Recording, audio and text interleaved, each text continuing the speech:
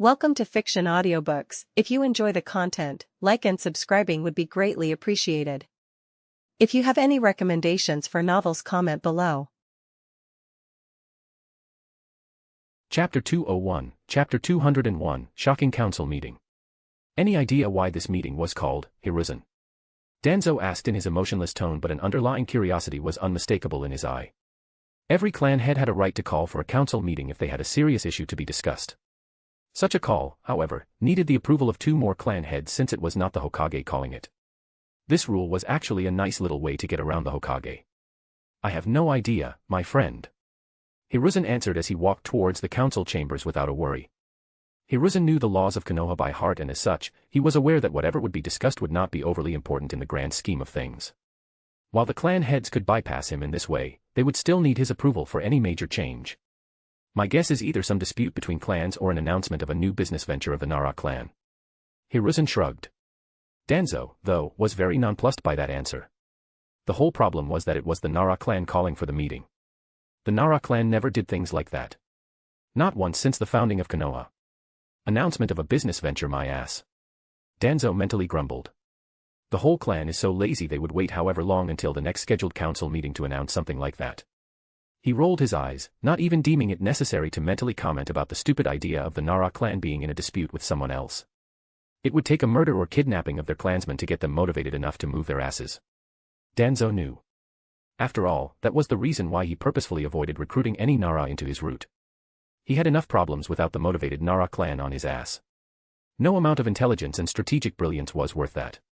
Entering the council chamber, both Danzo and Hokage were greeted by the entire council already seated.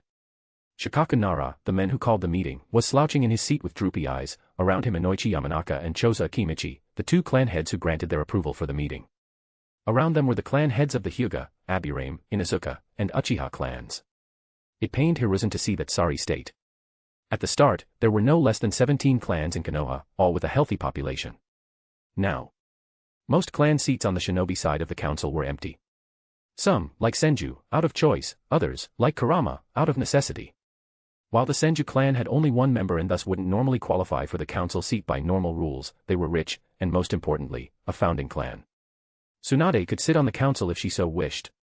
The Kurama clan, however, wasn't nearly as important, and because of their abysmal numbers in recent times, their privilege to sit on the council was lost. But the Kurama clan was only the most recent one to lose this privilege. There were Hitaki, Mitarashi, Sarutobi, and many other clans that didn't fulfill the membership quota to sit on the shinobi council. As such, from the initial 17, only 7 clan heads now sat on the shinobi council. A pitiful state, really. The civilian side had 10 members. 5 seats were taken by rich merchants entrenched in very important business fields that provided the village with weapons, food, and other necessities. These seats were quasi-hereditary since the merchants usually gave the seat alongside their business to their progeny when they retired. The next 5 seats were voted in by the people of Konoha. Enlarging the civilian council was one of the follies Hiruzen agreed on to lighten his burden during the Third War.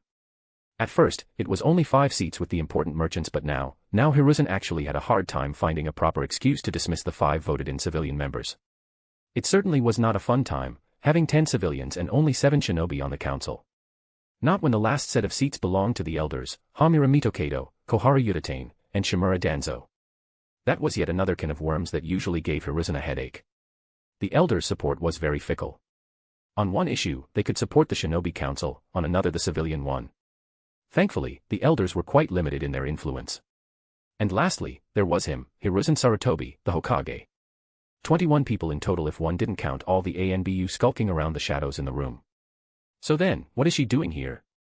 Hiruzen's eyes trailed towards the cheerfully humming Anko Mitarashi sitting in a guest seat as she waited for the start of the session, and suddenly, Hiruzen no longer felt all that worry-free about this meeting. The council meeting started and Anko restlessly waded through all the inane procedures, all the meaningless talks, and making sure everybody was present despite clearly seeing nobody missing. Yup, she really didn't like politics and the formal procedures that needed to be followed. She was dying of boredom despite the patience brutally instilled in her by Orochimaru. Finally, 30 minutes after the start, Shikaku was given the word. Anko watched the man lift his head from the table and confusedly look around after Choza nudged him before the gears in Shikaku's head started working as he lethargically stood up. I called this meeting on the insistence of my clan's longtime allies, the Senju clan. Shikaku slowly let out in a measured drawl that gave everybody ample time to realize why Anko was present. At least, the ninjas did while the voted-in civilians were as clueless as it gets. Anko straightened her back, not due to the clueless and disgruntled glances from the elders and the Hokage, but due to what was coming next. The Senju clan asked me to present a case of custody for one, Uzumaki Naruto, to the Senju clan because of his heritage as a scion of the Uzumaki clan and his blood ties to Tsunade Senju through her grandmother, Mito Uzumaki. The second Shikaka stopped talking and flopped back into his chair, a deafening silence engulfed the room. Not even the ANBU guards dared to breathe after hearing that. The topic of custody of Naruto Uzumaki was a frequent one a few years back. The clan heads wanted a boy, either to strengthen their clans or simply to give him a home. Even the ever-isolationist Aburame clan tried to gain custody of him, if only because they knew the burden the boy carried. Alas, Hiruzen Sarutobi was the Hokage, and with the help of his elders and using the hatred the civilian council had for the boy, he made damn sure to block any and all such proposals. Hiruzen was blindsided by this. He spent the last few days trying to figure out Tsunade's angle. He knew her.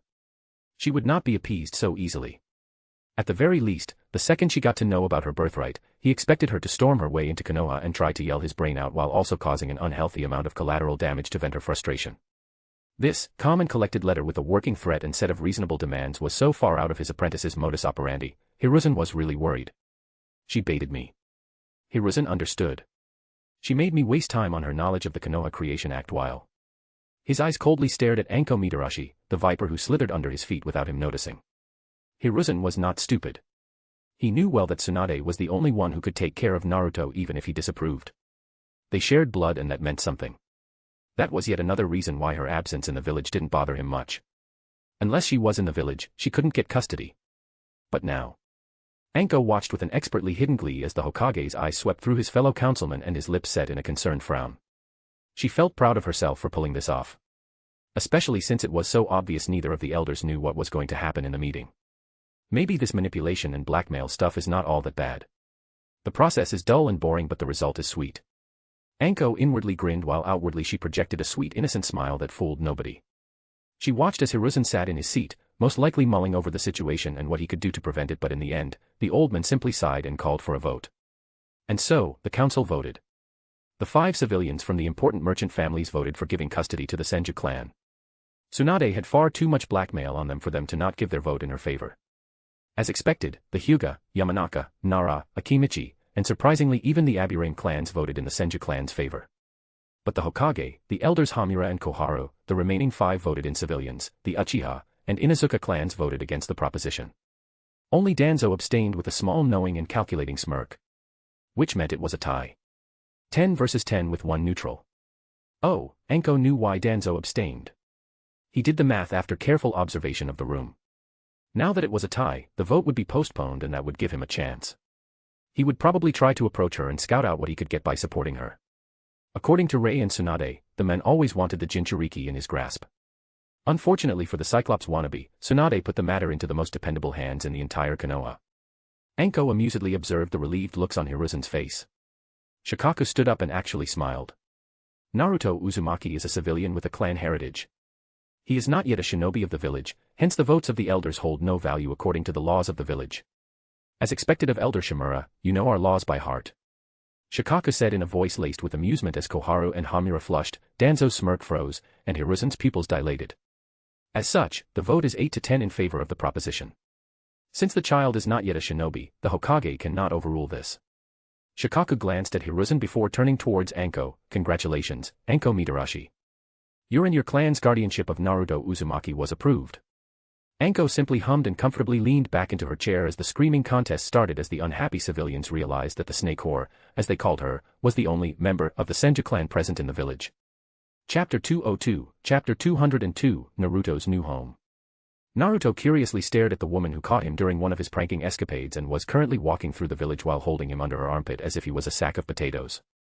Admittedly, he would normally struggle but his body felt oddly sluggish, preventing him from moving much. Naruto was not stupid, he recognized when he was beaten with no way out. Then, in Naruto's opinion, yet another surprising thing happened. The woman walked into a secluded part of the village. A part that Naruto recognized as the Senju Compound. To his shock, the woman who kidnapped him only stopped in the backyard of one house and dropped him onto the ground, causing him to groan in slight pain as he impacted the hard surface face first due to being unable to move his body. Maybe it wasn't that smart to verbally antagonize her during their trip. Yo, brat, the woman squatted near him and started talking in a very annoyed manner. I am Anko Mitarashi, your new guardian as of 2 hours ago. Now that was something that sent Naruto into a shocked silence, causing him to choke on his unspoken complaints. His eyes widened and his mouth started opening and closing while his mind was unable to comprehend what exactly was going on. Yeah, I know. Shocking, right? Anko dismissively waved her hand. Anyway, Lady Tsunade wasn't happy when she got to know her blood relative was treated badly by the village. She couldn't really come back due to the political climate in the village either, and that's where I came in. For the foreseeable future, we are stuck together, pipsqueak. Get used to it. Anko grinned, causing Naruto to blanch.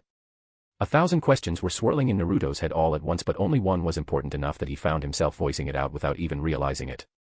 I have a family. Naruto's body shook in, even he didn't know what. Was he relieved? Angry? Sad? Anko slightly winced. She knew the kid wouldn't take the revelation well. Sighing, she shrugged, yeah. Sorry, kid. Your family is not in Konoha and getting to you is harder than you would expect. I suppose Lady Tsunade could get to you at a moment's notice, but it would cause a lot of trouble for her. The Hokage would never allow it, and even now it took a lot of blackmail for me to become your guardian, which put you into the purview of the Senju clan. Anko cautiously added, observing Naruto for his reaction. And as expected, Naruto hit it well, but Anko was not a high-ranked for nothing. The brat already knew his mother's name and... I am glad you already have mistrust towards the Hokage. She grinned at the widening of Naruto's eyes. I have no idea. He started. Anko then quickly poked Naruto's forehead, right where the seal placed on him by Ringo was located, instantly silencing him. The very same seal that gave the kid knowledge when he needed it and functioned as a lie detector of sorts. Ray had no idea how would that go, but it was an experiment to see how would Naruto grow up if he had something teaching him the important stuff and showing him who is and who isn't trustworthy. Oh, I think you know exactly what I mean, Naruto-chan. Anko's grin widened as the kid realized she knew about his biggest secret. You, what, how? He exclaimed. The thing giving him knowledge, teaching him, and causing him to know who he should trust was with him for as long as he could remember. It was his most important secret, the only thing he could depend on in his life. While people avoided him, the voice in his head always told him what to do to survive. Always taught him how to better himself. How could the woman in front of him know about it? The seal on your forehead was created by Ray, the husband of Lady Tsunade, when it became apparent you were in Uzumaki and there was no way to help you directly. They couldn't really take you in since you are a Jinchuriki. Anko slowly said, looking for any sign of shock on Naruto's face. When she found none, she mentally nodded. The kid already knew. Konoha would not allow it, hence, it took them so long to get someone to take care of you. Which is you? Naruto slightly narrowed his eyes at Anko, who rolled her eyes. Yes. You will live with me in the Senju compound from now on. I will provide necessities for you and I will train you.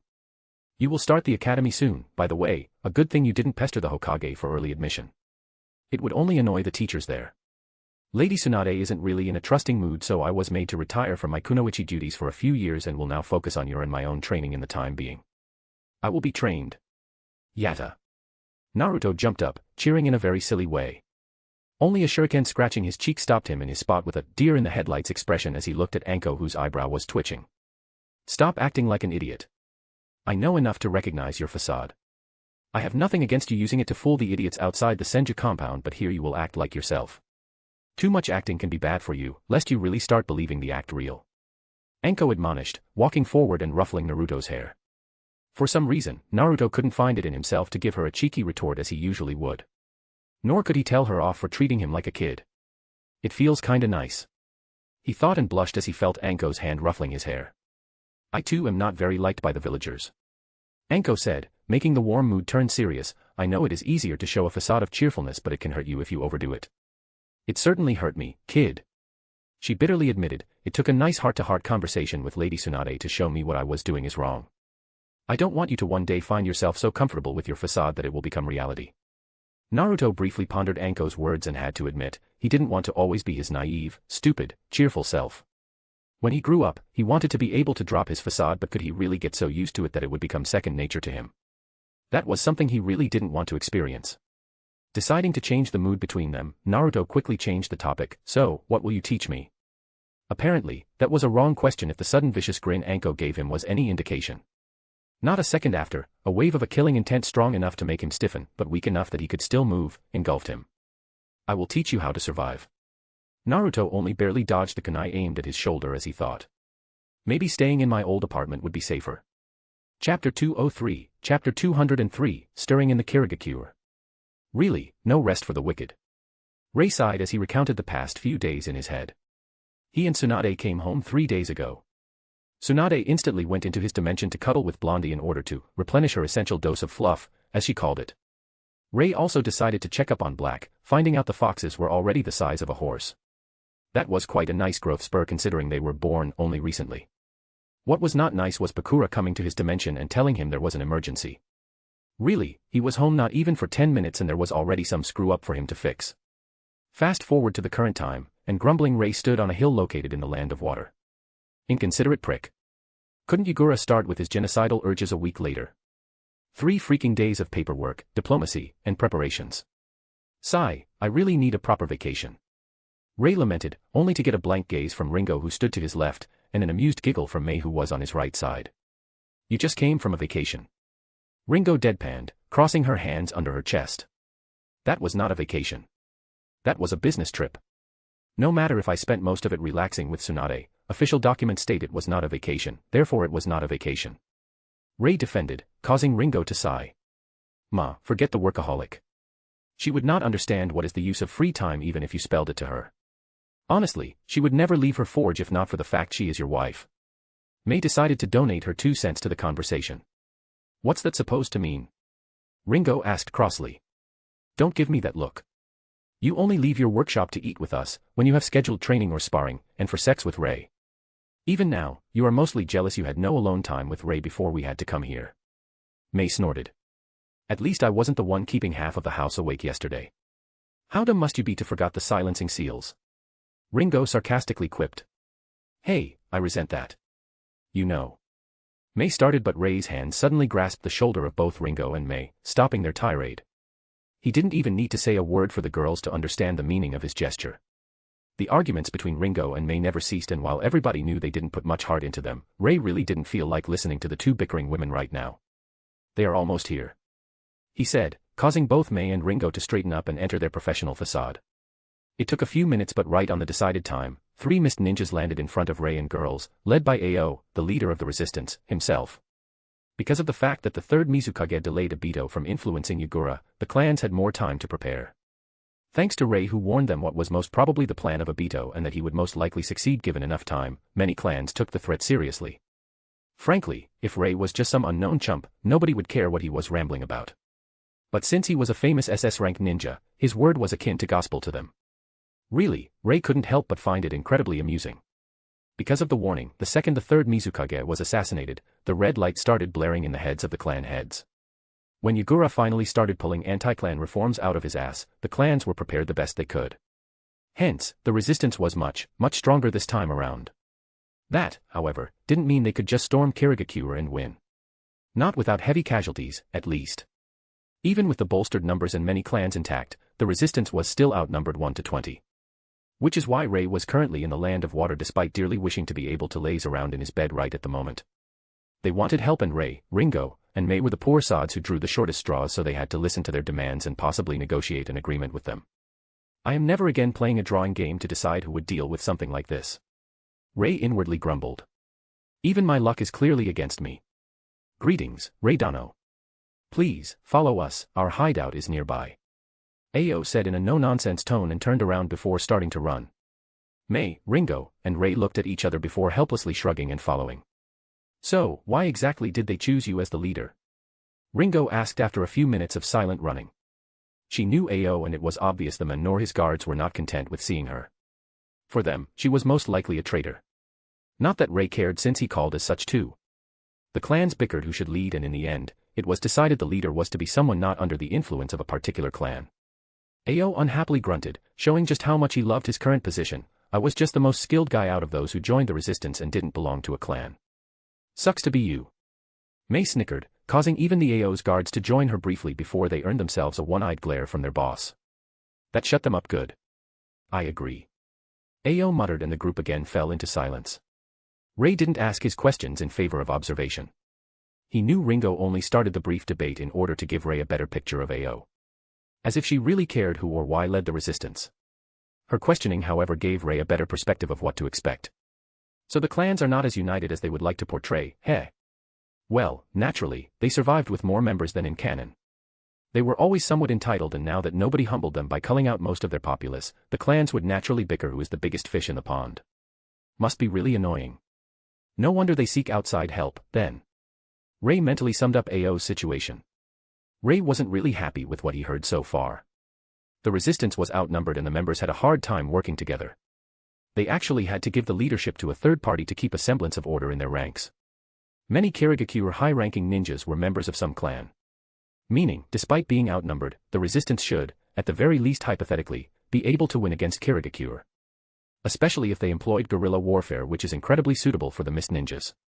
They could weaken the Kiri forces enough that the chances of winning a head-on assault would be greatly in their favor. And yet, they wanted to pull Yuzora into it. Somehow, I am starting to have a really bad feeling that they expect some hocus-pocus out of me that would resolve their current problem without any country-crippling bloodshed. Rei started to realize what exactly the Kiri clans wanted. This was not a desperate fight for survival for them. Not yet. They weren't reduced to a few members. Not in this timeline. Rei actually cursed when he realized a snag in his plan. This was something he overlooked. The clans simply wanted to return to their comfortable position of power in Kirigakure. This meant Yugura had to be removed without much infighting that would weaken Kirigakure, and cause the clans having to work overtime to keep their village safe afterward. They simply wanted a fairy tale outcome with a happily ever after. Oh, well, no matter how ridiculous this is becoming, it's not like this situation doesn't play right into my cards. Rei mentally shrugged. He would have to adjust his plans, but maybe the current situation would be even more beneficial for him. Rei discreetly looked at Ringo with the corner of his eyes. The question is, how pissed will she be when I enact my oh-so-evil plan? Chapter 204, Chapter 204, Difference. After arriving at the hideout of the resistance, Rei, Ringo, and Mei marveled at the place. All of them spent years in the service of Kirigakure and yet, neither knew about the place. From the exquisite buildings and the crests on them, it was obvious the village in front of their eyes belonged to a clan, which only made their lack of knowledge about it even more impressive. Kirigakure loved to keep track of any place the clans owned, after all. Rei couldn't help but smirk. It was obvious that some clans didn't trust Kirigakure enough to abandon their previous compounds or reveal their whereabouts upon the establishment of the village. The entire place was quite spacious, but it was also masterfully hidden by the local nature, and according to Rei's senses, some quite rudimentary but nevertheless quite effective fuinjutsu. Just wow. Kirigakure could run in circles around this place for months considering the serious lack of fuinjutsu experts. The seals perfectly blend with the local nature and cover the village. Quite ingenious, to be honest. Although, it wouldn't work if the clan village was bigger. Rei wryly thought about how useless these seals would be for him if he tried to hide his own village with them.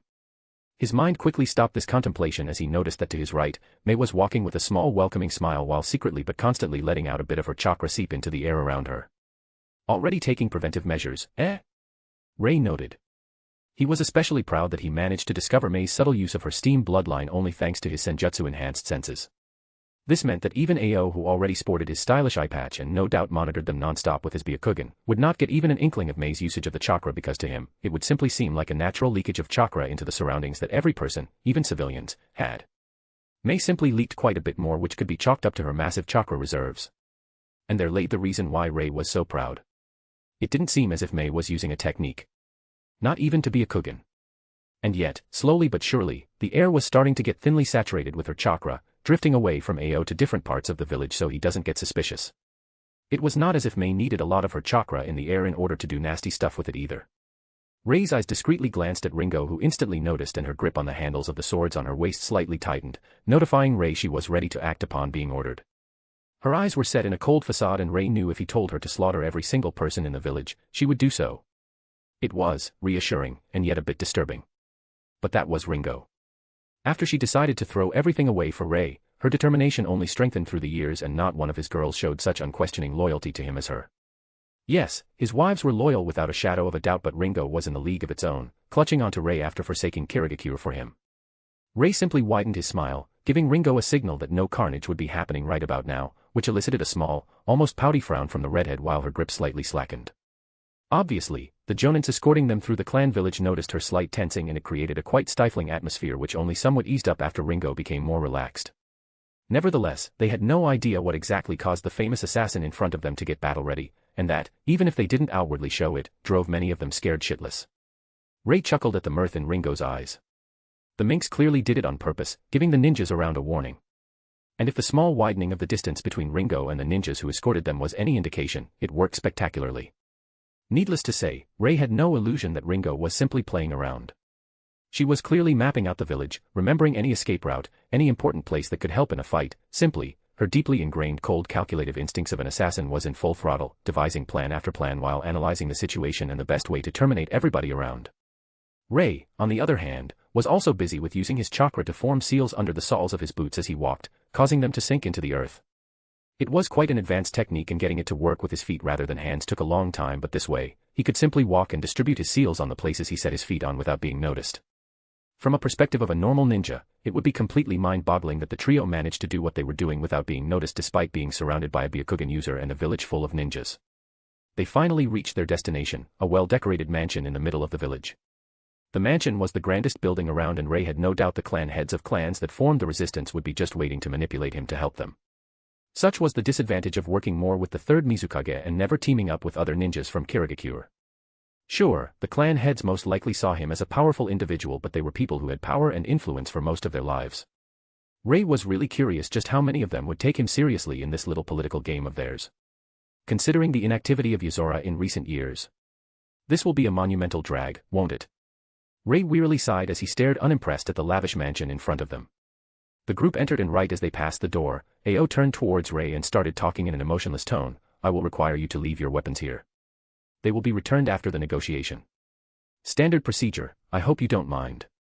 He swept the trio with his eyes, showing a bit disgruntled expression when he saw Ringo shrug and hand her swords to the ninja/receptionist/guard/whatever else required.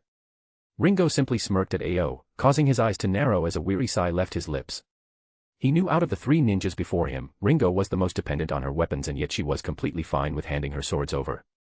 The Ringo he remembered would lash out and bring hell to the mortal plane if anybody demanded her to give her swords away.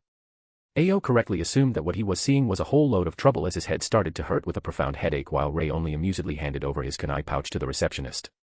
Ringo's swords were still the same two chakra blades he gifted her when Kiba was taken away from her. There was only one thing dearer to her in the world than these blades, and that was Ray himself. Even Tsunade, Ringo's most favorite person out of Ray's wives, didn't reach the same level as the two blades. But Ray also knew that since she started focusing on her blacksmithing, Ringo made sure to improve the blades immensely. By now, she can summon them with but a thought in a span of a split of a second from literally anywhere in the world. It would take a quite strong seal to prevent her to get her swords. Ray inwardly snorted, knowing Ringo had no problem with handing out her swords only because she could resummon them anytime she desired. Noticing that May didn't move to remove any weapons from her person, the guard spoke. "Lady Terumi, could you please hand over your weapons?" Ray noted how polite they were, but he guessed that was given considering she was the first SS rank to come from their village, ever. May simply grinned and shrugged. "I have no weapons on my person." She turned to look straight at Ao, getting his full undivided attention. "My chakra is all I need." The guards didn't know what to do in a situation like this. May was an SS rank kunoichi, and offending her would be quite a ham. They simply turned towards Ao and waited for orders. By that point, Ao's headache increased. For a second, he had a bad feeling he missed something, but in the end, he just nodded at a guard to search May. Seeing how stiffly the guard approached her, May chuckled. "Get it over with, but make sure your hands don't wander where they don't belong." This, she gestured at her body, belongs solely to Ray. And narrowed her eyes at the poor sod chosen to search her. A few very, very uncomfortable moments later for the almost crying guard, the trio was amused beyond belief, while Ao was now actively rubbing his temples when he saw how the guard whimpered every time his hands approached May's breast or lower body, causing her to tense up in warning. "She is clear," the guard said, and Ray would even find his even tone impressive if the man didn't have such a fearful expression on his face. Frankly, Ray found the entire situation exceedingly amusing, especially since May threw Ao such an obvious clue. "Chakra is all I need." Seriously. She couldn't have given him a bigger hint to what she was doing during their walk towards the mansion.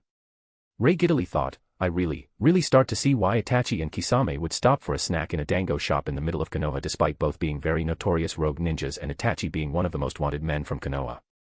It's simply so fun to be surrounded by ninjas, especially elite jonins, the so-called cream of the crop, and seeing them utterly clueless when you do something. Ao having a Byakugan is just a cherry on the top." May even hinted that she did something right into Ao's face, and the man, the former best hunter ninja of Kirigakure, simply couldn't figure it out. Then again, if jonins could figure our tricks out, maybe we don't deserve the title of SS rank. Ray conceded in his mind. Well, if everything is in order, I think it is time to meet the big bad boys. Ray quipped, getting an annoyed grunt from Ao, who still couldn't shake off the feeling he missed something. He was not a happy camper right about now. Chapter 205, Chapter 205. I want.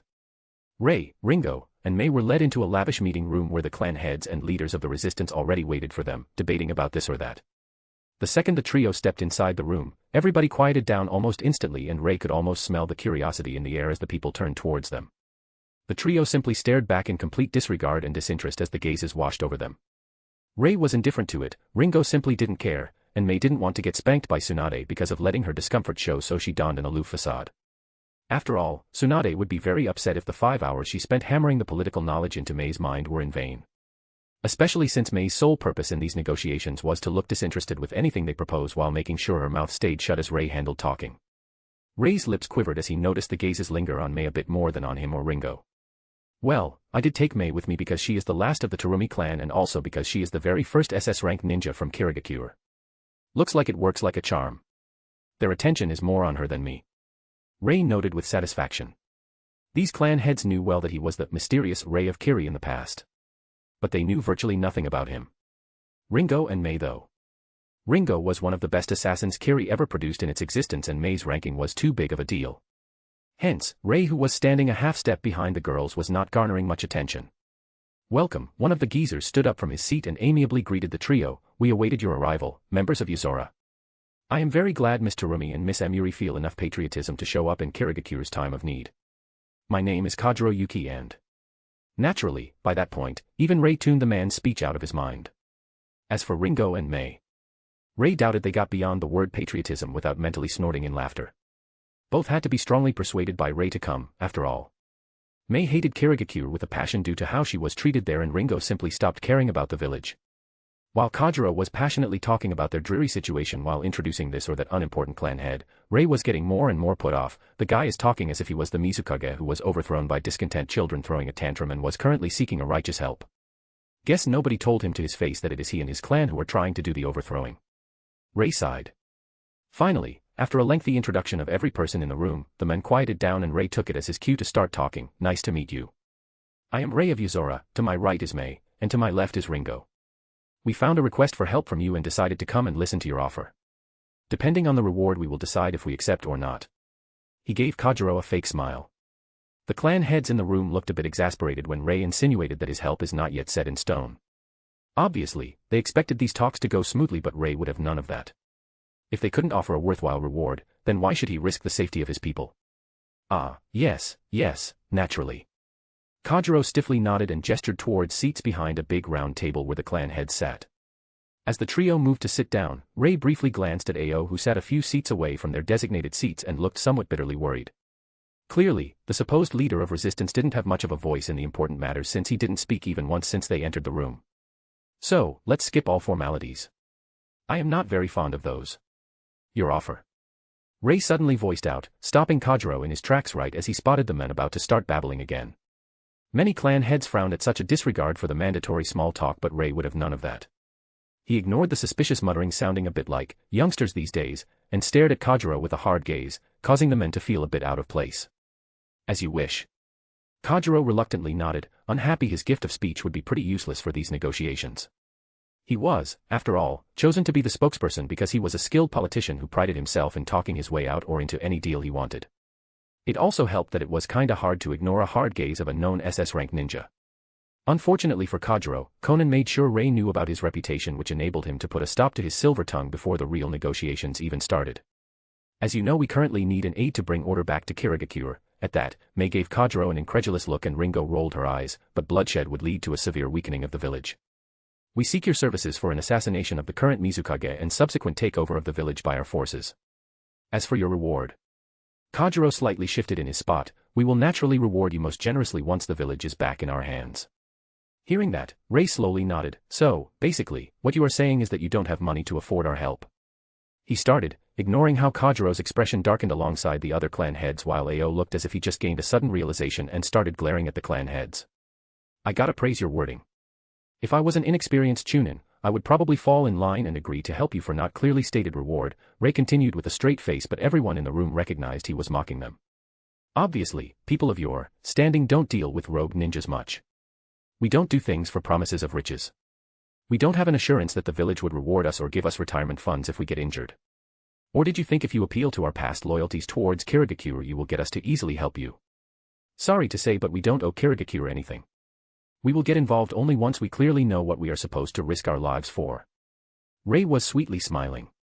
It went exactly how Conan predicted. Money was an issue when one ran a rebellion. Plus the civil war was freshly started. The clan heads didn't think it would last all that long and were unwilling to pay a huge price to put a stop to it. It also just so happened that Yozora was inactive for the past few years because the price for them to get involved was very high. Conan made sure to scout the people behind the resistance and their situation. Rei came here knowing the circumstances clearly. Which is why he didn't let them react to his mocking and continued talking. That said, we do have something we want from you. Something I am sure you would be willing to pay since it won't cost clans all that much. That stopped the various clan heads short. Out of the people in the room, only Ao looked worried about what Rei meant. He was no fool and knew the clan heads wanted the war to quickly end and get back their comfy positions in Kirigakure. Moreover, they wanted to accomplish this without incurring much cost to the coffers of their clans. Ao, on the other hand, simply wanted the war to end because he had no illusions how it would affect the village and how much blood would be spilled before it ends. There was a serious possibility Kirigakure would fall short of the other 4 major hidden villages if the war was prolonged and cost too many losses. The whole situation didn't have any positive outcome for Kirigakure in general. As a loyal Kiri ninja, Ao didn't like that. Yes, loyal. As stupid as that sounded considering he was rebelling, he believed the removal of Yugura was necessary if Kirigakure was to survive and keep its position in the Major 5. That was why Ao was very nonplussed at Rei's wording. Clearly, he wanted something, and if the clans wouldn't have to pay, it would naturally be the village who would pay.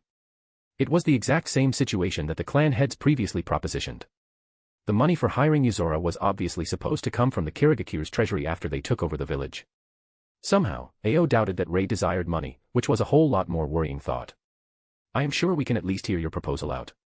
Kajiro prompted Rei to say what he wanted from them, excited at the prospect of his clan not having to pay anything in order to get help in the war.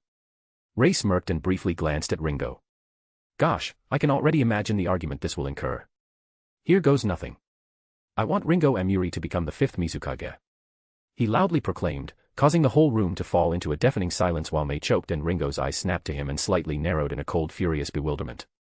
Clearly, this was the first time she heard about it. Chapter 206, Chapter 206, Might Makes Right. The door closed behind the trio that entered their assigned room and Rei swiftly touched the wall, causing seals to spread through the room, securing it while destroying any surveillance device or jutsu. With room secured, silence spread through the room and Rei awkwardly looked at Ringo, who had a very telling frown on her lips. Her discontent became almost palpable the second they entered the room, and she made sure Rei knew it due to her discreet but intense stare through the entire negotiation. Ringo knew it wouldn't do to show any form of surprise at Rei's exclamation that he wanted her to become the 5th Mizukage. Discontent would be even worse than surprise, and as such, she simply set her expression into a cold facade and used years of her training to relax the tension in her body and erase any kind of body language that could give her away. She was simply happy she didn't have to talk during the negotiation of terms. But now the tiring talks were over and she was locked in a secured, soundproof room with Rei. Ringo's eyes gazed into Rei's and her lips opened. What the hell was that? Rei sighed, knowing he owed Ringo a proper explanation. It couldn't be easy for her to stay indifferent during the hours he negotiated a satisfactory deal with the clan heads. Especially since they were talking about her responsibilities, limitations, and rights once she became the Mizukage and didn't even ask her about her opinion. Sorry, Ringo, Rei started, rubbing the bridge of his nose, but the opportunity was simply far too good to not go for it. I could only choose between you and Mei, and you know how Mei is. She wouldn't be able to get past the first week of being Mizukage without blowing the entire Kirigakure up and calling it an accident. Yes. You know how I am, Ringo. Mei teasingly interjected from her bed where she laid with her hand supporting her chin as she stared between Rei and Ringo with great interest. You shut up. Ringo snapped at Mei, letting her anger briefly show before she took a deep breath. It had to be said, Rei was using Ringo's love for him in his favor. He knew she couldn't really argue against him.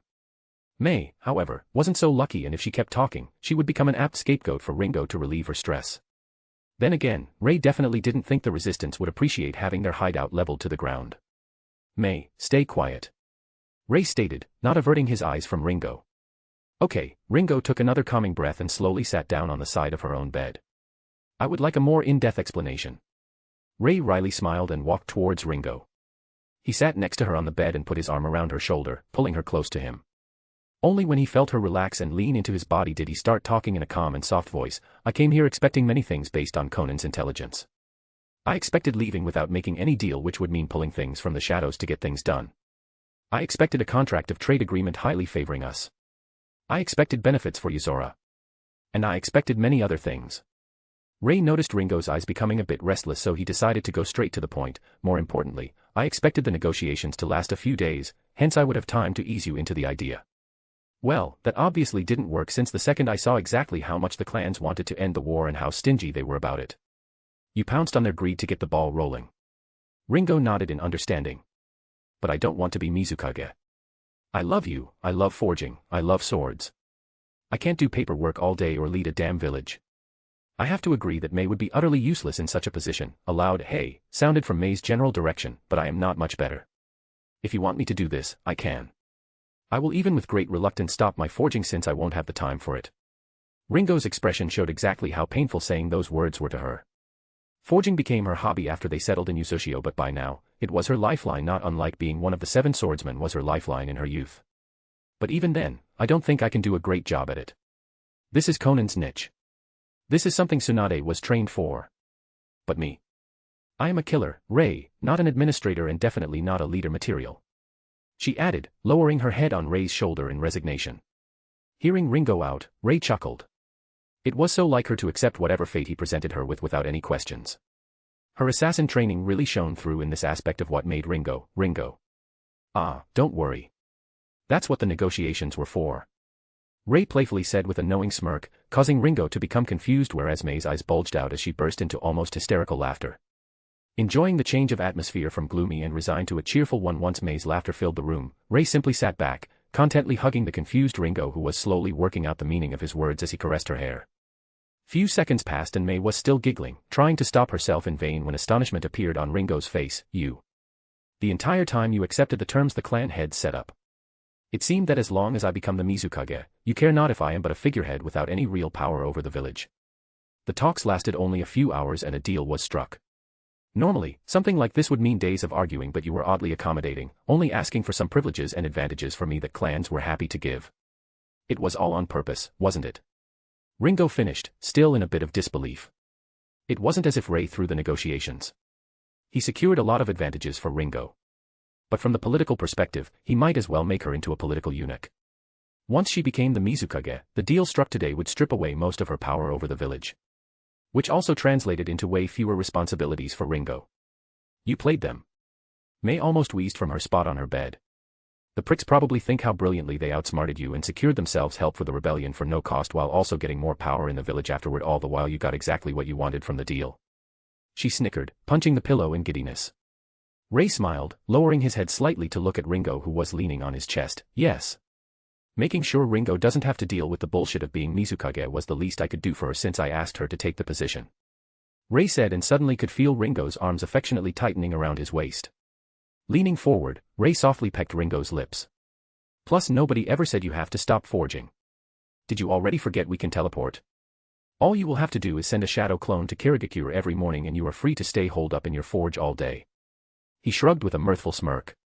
Really, the clan heads grabbed more power for their clans, and by doing so, they inadvertently took the responsibilities upon themselves. But as for you being reduced to a powerless figurehead, that doesn't matter at all. The important part is you holding said position. Ray said before turning towards Mei. Tell me, Mei, what is Ringo? Ringo furrowed her brows, thinking about the answer. She felt a bit stupid for not being able to answer instantly, but Ray simply reassuredly squeezed her. He asked Mei because he knew Ringo would take a long time to get the answer, since she would have never considered it from the necessary point of view. She is an SS rank ninja. Mei instantly answered, knowing what Ray meant. After all, she had enough bruises from all the sparring against Ringo to get such a thing thoroughly hammered into her brain. Especially since Ringo found a way to counter most of her techniques. Ringo didn't have a special bloodline or some other kind of advantage. She was all about pure kenjutsu with lightning release mastery. It won't matter if you are a political figurehead, Ringo. Not when you have the power to level the entire village alongside its occupants. The clan heads have no clue what SS rank means. They probably still see you as someone they could get easily rid of, as they do with problematic S-rank ninjas. Mei shook her head in amusement. Yes. Ray took over. Might makes right only applies once one is so much stronger than others that it is not even a fight. That's why Hashirama and Madara could single-handedly change the way of life of the ninjas from the entire continent by just making their own village. Kirigakure never saw firsthand what it means to be an SS rank. They produced some pretty strong S-rank ninjas, but there is a massive difference between S-rank and SS rank. Hence, once you give Yagura a beatdown of a century, it wouldn't matter what is written on some paper as the limitation of your power over the village. Ray said in a smooth voice. You want to take over Kirigakure through me? Ringo understood. Not really. Ray lightheartedly denied, I simply want to have the option to take over Kirigakure at any given moment. After all, Mizukage is a lifelong position unless you decide to retire. And with the nature energy packed into you and your bijou, you will live a very long life. Just lucky that the clan so readily volunteered to take care of the responsibilities for you, eh? Now that's positively evil. Ringo said as her lips curled up in amusement, somehow, I don't think becoming Mizukage is such a bad thing anymore. Chapter 207, Chapter 207, Ao's Decision. Ray sat alone in the dining room of the mansion, enjoying early breakfast after Ringo decided to cheer his night up after their little conversation about the Mizukage thing. Naturally, that meant May decided to join up and one thing led to another. Hence Ray needed a very big breakfast to get back his energy, and due to his schedule as the leader of his own hidden village, he was too used to waking up early to sleep in with the girls who were still deep in their dreams, snugly hugging each other's naked form under the sheets. As Ray was eating his scrambled eggs, suddenly Ao sat opposite him, putting a plate with buttered bread and some kind of fish on the table. Ray looked at him with a raised eyebrow, silently asking Ao what he wanted with his eyes. I came to talk. Ao gruffly said, making Ray roll his eyes. No shit, Sherlock. He mentally grumbled, but outwardly he simply sighed and continued eating. There was no harm in letting Ao talk, and Ray had to admit he was quite interested in what the big bad rogue hunter wanted with the albeit smaller but certainly badder rogue ninja. I had a very long night. Ao slowly started with an expression that showed how unsure of what to say he was, and Ray barely restrained a snort. Yeah, me too, buddy. I doubt our reason for staying up late was the same though. Ray mirthfully quipped, but Ao simply ignored the jab. You see, I was always the guy sent to clean up disloyal pieces of shit like you. Ao indifferently stated. Find, kill, get rid of the body. That was my job and I was good at it. And now, here I am, calmly talking with a person who could easily be at the top of my kill list. Funny, isn't it? You mean the fact you think you got a chance? Yeah, it sure is. Ray nonchalantly shrugged. Ao simply sighed in defeat. It was obvious to the men how uncomfortable he was with the current situation. It must be quite hard for someone like Ao to stomach not only hiring Kirigakure's rogue ninjas for help but also deciding to make one of them the next Mizukage. Ray mentally summed up. The meeting yesterday, it got me thinking. Ao said in frustration as his shoulders sagged, but his eyes didn't stop giving Ray a piercing intense stare even for a second. I am no politician. I am a hunter ninja. I spend most of my life hunting and know the worth of power. I know exactly what you aim for with making Ringo into a Mizukage. Oh. Ray playfully hummed. Honestly, the second Ao started showing his feelings openly, Ray knew there is no need to worry about him despite the men clearly hating his situation. If he was really hostile, he would be all cold and glaring. Ray really didn't feel any need to hide his plan from the men the second he showed his frustration openly. It meant he made a decision. Ray had no idea what kind of decision, but it was certainly interesting. Then again, it was not like the clan heads would renege on the contract. It was too good for them to do that. I may not care for it, but I know how the game is played. Ao started, pulling Ray out of his thoughts. But it appears that yesterday I was the only one who realized you do not exactly play the same game as the clan heads. Ray slightly leaned forward with a disarming smile, supporting his chin with his hands, and listened. It's sad, isn't it? Ao bitterly frowned. Before Ray could react, however, he continued. But I can understand it. The politics of Kirigakure were always corrupted. After so many generations of it, it is no wonder the clan heads simply don't get it. You will have to enlighten me, Ao. I never cared for Kirigakure's politics and definitely never got involved in them despite living in the village for over a decade in the past. Ray said, subtly reminding Ao that he was once Kirigakure's ninja and that he defected. For some reason, Ray really couldn't help himself. He liked the conflicted look in Ao's eyes every time it was brought up. Right. Ao commented quietly but with a lot of sarcasm. If you had no idea, you wouldn't try to exploit the clan head's ignorance. Ao added, hating how smug Ray looked. Suddenly, he gained a sad look. It's really vexing, you know. The clan heads are supposed to know better, but I am not surprised.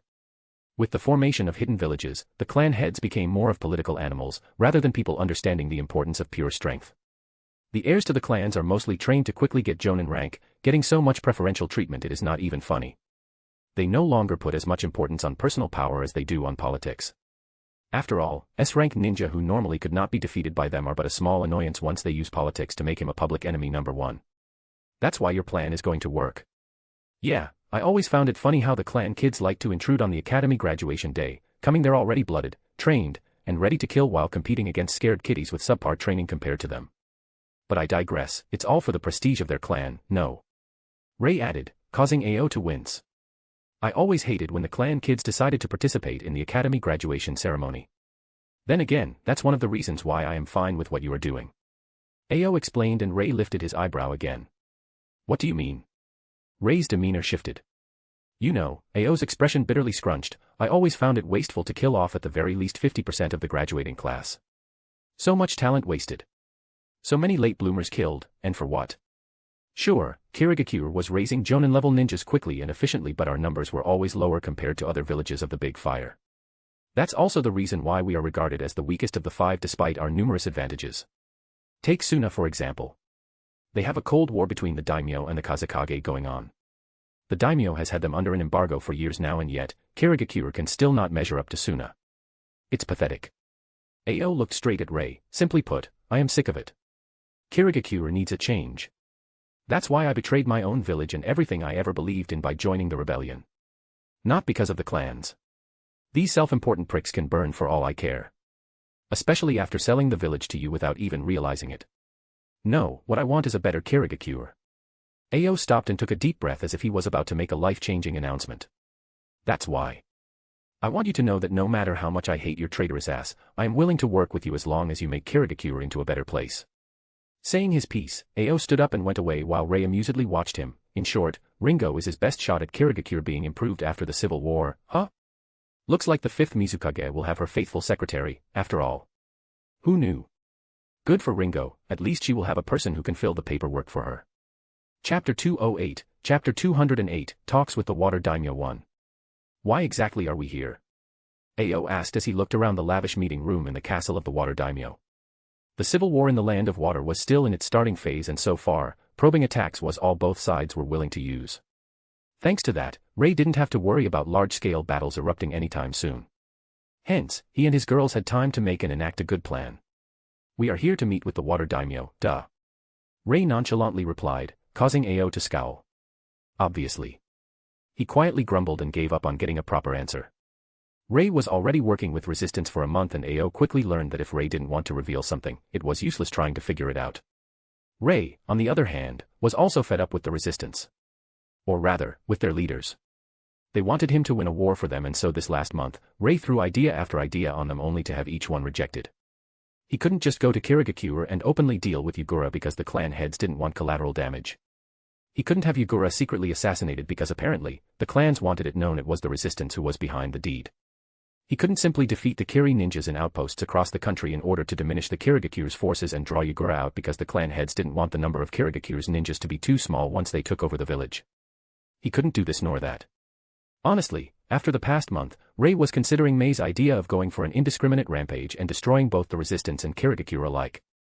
If only Kirigakure wasn't in such a good strategic position. Only frequent visits to his wives and their foxes in his dimension alongside occasional checkups on his village made Ray calm enough to not go nuts. Plus he had to admit that Pakura did a marvelous job of running the village in his absence. Hey, there's an idea. Ray hummed before the memories of the past month made him broody again. There were so many ways to win the civil war fast and somewhat cleanly but every single one of them needed some form of sacrifice the clan heads were unwilling to make. With the amount of rejected proposals, Ray quickly began to see that this job would take years if he did things according to the wishes of the clan heads.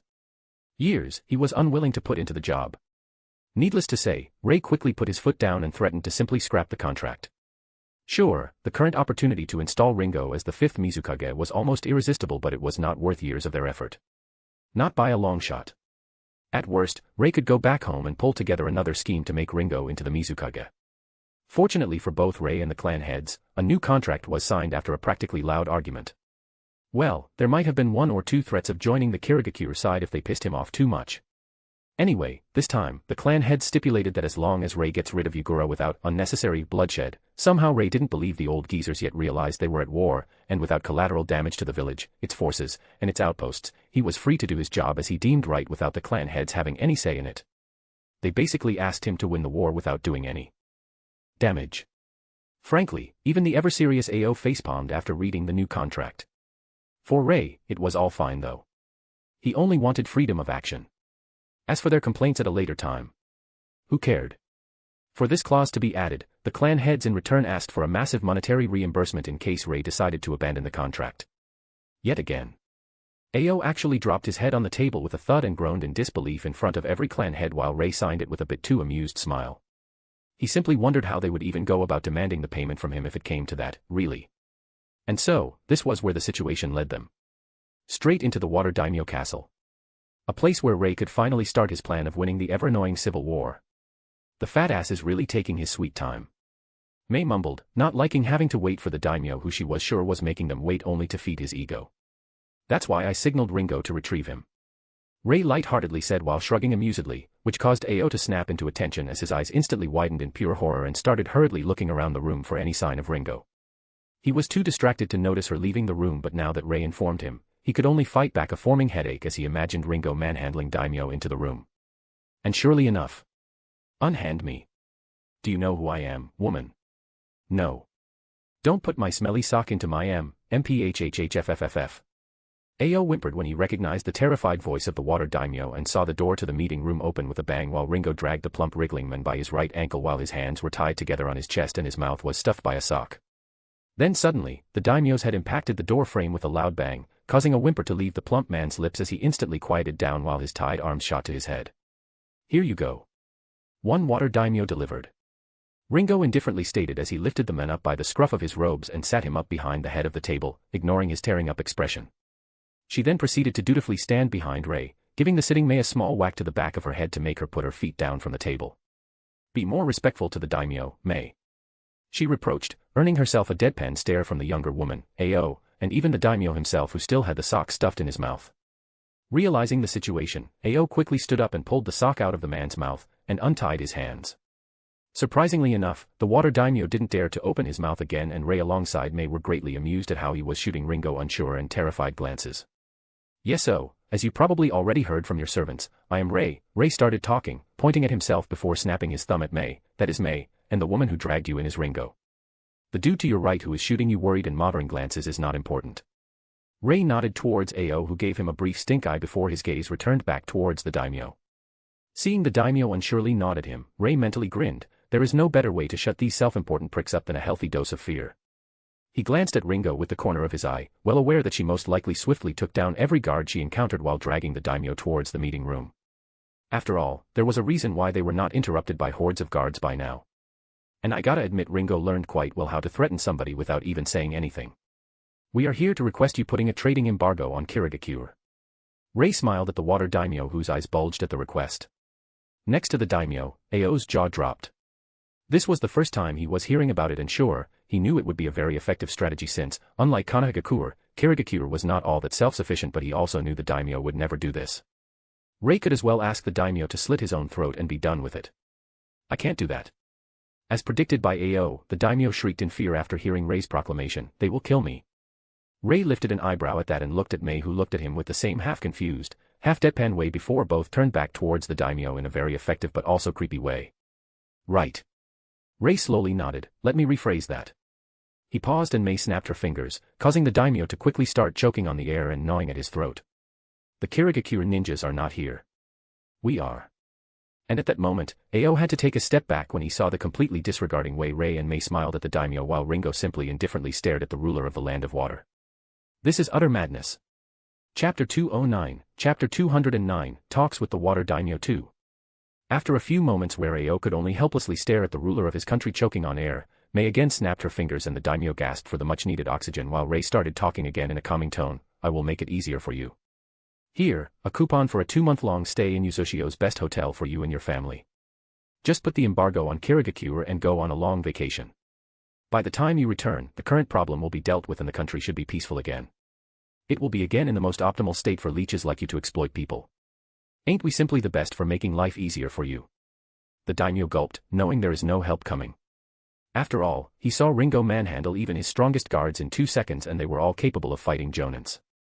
He shakily reached towards the coupon and looked at it before his gaze turned back to Ray with an unreadable expression. It says it will cost me 50 million Rio.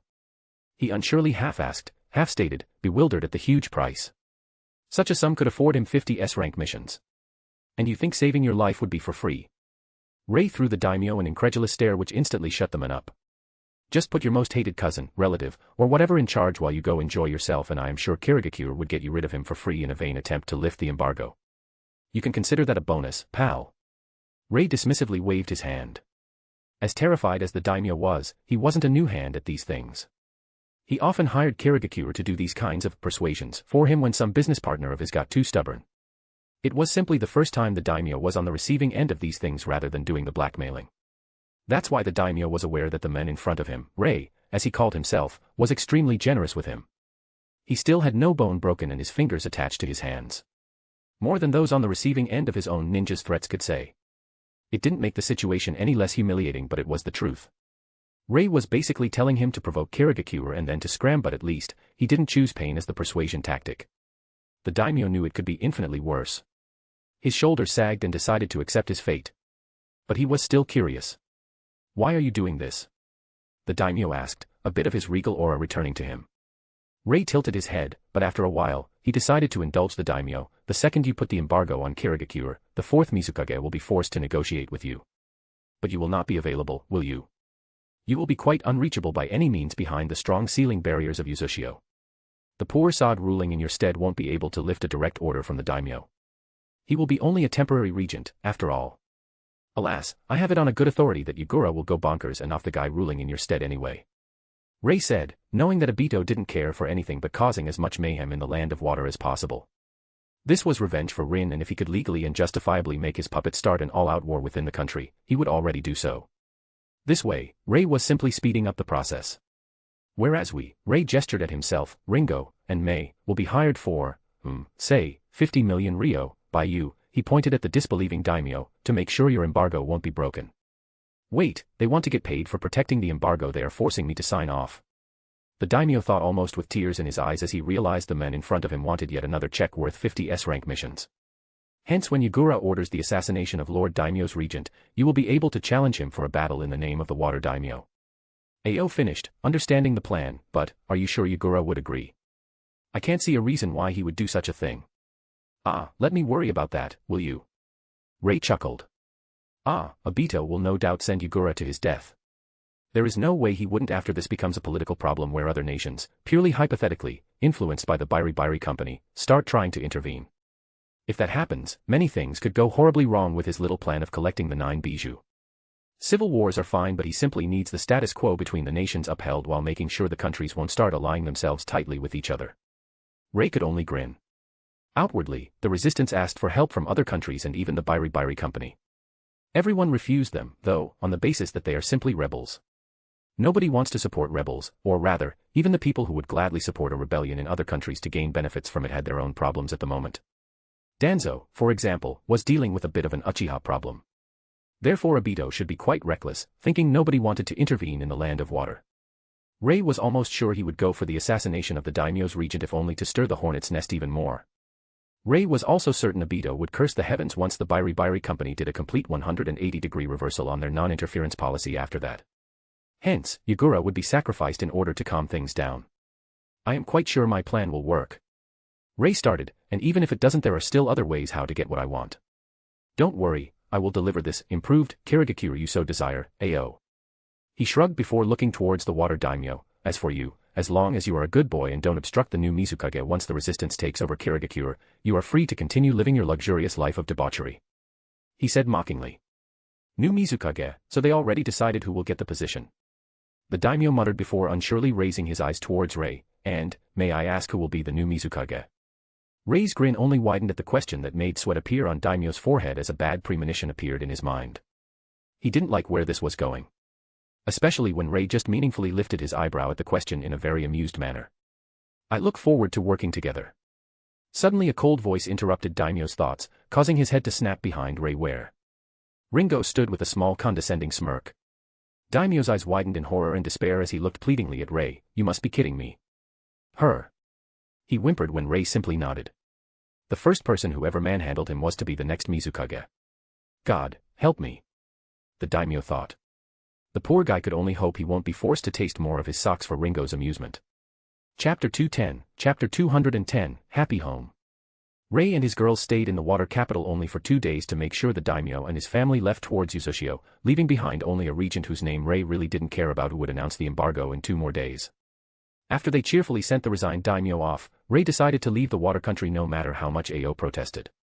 It's just a waiting game now. We can't do anything until Yagura moves.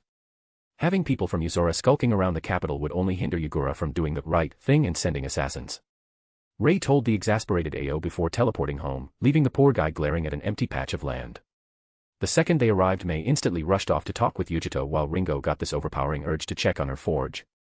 It certainly didn't have anything to do with the 3 very concentrated bursts of serious killing intents from Tsunade, Pakura, and Conan focused on the 2 girls who spent months with Ray. Poor Ray gave the backs of his 2 runaway girls a slight glare. He couldn't simply run off to his office. Not with the peeved looks the 3 girls in front of him were throwing him. Damn, I knew telling them we are coming back was a bad idea. Ray thought in regret. Surprisingly enough, it was the ever-serious Pakura who angrily marched towards him, causing him to stand rooted in his place, deciding to take it like a man. She came close and stopped only a foot away from him, Ray already preparing himself for a verbal tirade when suddenly, Pakura's lips hungrily landed on his. Before he managed to shake off his shock, Pakura was already hanging on his body, her legs tightly locked behind him. At first, he was bewildered, not expecting the most reserved of his girls to just jump him, but then he decided to not think about it and started kissing her back, his hand snaking around her waist, downwards towards her butt, lifting her a bit more. Seconds slowly ticked away as Ray and Pakura were immersed in their own little world. Finally, their lips separated and teary Pakura whispered, I missed you. You could have at least visited more often. She lowered her blushing head, still possessively clinging to him. Unlike Conan and Tsunade, Pakura had her hands full with running his hidden village so many times he actually visited in the past month, she was too busy. Smiling, Ray put his forehead on hers, making her even more flustered. Sorry. I didn't have all that much free time either. Trying to implement any kind of intelligence into dealings with the Kirigakure clan heads was frankly torture.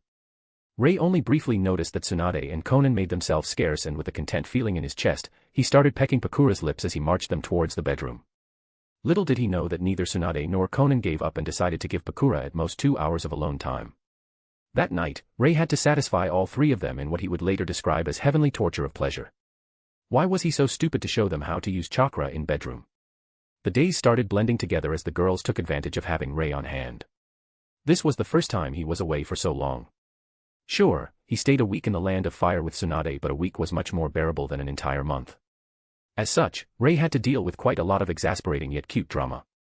To his utter surprise, most of it came from Conan, who didn't like the idea of being separated from him. Only now did it strike home that this was the very first time ever they separated for more than 2 weeks in their whole life. That made Ray feel extremely weird when he realized how dependent on each other he and his girls became. Not that the feeling was bad, but it certainly cemented his resolve to proceed with his plans. He absolutely refused to have his family live in a world where murder is as common and natural as breathing. Not when the murderers had access to veritable superpowers. In the end, he made sure to follow the only way to attain personal peace for his family and himself. Hearing a soft hum from above, Ray slightly opened his eyes and squinted at Conan, who lovingly ran her fingers through his hair while leaning her back on the side of his sleeping fox, Blackie, who was already the size of an elephant. Ray petulantly decided to stay lying in Conan's lap despite being awake. He smiled at her. Hello, Conan. He then looked at the small, pup-sized fox happily lounging on the top of Conan's head, messing up her hair. Hi, Indigo, how long was I asleep? The small fox yipped while Conan rolled her eyes. An hour. I must say, I didn't expect you to fall asleep. Tsunade must have been extremely demanding during the night. She playfully said in a knowing manner, but instead of blushing, Ray proudly beamed. Sure was. Ray slightly turned his head to the right side where Tsunade was playing with her fox, Blondie. You know how hard it is to keep up with somebody with senjutsu. He added with a mischievous wink, knowing this was the only way to make Conan embarrassed. She absolutely resented that it was her who was every time sent to the dreamland through exhaustion when they had sex. As for Ray, he loved it far too much. Especially since his girls started developing more and more jutsu that could help them in that regard. Alas, a daily intake of nature energy still proved to be superior to whatever they cooked up, hence, Ray had loads of fun while his girls stayed determined to defeat his stamina. Only Tsunade could keep up with him in the bedroom, no matter how barely, which usually ended with their bed destroyed no matter how many strengthening runes Ray drew on it. Fortunately for him, Tsunade was craving more of an emotional satisfaction rather than a sexual one, so they usually stopped before the house could collapse. The foxes are growing quite fast. Noticing how flustered Conan became, Ray said to her in order to get her to think about something else than their sex life. Indigo can already change her size at will. He praised, getting another proud yip from the fox on Conan's head. Yes, she is very similar to her mistress. Conan proclaimed winningly before her proud smirk faltered. Though, that might be because I actually spend my time training her. Tsunade tries but Blondie always coaxes her to play rather than train while Pakura is stern but she is far too busy to give Emerald enough training. God knows that both Auburn and Crimson missed May and Ringo this past month. Even Blackie missed you despite his grumpy self refusing to show it. A low grumble could be heard from the fox Kana was leaning on but it was promptly ignored by them, earning them an annoyed huff. Yeah, we will have to account for that the next time we have a mission like this. In the end, the foxes are a chakra-made bijou and deem our bodies to be their natural home. It can't feel good to be outside, much less far away from us, for them. Ray stated and immediately sensed Blackie relaxing a bit when he heard him. Ray smiled.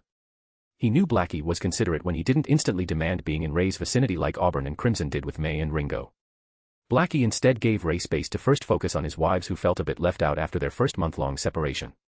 If it were not for the nature chakra and the growth increase in your dimension, we would love having them inside of our bodies. Conan grumpily said and Ray understood. It felt weird, seeing his chakra with sentience and outside of his body.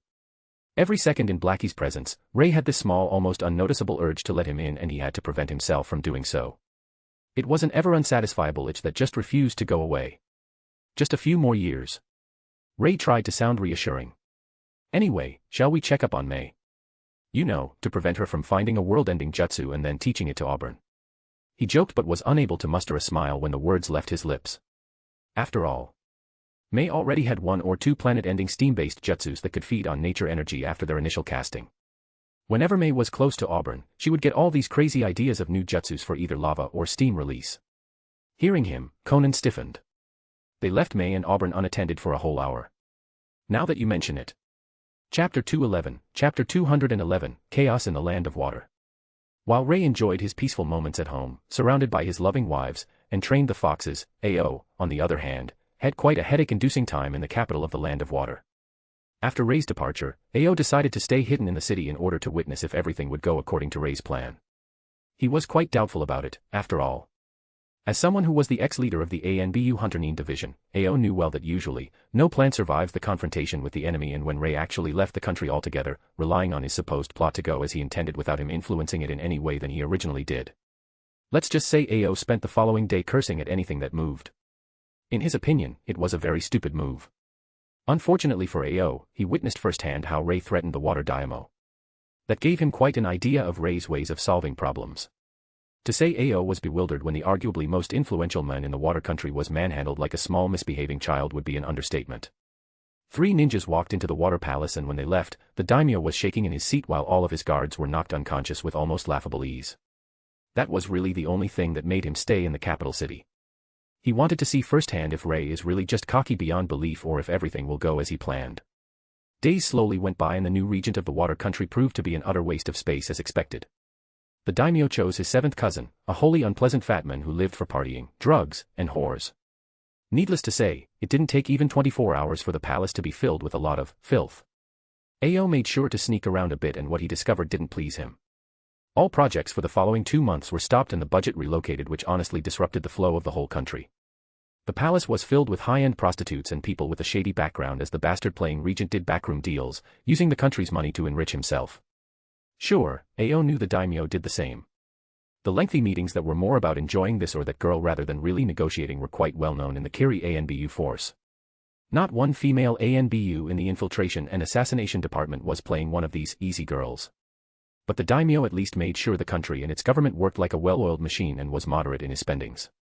Nobody cared about his life of debauchery and lavishness if their own lives were going just fine and the country was actually gaining money rather than losing it. Thankfully, the daimyo at least made sure to limit the amount of money the regent could spend in the following 2 months of his reign. Obviously, the daimyo knew his cousin well and had his reasons for leaving this particular piece of his family to be assassinated by Yagura. Soon enough, it was already a month since Ray left and Ao could only sadly shake his head at the chaos that erupted in the land of water. Only a month passed, it was quite surreal for Ao to witness what a disaster and economical collapse would be. The feudal system was ruthless and many countries had a wide divide between really poor people and really rich people with nothing in between. But the daimyos made usually sure the country is stable if only for their own benefit. To witness how quickly the country could collapse and how effective Ray's actions were was quite shocking for Ao, who his entire life believed that strength indeed makes right in some sense. Businessmen were dissatisfied due to the rate at which they were losing their money since the new regent disrupted the economy in the country with his budget allocation. A lot of underground trade was established and deals off the books started to be more common. Smuggling activity also increased since the Kiriguru was put in the trade embargo, making part of it quite pointless. The real surprise was when the Bairi company completely ignored the embargo and started selling food to Kirigakure openly in exchange for becoming its sole supplier of many commodities and sealing unbreakable trading agreements that would last decades. Ao knew the elders would be unable to break them if they ever got the village back. It was official that the Bairi company showed its support for Kirigakure, and for that, the company's word will have a lot of influence in the village, no matter who rules it. Ao feared such a scenario. Especially because the company supported the clan-hating Kirigakure. Many ministers of the Land of Water were angry with them for ignoring Daimyo's words. They, however, quickly realized the country needed the Bairi company more than the Bairi company needed the country, causing them to promptly shut up. Kirigakure, on the other hand, fared quite well as far as survival went, but the Bairi company refused to sell them any equipment helpful in combat. Despite the company being known for selling offensive seals in the Third War, the only thing they sold to Kirigakure were mundane things. Hence, Ao's much-anticipated moment came just a month and a week into the reign of the new regent. The man was found dead in his bed, covered in his own fluids mixed with poison. He was but naked with his nightly companion nowhere to be found, only a single message on the bedside table saying the fourth Mizukage expects the water daimyo to lift his embargo or suffer the same fate. And that's when the real chaos erupted. Ao watched from the sidelines, stunned as the Bairi company, still selling various things to Kirigakure and its forces, completely turned their back on the village in the international scene, causing such a mess that everybody was left gaping. And with them acting, the domino effect swept the closest countries like a tidal wave. Suddenly, it was not about the resistance fighting Kirigakure and its corrupt Mizukage. No, now it was shaping up to be a prelude for the Fourth Great Shinobi War. The biggest supporter of Kirigakure in the past month was out of nowhere and with ruthless fierceness rallying other countries to punish such a horrible injustice as the Mizukage ordering the assassination of the Water Daimyo's regent. It caused such a loud ruckus in the international diplomatic channels that Ao started suspecting if it really was the Mizukage ordering the kill. Only intelligence from resistance that it was really so made his suspicions subside. It honestly made no sense. Why would the company suddenly turn its back on Kirigakure? Right after they secured a very lucrative deal with them. Unfortunately, the Bairi company was too influential, too big to be stopped by something simple. Its international scale completely prevented any form of interference from Kirigakure's side. They were simply too widespread and numerous for one village to do anything about them. Especially in the territory of other countries and hidden villages. The only thing that could potentially help would be the assassination of the company's owner. There was, however, a small problem with that. Anybody with brains realized the man on the official document is not really the one behind the scenes and nobody knew who the real owner was. The finishing blow, however, came when the Uchiha Trading Company put their full support behind the Bairi company. Suddenly the angered daimyos in the countries surrounding the Land of Water found themselves in a position with even more support and potential financing in case they decided to retaliate against the daring actions of the fourth Mizukage. There was a reason why the villages usually didn't take missions to assassinate daimyos. It was a diplomatic mess that would usually drag any potential gains to a steep negative. Suddenly, Land of Fire with Konoha, Land of Lightning with Kimogakure, Land of Earth with Iwagakure, and dozen other smaller countries with a few small-scale ninja villages were all roped in by either the influence of the two major international trading companies, vision of getting rid of one of the big five hidden villages, avenging the death of a noble, or whatever other selfish and greed-filled reason they could have had.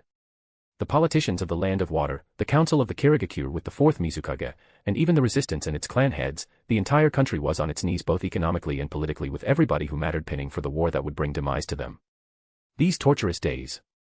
Ao could only silently stare at the wall in his hotel room in utter despair, wondering where did it all go so horribly wrong. Until he wasn't. The Bairi company gave Kirigakure an ultimatum. They would either stop supplying Kirigakure with the merchandise, which would mean the village will be unable to legally buy it from anybody else because of the exclusive trading agreement they signed, and on top of that, they would support the other countries in their quest to decimate the village and take a generous amount of loot from it, which everybody knew would also decimate the whole country just because. Or there would be a battle between the designated proxy of the Bairi company and Yagura, the fourth Mizukage. At that, the whole world was forced to blink. It was such a stupid-sounding announcement that nobody believed their eyes when they saw it.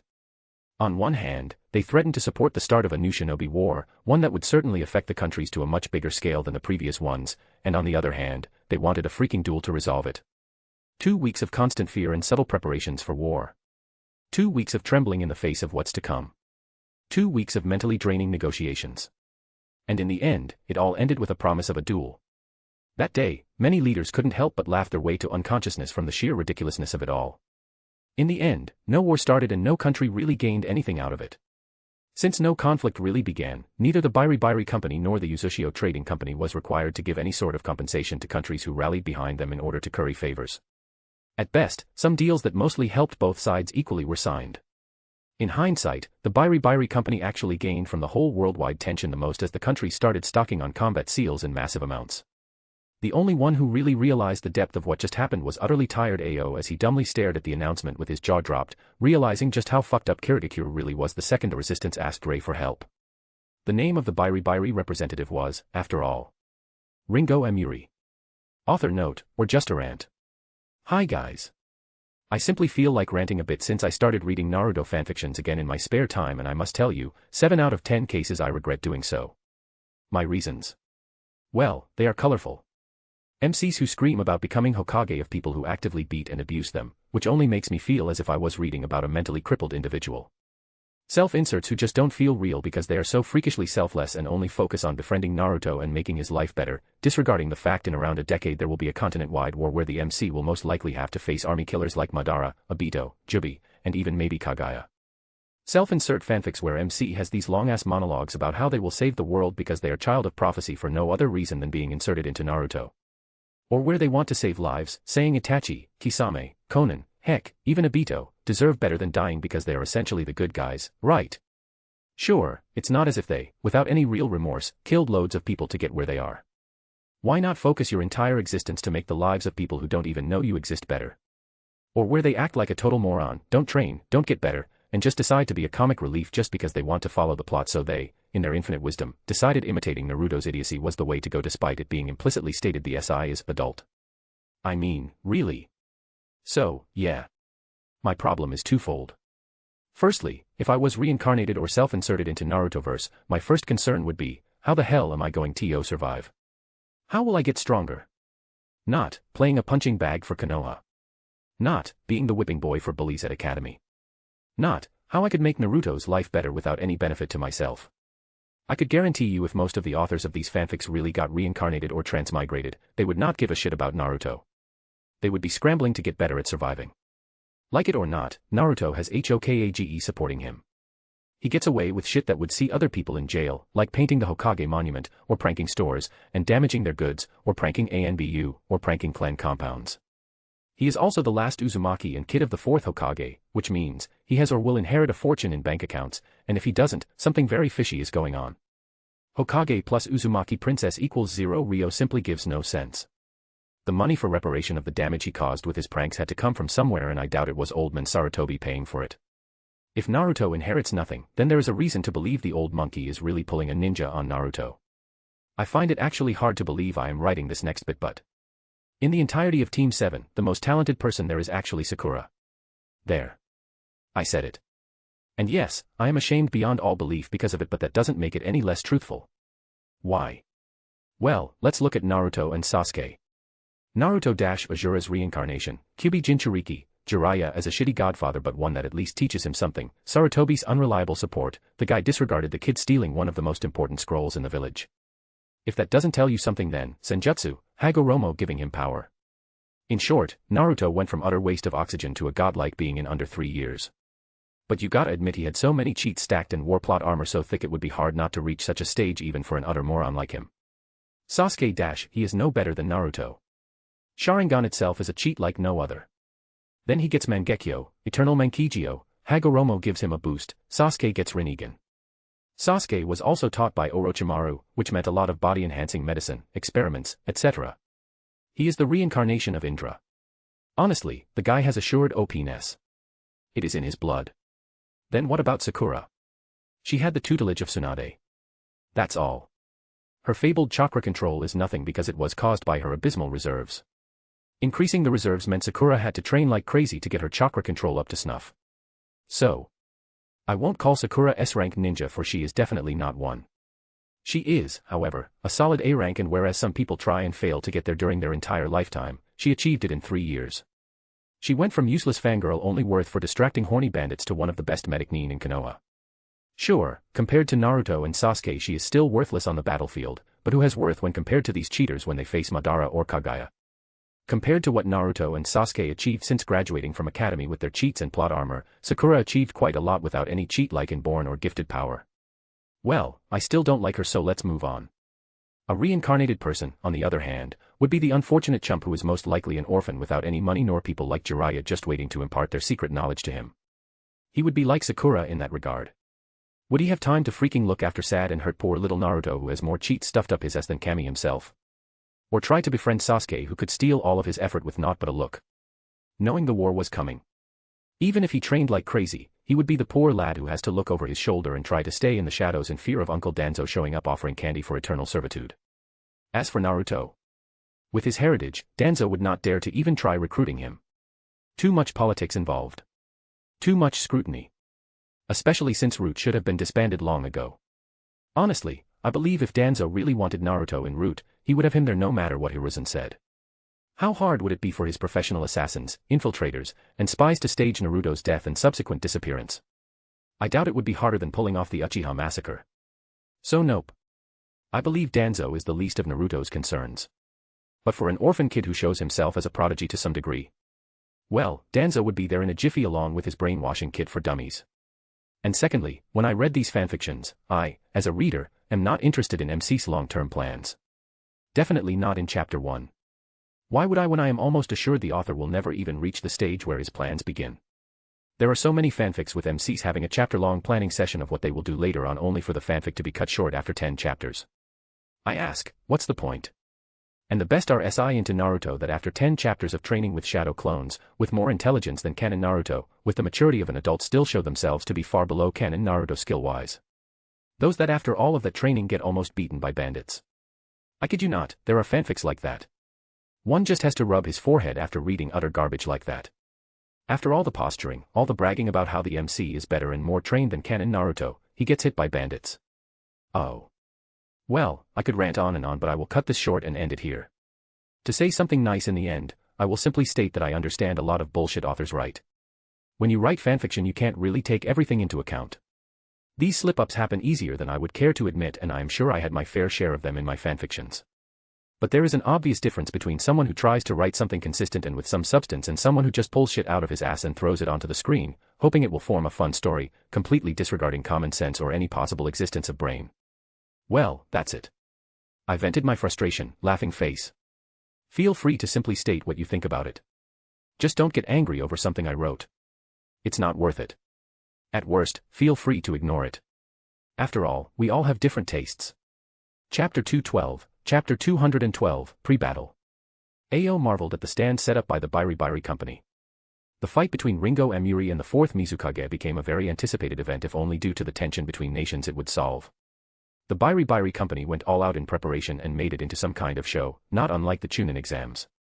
Except, the arena was the entire region of Kuronami Plains on the eastern side of the Land of Water. It was a very big, empty, inhospitable area with numerous water surfaces, many boulders, and trees strewn all over it. The entire plains were massive, and it only hammered down the fact that the Bairi Company prepared well for a fight where one participant is a Jinchuriki. The entire observatory system was made by seals, that much Ao noticed. He, however, couldn't recognize even one seal, and that was a blow to his pride since he was quite proficient in the sealing arts, something the eye patch covering his Byakugan was proof of. The main stands were in the capital of the Land of Water, and many important people gathered to witness this battle, buying overpriced tickets for spots or VIP rooms left and right. Honestly, Ao was getting increasingly tired of getting to know how much was the Bairi Company milking the situation for all the profits it was worth. The stands in the Land of Water were not the sole place for viewing the event either. Every capital city had something similar with seals that could transfer the image in an imitation of cinema. This was the first time a fight would be viewed by every country. The provider of the best seals worldwide, huh? Ao idly mused about the Bairi Company's previous boasting. Clearly, they could back it up if they were capable of making an international broadcast of the fight. Excuse me, are you Ao from Resistance? A voice suddenly snapped Ao from his thoughts, causing him to tense slightly. Only when he noticed it was one of the Biri employees, did Ao partially relax his body and nodded in agreement while still not letting go of the kunai stashed in his sleeve. Please follow me, Rei-sama is waiting for you. The attendant said and turned around. Ao had only a brief moment to reboot his brain before he numbly followed the men. Ao entered a large luxurious VIP room with a comfortable-looking sofa on one side facing a wall where the planes where the battle was about to start were shown. Ah, hello, Ao. Rei's voice interrupted Ao's observation of the room, causing him to switch his sight on the people inside the room. Noticing the shift in Ao's interest, Rei smiled and started the introduction. This is Ao, the supposed leader of the resistance, he said in a slightly mocking tone that made Ao frown before gesturing to the woman sitting to his right. This lovely lady is Nakona, the previous director of the Biri company. To her left is Nadetsu Juzun, the current director of the company. Rei smiled at a slightly dark-skinned woman who gave Ao such a piercing look it made him momentarily freeze. Seeing their brief interaction, Rei quickly motioned towards the fidgeting elderly man trying to make himself invisible. This is, as you already know, the Water Country Daimyo. Ao gave a respectful bow to the man despite hiding a small frown. First, he dares to threaten a daimyo in his own castle and then he invites him to the battle that would decide the future of his own country and on top of that, he put him in a room with people who are so influential they could decide the fate of the land of water with a few signatures. No wonder the daimyo is so jittery. Ao bitterly thought. Thinking about Rei and his actions, Ao quickly understood that most of it was a veiled but blatant show of power. From persuading the daimyo to take a vacation to setting up the battle in some weird Chunin exam-like fashion. With each action, it will be harder and harder to stand against Ringo once she gets the position of the Mizukage. Rei was simply showing off Ringo's backing to an extent that would make her frightening. All he has to do now is show that her own power is even more frightening and the clan heads will be as meek as lambs. Ao held back a grimace, knowing there was nothing he could do about Kazekage getting into Ringo's hands anymore. Rei was observing Ao's reactions to the presence of the water daimyo, noting that Ao guessed what was going on in the room. Unfortunately, Mei stayed with Pakura, Maki, Yuriko, and Uchito in the mansion in their hidden village and will be watching the battle from there. It would be so much fun seeing the water daimyo fearfully squirm in Mei's presence. Rei sadly sighed. Knowing the sort of person the water daimyo was, it would be poetic justice. Alas, the girl just had to go and invent another world-ending jutsu and be grounded by Conan. Anyway, Ao, come and sit. It's actually Kona who wanted you here.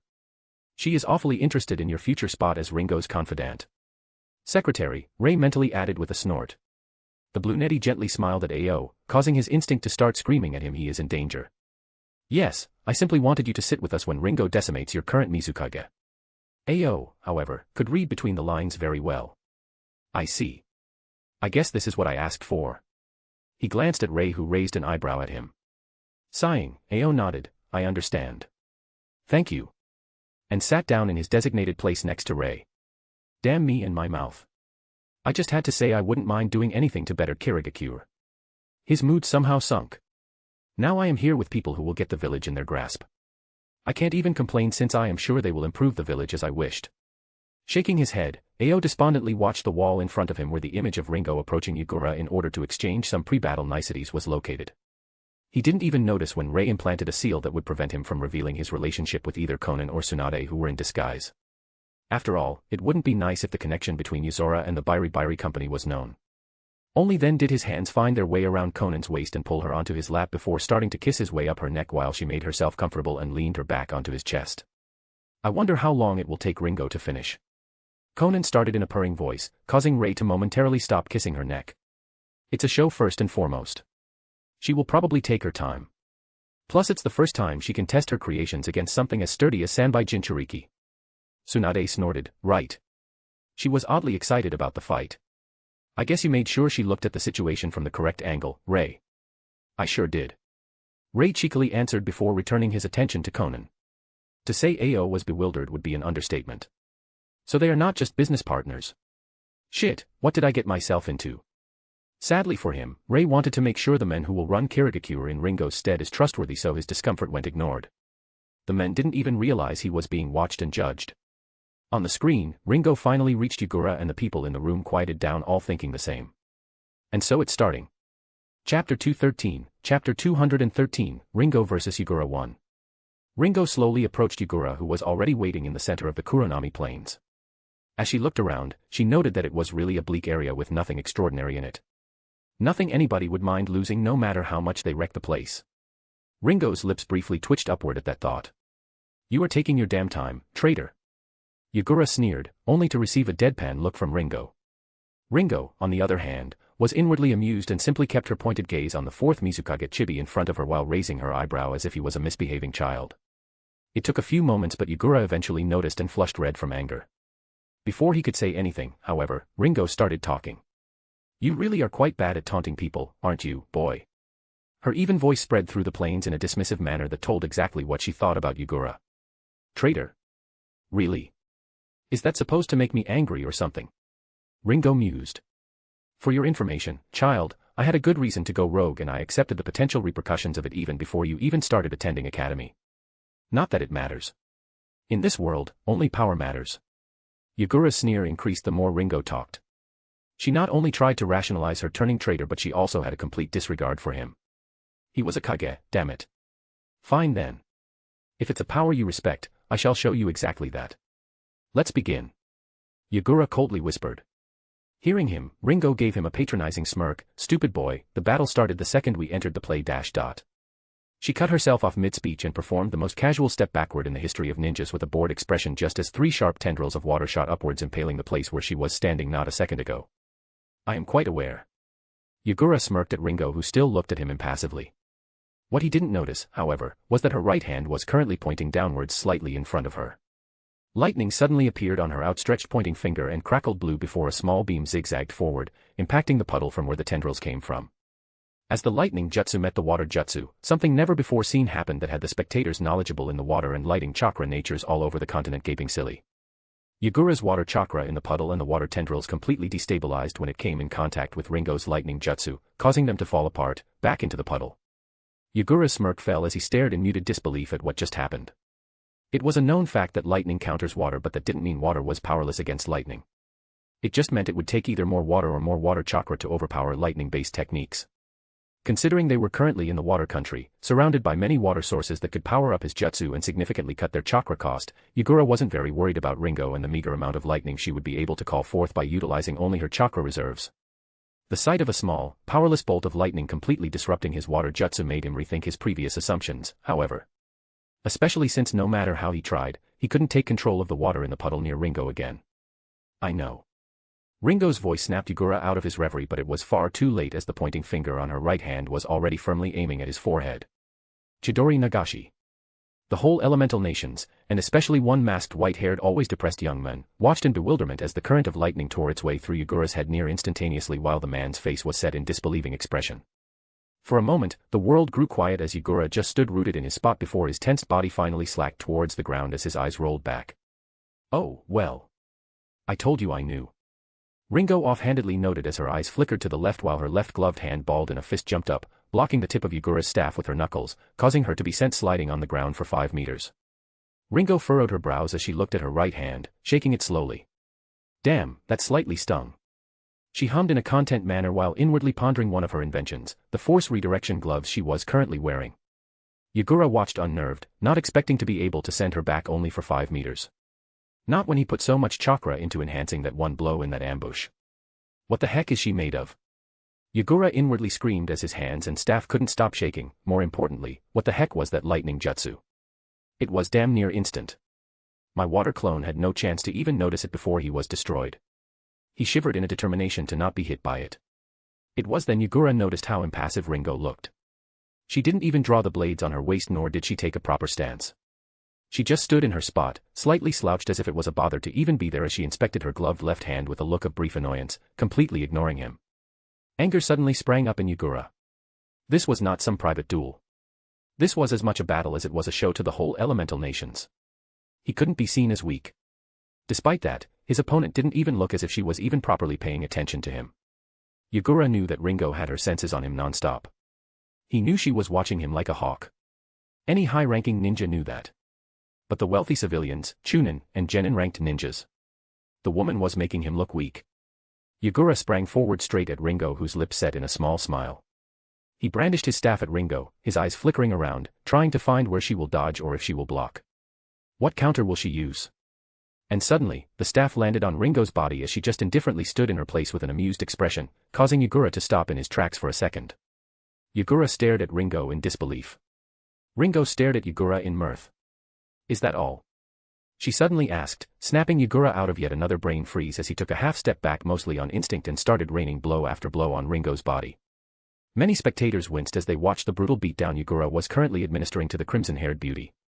Shoulder, stomach, collarbone, ribs, thigh, knee, back to stomach, and so it went as the tip of Yugura's staff violently danced all over Ringo's unmoving body until Yugura suddenly tried to hit Ringo's head, only for her to lean it to the left, evading the blow.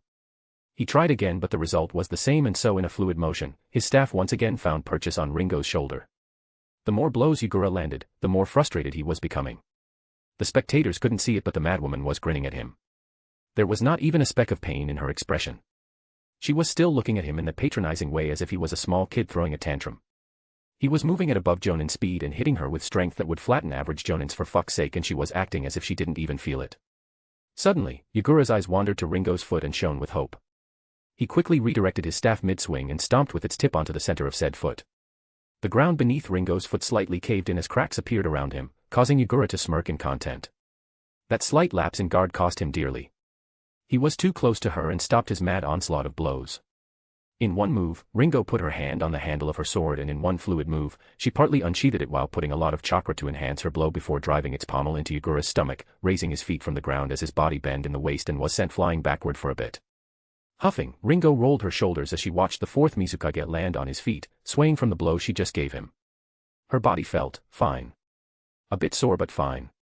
I guess the force redirecting full body suit is a smashing success. A sweet smile bloomed on her face. Seeing such a satisfied and carefree smile on his opponent's face, Yugura's mind rapidly pushed any discomfort and pain from the previous blow away as he snarled, his eyes still looking at Ringo's foot. Why isn't it broken? With the strength I put into that blow, at least some of the small bones in her foot should have snapped.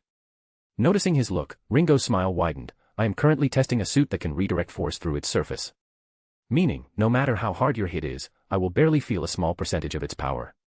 Ringo uncaringly shrugged before a sudden thoughtful frown appeared on her face before she added, naturally, it requires a special way of molding a lightning chakra so only I can use it. She lied through her teeth to the entire elemental nation so nobody would pester her in order to sell it. In one particular room in the capital city of the Land of Water, Conan alongside Tsunade snorted and Ao groaned at the obvious lie while Ray only thanked God that the lie would be obvious only for those who knew Ringo. Catching his breath, Yugura straightened up again. I am done playing with you, he said through his gritted teeth but Ringo only looked at him curiously which drove him even more sparse. Out of nowhere, his body was coated in a dark orange shroud of chakra, and Ringo's smile dropped, her face for the first time donning a dead serious expression. Damn. I wanted to leisurely test more of my inventions. Give me a break, kid. Yugura snarled. Chapter 214, Chapter 214, Trying Out Knickknacks. Ringo's shoulders sagged as she reluctantly watched one orange tail forming behind the chakra cloak of Yugura. She knew going against a Jinchuriki while fooling around is stupid. Since you want to play it that way. Ringo discontentedly muttered, more for herself than others. Suddenly, the air around her shimmered and her voice reverberated through the plains, lightning Susanoo. Instantly, blue armor similar to what samurai wore made of lightning sprang up around Ringo, covering her lithe form. The second those words left Ringo's mouth, every Uchiha who ever heard of Mangekyo Sharingan stiffened. It was not only Uchihas either. Many high-ranking old ninjas who knew about the special ability of the Mangekyo Sharingan had their eyes bulging out after seeing the armor covering Ringo. It might have been only a human-sized armor but it was far too reminiscent of the real Susanoo that sent a shiver through the spines of these people. After all, Ringo Emuri was not an Uchiha. Worse yet, she didn't have Sharingan. This moment would cause many doubts and speculations among the higher-ups of the hidden villages. Yugura didn't wait for the special moment to end. His mind starting to give in to the influence of the Bijou chakra, he instantly lunged at Ringo while she just leisurely summoned a sword through a modified summoning seal on her wrist. Yugura neared Ringo with speed only rarely seen in the shinobi world, showcasing why he deserved the title of Kage. Ringo simply lowered herself into a basic stance, patiently awaiting her opponent to enter the range of her blade. No threats or useless banter was exchanged as it was quite pointless at the second Yugura started using Bijou chakra. Now was the time for power to do the talks. Ringo's sword and Yugura's staff met, but instead of the expected struggle of strength, Yugura's weapon was pushed back by an invisible force upon the clash, throwing his arms a bit off and disrupting his balance. Oomph. Ringo huffed in surprise as the strength she had to put into that single clash was far more than she expected. Damn, the kid indeed do pack a punch. She frowned, unhappy with the performance of the sword she was holding. Bewilderment momentarily appeared on Yugura's face, only for fury taking its place a second later as he reaffirmed his footing and attacked the patiently waiting and pondering Ringo again. Violent clashes resounded through the plain, leaving many cracks and small craters on the ground as both combatants had extremely enhanced strength, either due to a bijou cloak or a full-body elemental chakra armor. Every time the two ninjas clashed, Yugura was pushed back by an invisible force while Ringo's frown was increasing. Suddenly, after 50 or so exchanges, Ringo's sword cracked when Yugura's staff smashed into it. Yugura's hands were yet again thrown off their intended course, pushing his body backward, which gave Ringo the necessary time to do something she did for the first time in their duel. She lifted her left foot and strongly kicked Yugura's gut, sending his body crashing a few hundred meters away while bouncing numerous times off from the ground. As Yugura was no longer an immediate concern, Ringo set her eyes on the now cracked blade of her experimental sword and wryly sighed. It's not really what I expected. I wanted our Chunin to have at least a chance against a Jinchuriki with it, but the amount of power I have to exert to not be blown away in a clash is not something an average Chunin possesses. Not to mention it couldn't really withstand even 50 clashes with Yugura. Nope, this one is clearly a failure. She let the sword go with disappointment showing on her face just as the blade finally succumbed to the crack and splintered into many pieces. Ringo, however, was totally oblivious to the fact that a normal non-chakra metal blade withstanding 50 clashes with a Jinchuriki was abnormal, or that expecting a Chunin to be able to put up a fight against a Jinchuriki was madness in itself, no matter what tools he had. No.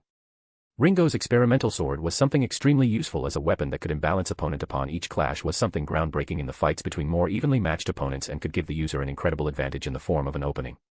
After all, the sword managed to make even a Jinchuriki imbalanced. Alas, in Ringo's eyes it was simply not good enough. While leaders of various villages could only drool as they watched the effects of the sword, many making a note to discuss potential sales with Ringo after the fight. Ringo yet again made use of her summoning seals on her wrists and 4 daggers appeared in her hands. She leisurely threw one a few feet in front of her and one on either side of her before taking a step back just in time to avoid a punch from enraged Yugura, who now sported 2 tails and hatefully growled at her. Curiously lifting her eyebrow, Ringo threw the last dagger near her feet and watched the effect as a seal appeared in the place in between the 4 daggers, the same place where Yugura was currently standing. Yugura wanted to throw himself back at Ringo and continue his onslaught. He was now completely assured that leaving the woman time to make plans and prepare would be foolish. He had to push her and force her to make mistakes before capitalizing on them. He still held the edge in physical power and, from what he saw, speed. Although he wouldn't put it past his opponent to downplay her real speed. She was a lightning user and Yugura was not stupid enough to not figure out she was most likely much faster than him once she actually decided to go all out. No, he had to use her playful approach towards their battle and score a solid hit. There was a bit of a problem, however. The air around him stiffened and he was unable to move as a massive pressure landed on his shoulders. Yugura instantly noticed the seal under him, and then he noticed the 4 daggers on the ground that clearly anchored the seal. What the heck is with this woman? How many chakra weapons with special effects does she have? Did nobody bother to tell her that they are supposed to be rare? Yugura mentally grumbled while using his chakra cloak to force himself free from the seal. Ringo critically watched as the restriction seal created by her 4 experimental daggers slowly but surely gave out as Yugura's body started to regain its mobility. Sighing, she took out a pink rubber duck from her wrist seal before casually throwing it at the still mostly immobilized Yugura. The entire plane suddenly quieted down as the spectators watched in muted bewilderment when the duck impacted Yugura's forehead and harmlessly bounced off, only causing his head to whip back, creating an awkward situation. Yugura's eyes stared upward with utter lack of comprehension of what just happened. Shame started to rise inside of him. So, she is not satisfied with using her weird weapons. Now she is even throwing toys at me. Yugura ever so slowly lowered his gaze back onto the amused Ringo, who watched him with almost a clinical degree of scrutiny. He had had enough. Clearly, 2 tails of his bijou cloak simply won't cut it. It was time to go all out. And then he froze. How? Yugura frantically screamed as he noticed that he was no longer clad in his chakra cloak. Ringo watched the spectacle in satisfaction. Aha. My anti-Jinchuriki ducky worked. His connection with the bijou was cut and the chakra cloak dissipated. She giddily noted. Ringo's merry mood didn't last long as Yugura's expression set itself in a cold facade. I've had enough, he stated, his tone betraying the degree of rage he was feeling.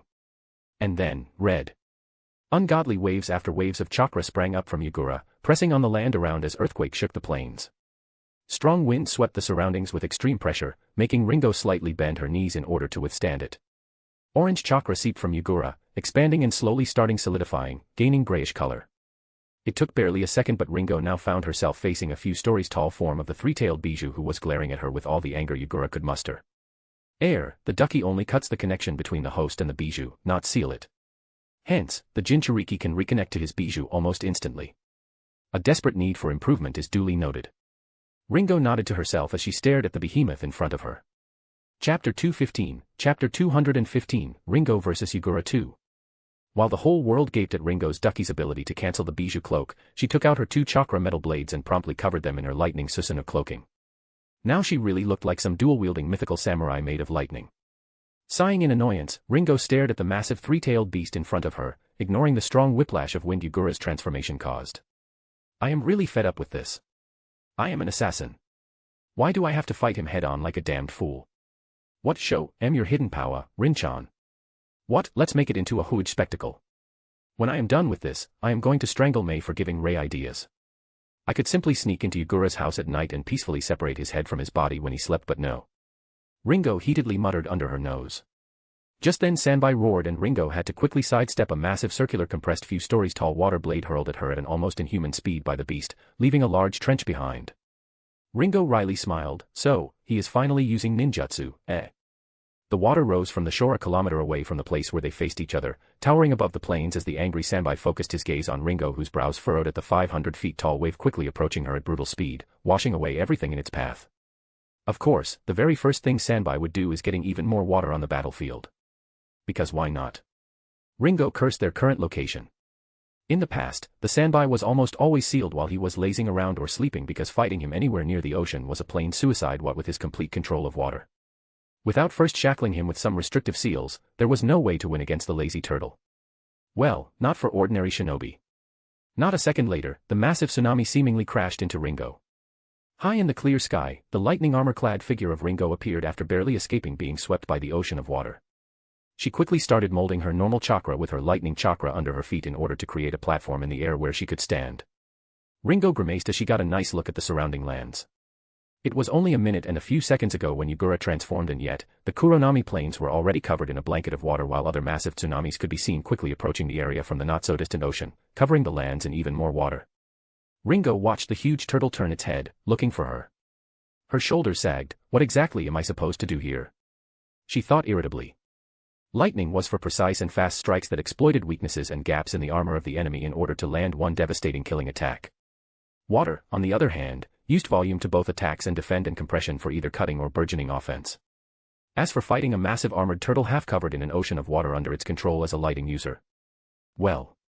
Clicking her tongue, Ringo decided to at least hurl a few attacks at the turtle since finding an exploitable weak spot was quickly becoming a profound challenge. Guess, there is really no other way than trying out what does and what doesn't work. It won't be a long time before the Sanbai discovers my position anyway. Raising her right blade above her head and gathering her lighting chakra on it, the air around Ringo started quickly cracking and chirping as more and more lightning appeared, concentrating and condensing on the blade, which was quickly getting superheated.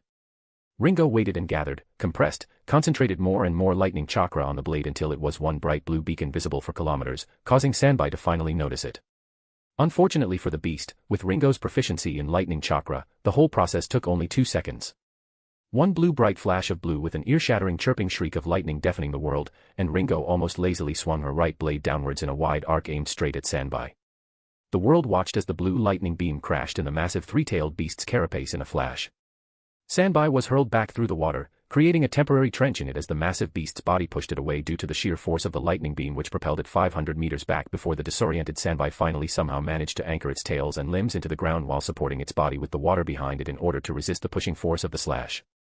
Blue crackling energy battled gray hard carapace, both stubbornly refusing to stop pushing against the other, but in the end, 5 seconds later Ringo's lightning jutsu lost its juice and slowly dissipated, leaving only the turtle standing on the ground without any water around it for a 50-meter radius. Only thin water vapor remained as the lightning jutsu vaporized all the water in the said range. Slowly, the walls of water around the beast where the lightning jutsu didn't reach started to crash down, again submerging half of the Sanbai under the water surface. Ringo watched from the sky, scowling. The beast was completely uninjured. Sure, she managed to push it back, but the armor stopped her attack from doing literally anything to Sanbai. This is such a drag. How am I supposed to injure it? It's not like I can just bypass the carapace. Ringo tilted her head while her eyes narrowed as if a light bulb turned on in her head. Oh, maybe. Before she managed to finish that thought, however, a compressed house-sized ball of water crashed into her at almost the speed of sound, hurling her through the sky. Stopping herself some 100 or so meters away from her previous location, Ringo cursed. Son of a turtle. Ahem.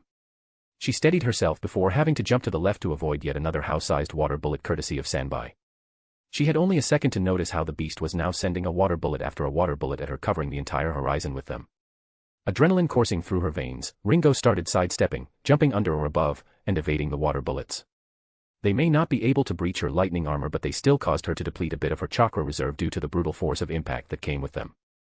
As she was dodging, Ringo also advanced closer and closer towards Sanbai through the air. The closer she got, the more house-sized water bullets she had to deal with, and briefly, it made her ponder how much chakra the beast exactly had. Somewhere along her way towards the turtle, Ringo was forced to start cleaving the water bullets with her lightning-clad swords, not having enough space to dodge. Water bullets speeding at her in numbers as if shot from a machine gun, and Ringo furiously slashing them in half with arcs of lightning escaping her swords upon each slash. Both Sanbai and Ringo were locked in a standstill, around 100 meters from each other, relentlessly attacking, one trying to keep other away and shoot her down from the sky into the ocean of water under her, while the other tried to get closer without having to approach the water under the control of her opponent too much. The hail of water bullets suddenly ceased, making even Ringo surprised, causing her to stop for a second before she realized the water under her started to move, as tendrils as thick as Kage towers started to quickly advance towards her. Shit. Ringo cursed and pushed more of her lightning chakra into her armor, springing herself forward towards the Sanbai in one huge leap now that there was no water blocking her path. The turtle miscalculated, and before the water tendrils could reach Ringo, she disappeared via sheer speed and reappeared on the top of the surprised Sanbai. For all of its crowd control ability, scarily dangerous water control, and almost unreachable defense, the turtle was quite slow and didn't move much during a fight. Understanding that this was a very rare opportunity, Ringo quickly plunged both of her swords into the carapace of the beast, sinking them halfway through their length. It didn't even breach 5% of the carapace, but for Ringo's plan, this was enough. With a zapping sound and bright blue light show, Ringo started feeding the chakra from her armor to her swords.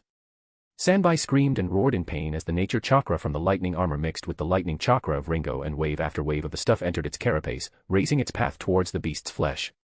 Thrashing and bewildered, the beast quickly utilized its tail and smashed it into Ringo, sending her small frame flying while dislodging the two blades from its carapace due to the strong grip Ringo had on her blades.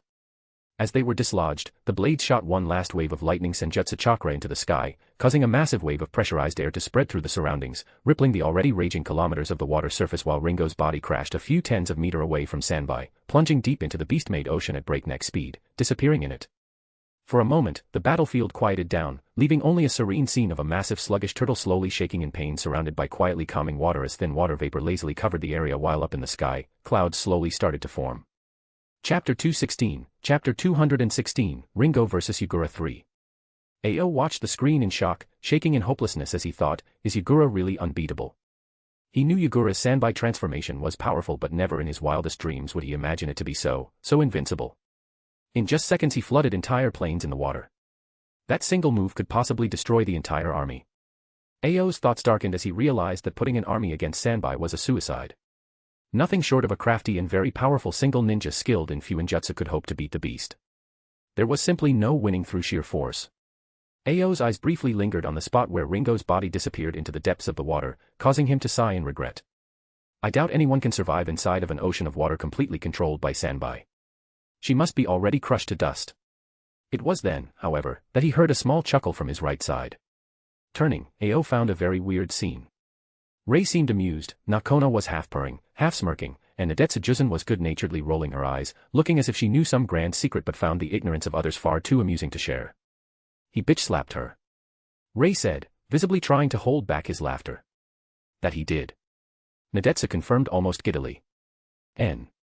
Kona mirthfully added. Ao froze at the complete disregard for Ringo. Aren't you at least a bit worried for your comrade? He icily asked, turning towards Rei. Before Rei could respond, Kona spoke with an eye roll. That's what she gets for holding back. She deserved it. Nadetsu snorted. He bitch-slapped her. Rei shrugged, still finding the situation incredibly funny. Ao was too flabbergasted to give a verbal reply. Instead, he simply stared at them in confusion. Could Ringo survive the dash?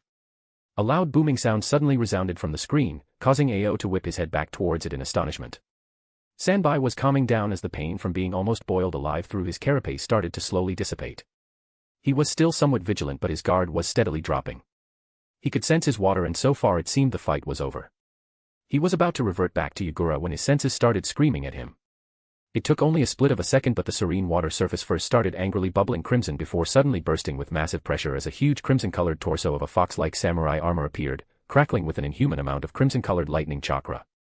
The water slowly cascaded down its helmet and shoulders, sizzling and visibly vaporizing as did the water around the whole armor, covering it in hot water vapor. The armored titan ever so slowly stood up, towering even above the three-tailed beast, causing the ground to shake when its foot landed on it. The air around the figure started shimmering from the sheer heat the special lightning it was made of produced, continuously boiling, superheating, and supercharging it from all the elemental chakra, nature energy, and bijou chakra packed together. The surface of the massive fox-like armored humanoid samurai was gleaming as if burning with the crimson lightning, betraying what is happening to anyone knowing Ray and his girl's secret. Ringo finally decided to stop pulling her punches and started using Crimson's chakra in the fight. It was not yet a full bijou transformation. Crimson was too young and weak for that. No, Ringo was simply mixing Crimson's chakra into her own lightning Susanoo in order to enlarge and strengthen it, causing the destructive potential of her lightning armor to skyrocket. Sanbai and the Titan stared at each other, one bewildered, the other with gleaming crimson orbs of lightning full of mirth. A second of silence passed between them before they both lunged at the other, both aware their fight will be coming to an end soon. Sanbai's body flew at the twice as big hulking mass of concentrated lightning chakra and scored a solid blow to its waist with its hardened carapace, causing the Titan to slide a bit backward, but it was far tougher than the beast envisioned.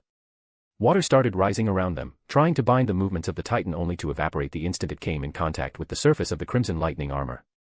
In retaliation, the lightning Susanoo of Ringo punched the Sanbai hard, sending it crashing back into the water while causing it to scream as it felt the searing heat. Unfortunately for Sanbai, it wasn't made of element or chakra like some of its siblings, so its body was quite boilable. Sanbai wasn't dazed for long and quickly returned the offensive by throwing more waves of water at Ringo's lightning Susanoo, making it sluggish and preventing its movement with the sheer volume of it. Sanbai knew that Ringo, as a human, didn't have an unlimited amount of chakra, and sustaining such a giant made of special lightning would quickly deplete her meager reserves. For now, he wanted to make this into a fight of attrition, stay the hell away from her and her damned superheated armor, and outlast her through his chakra reserves. Ringo also knew she needed to end the fight quickly and be very showy about it. She still had time. Hers and Crimson's chakra would last for a few minutes of an all-out fight, but she couldn't really let herself faint at the end or worse, be somehow defeated. After all, this fight was all about showing off for the entire elemental nations. As such, Ringo glanced upward, noticing the angry black clouds. She could feel the lightning accumulating in them since they were caused by the last wave of her nature energy and lightning chakra when her swords got dislodged from Sanbai's carapace when he smacked her away. These clouds could be partly taken as hers, and by now, they were soaked in quite a lot of naturally formed lightning, just waiting to be used by her.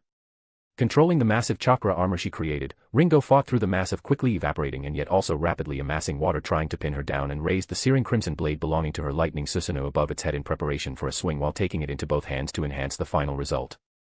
The world seemed as if it momentarily locked itself in that scene. The raging water as if froze. The shuddering air as if stopped. The water as if momentarily calmed.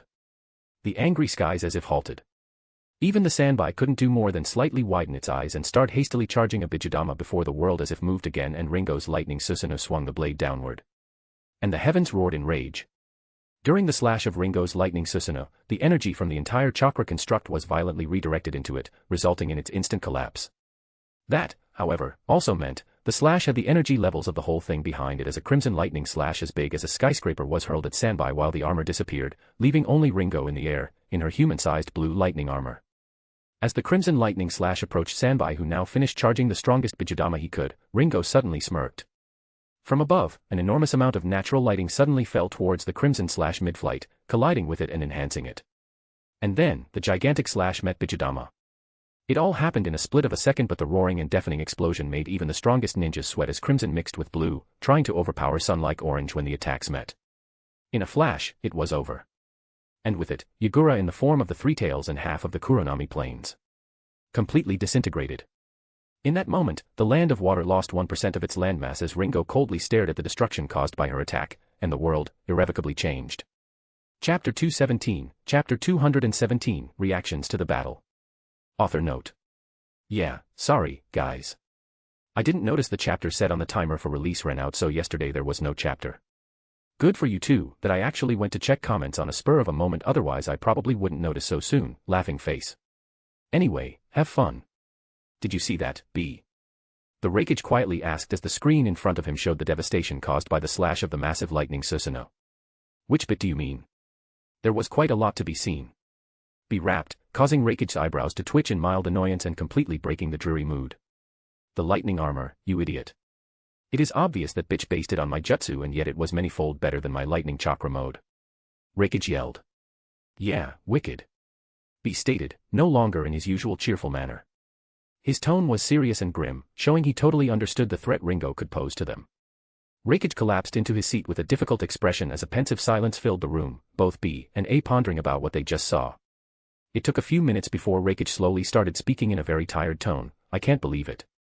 He rubbed his forehead. Just a few years ago, I could have killed the woman with one punch. One punch. He raised his fist, to emphasize the point while B nodded.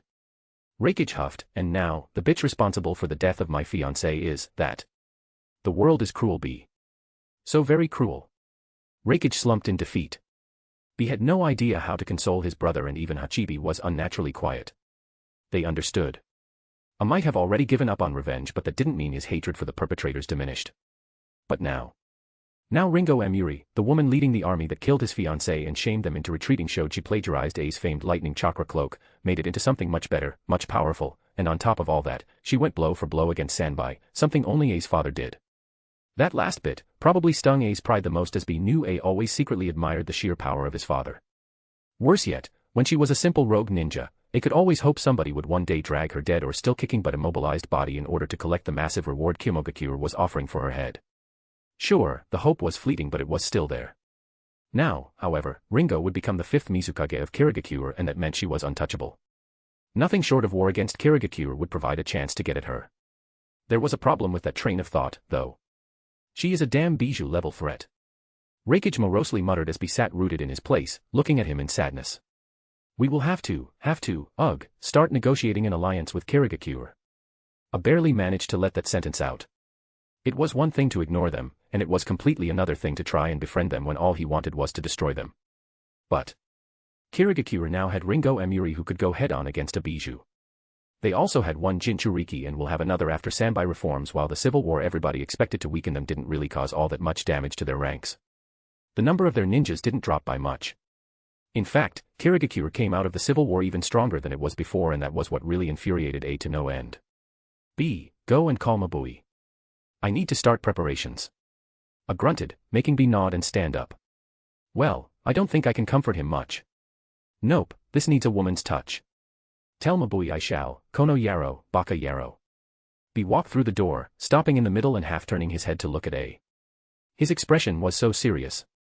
A stiffened in anticipation for what B was going to say. Bratza. Don't forget to activate the silencing seals this time. He quickly ducked and ran out of the office as a paperweight flew through the place where his head was just a second ago while a loud roar shook Kimogakure. B. Almost catatonic Obito watched the battle from afar, not really believing what he just saw. Did that woman just disintegrate the three tails? He thought in shock, his body stiff and unresponsive. This requires more thought. But still. He suddenly grew regretful. Obito, knowing it was 50-50, still believed Yugura could win. Then again, he could also lose. But never even in his wildest dreams would he think Yugura would lose in such a manner. That girl is dangerous. Maybe I should invite her to Akatsuki. Then again, maybe not. She is now a Kage, and if she was not agreeable to the offer. Obito shuddered. It would take only one competent Kage and Akatsuki would have an incredibly hard time surviving. Fortunately for him, he steered far away from the at the very least semi-competent ones. That's why he mostly worked with Tsuchikage and controlled Mizukage. No. We are not yet strong enough to face that kind of bullshit. Obito relented. He thought Nagato extremely powerful. Then again, maybe he thought wrong. Yozora, huh? Maybe I should start paying more attention to them. Ignoring them just because they disappeared from the spotlight for a few years was clearly a mistake. He spoke in a totally serious voice, abandoning his childish act, tightly clenching his fists in anger. They foiled my plan to avenge Rin. Years of preparations and manipulations. Do they not understand how hard it was to catch a damned Kage-level Jinchuriki off guard with my Jinjutsu? Suddenly, Obito screamed in rage and started rubbing his hair in frustration as he realized. I will have to start again from scratch. If only the Bairi company didn't hire a member of Yozora to fight for them. His life would be so easy. But no. It just had to be the two most insufferable organizations in existence to band together and completely ruin his plans. He tried to infiltrate or spy on the Bairi company for years and he somewhat succeeded, finding out they were not really a threat. They focused on money and business, hence, they were not direct competition for Akatsuki. No. Yozora was the problem. Organization much like Akatsuki. An organization capable of acting in the shadows, directing the flow of history according to their wishes. It only now became apparent to Obito they probably manipulated the Bairi company to do their bidding, causing them to insert one of their own into a position of Mizukage. No. Yozora was shaping up to be a big headache for him and his plans. With a huff, Obito disappeared in a swirl, thinking how he should use his pawns in the Land of Water to set another anti-clan civil war into motion. Unfortunately for him, he was underestimating the newfound caution of the clan heads who will for all intents and purposes be ruling Kirigakure whenever Ringo couldn't be bothered. Which meant, all the time. Anko leisurely laid on a sofa in the main house of the Senju clan compound in Konoha, her legs on the table and a half-empty bowl of chips on her bare belly. She and the brat decided to watch this event of the century, as the fight between Ringo and Yugura was advertised by the Bairi company. She brought the viewing gem, which was according to the brat who had all that Fuinjutsu information stuffed in his head, a very nifty seal matrix that connected the viewing seal with the recording seal and then simply caused the viewing seal to produce a genjutsu of the events recorded by the recording seal, and they decided to have a nice afternoon watching the brawl. She was still not comfortable with the thought of the brat calling her mum, and the first time he did that, she showed him why exactly that was a bad idea. Nobody can say Anko Mitarashi was a bad mentor. The kid quickly learned that the only acceptable way to call her is sis or better yet, sensei. And it took only a few broken bones and a shitload of bruises too. Then again, the brat was now scared of snakes. Oh, well. Anko decided the best cure for that was to throw even more snakes at him. They watched as Ringo and Yuri fought against Yugura, and later Yugura in Bijou Chakra Cloak, and then a fully transformed Sanbai. The entire time, Naruto had a weird expression on his face and Anko was starting to worry. It was one thing to tell the kid he is a Jinchuriki and he will have a lot of power at his command in the future if he trains it right. It was completely different for him to see exactly what it means to be a competent Jinchuriki. Yugura might have lost the battle but that wasn't because he was weak. Will I really be that strong one day? Naruto quietly asked with his hand on his stomach. Anko raised an eyebrow at him, still with well-hidden jealousy half-processing how it was possible for a kunoichi to beat Sanbai. If you are a good boy. She replied teasingly. What? Nobody said she had this taking care of a kid down the pat. Naruto gave Anko a weak smile. He knew she liked him and he loved how normal his life became since she entered it. She was the first person who actually showed him she cared, even if it was only by making sure he trained a lot and ate well. It wasn't always smooth sailing with Anko but in her own rough way, she showed Naruto she cared about him. It probably didn't help that she was as scarred and clueless as him in that department. Neither really had somebody extremely close to them before they started to live with each other. Thank you. Anko-ne. Whispering, Naruto turned around and left the living room, determination swirling behind his eyes. He will get stronger. If only to protect the only person who cared about him. Anko watched the small back of the child Lady Tsunade dumped into her care and sighed as her expression softened. Well, so much for motivating the brat. She shrugged, her sight returning towards the destroyed Kuronomi plains on the screen, her eyes hardening. Maybe. It's time to start training more seriously. After all. I don't want to fall behind Naruto too much. That would simply be embarrassing. Chapter 218, Chapter 218, Carrot and Stick. Yugura slowly opened his eyes and instantly groaned as he felt the weight of the world press on his beaten body. Or at least, he supposed he was quite trashed from all the pain his brain was registering when he tried to move. What the heck happened? He sluggishly thought, fighting through his increasing headache while his eyes tried to adjust from their sleepy state. Suddenly, his mind stilled as he realized, I am free. The genjutsu was lifted. His body instantly sprang up into a sitting position only to jerk in pain a second later, causing Yugura to whimper in even more pain. Easy there. An amused voice coming from behind him said before continuing, don't make any sudden movements. Your body has many cracked bones and torn muscles. Thankfully, your organs are fine and nothing important is broken but still, from the amount of damage you will be bedridden for some days yet despite being a Jinchuriki. Then again, you did eat a point-blank Bijudama before being zapped by such an enormous amount of lightning it would vaporize you if I didn't pull you out of there in time. An aristocratic-looking blonde-haired man said as he finally entered Yugura's sight. Yugura stared incredulously at the man, so sure he never ever met him that it even temporarily overpowered his guilt at having to watch his genjutsu-ed self order all those atrocities and wreaking havoc in his own country. Who? He rasped. Ray grinned and sat on a chair near the bed Yugura was placed on and handed him a glass of water. Name's Ray. I am something like Ringo's boss. He shrugged at casually admitting that Kirigakure was now under his rule by proxy, causing Yugura to do a spit take. As you can probably tell, I nicked you before Ringo's attack could completely disintegrate you to smithereens. As for why?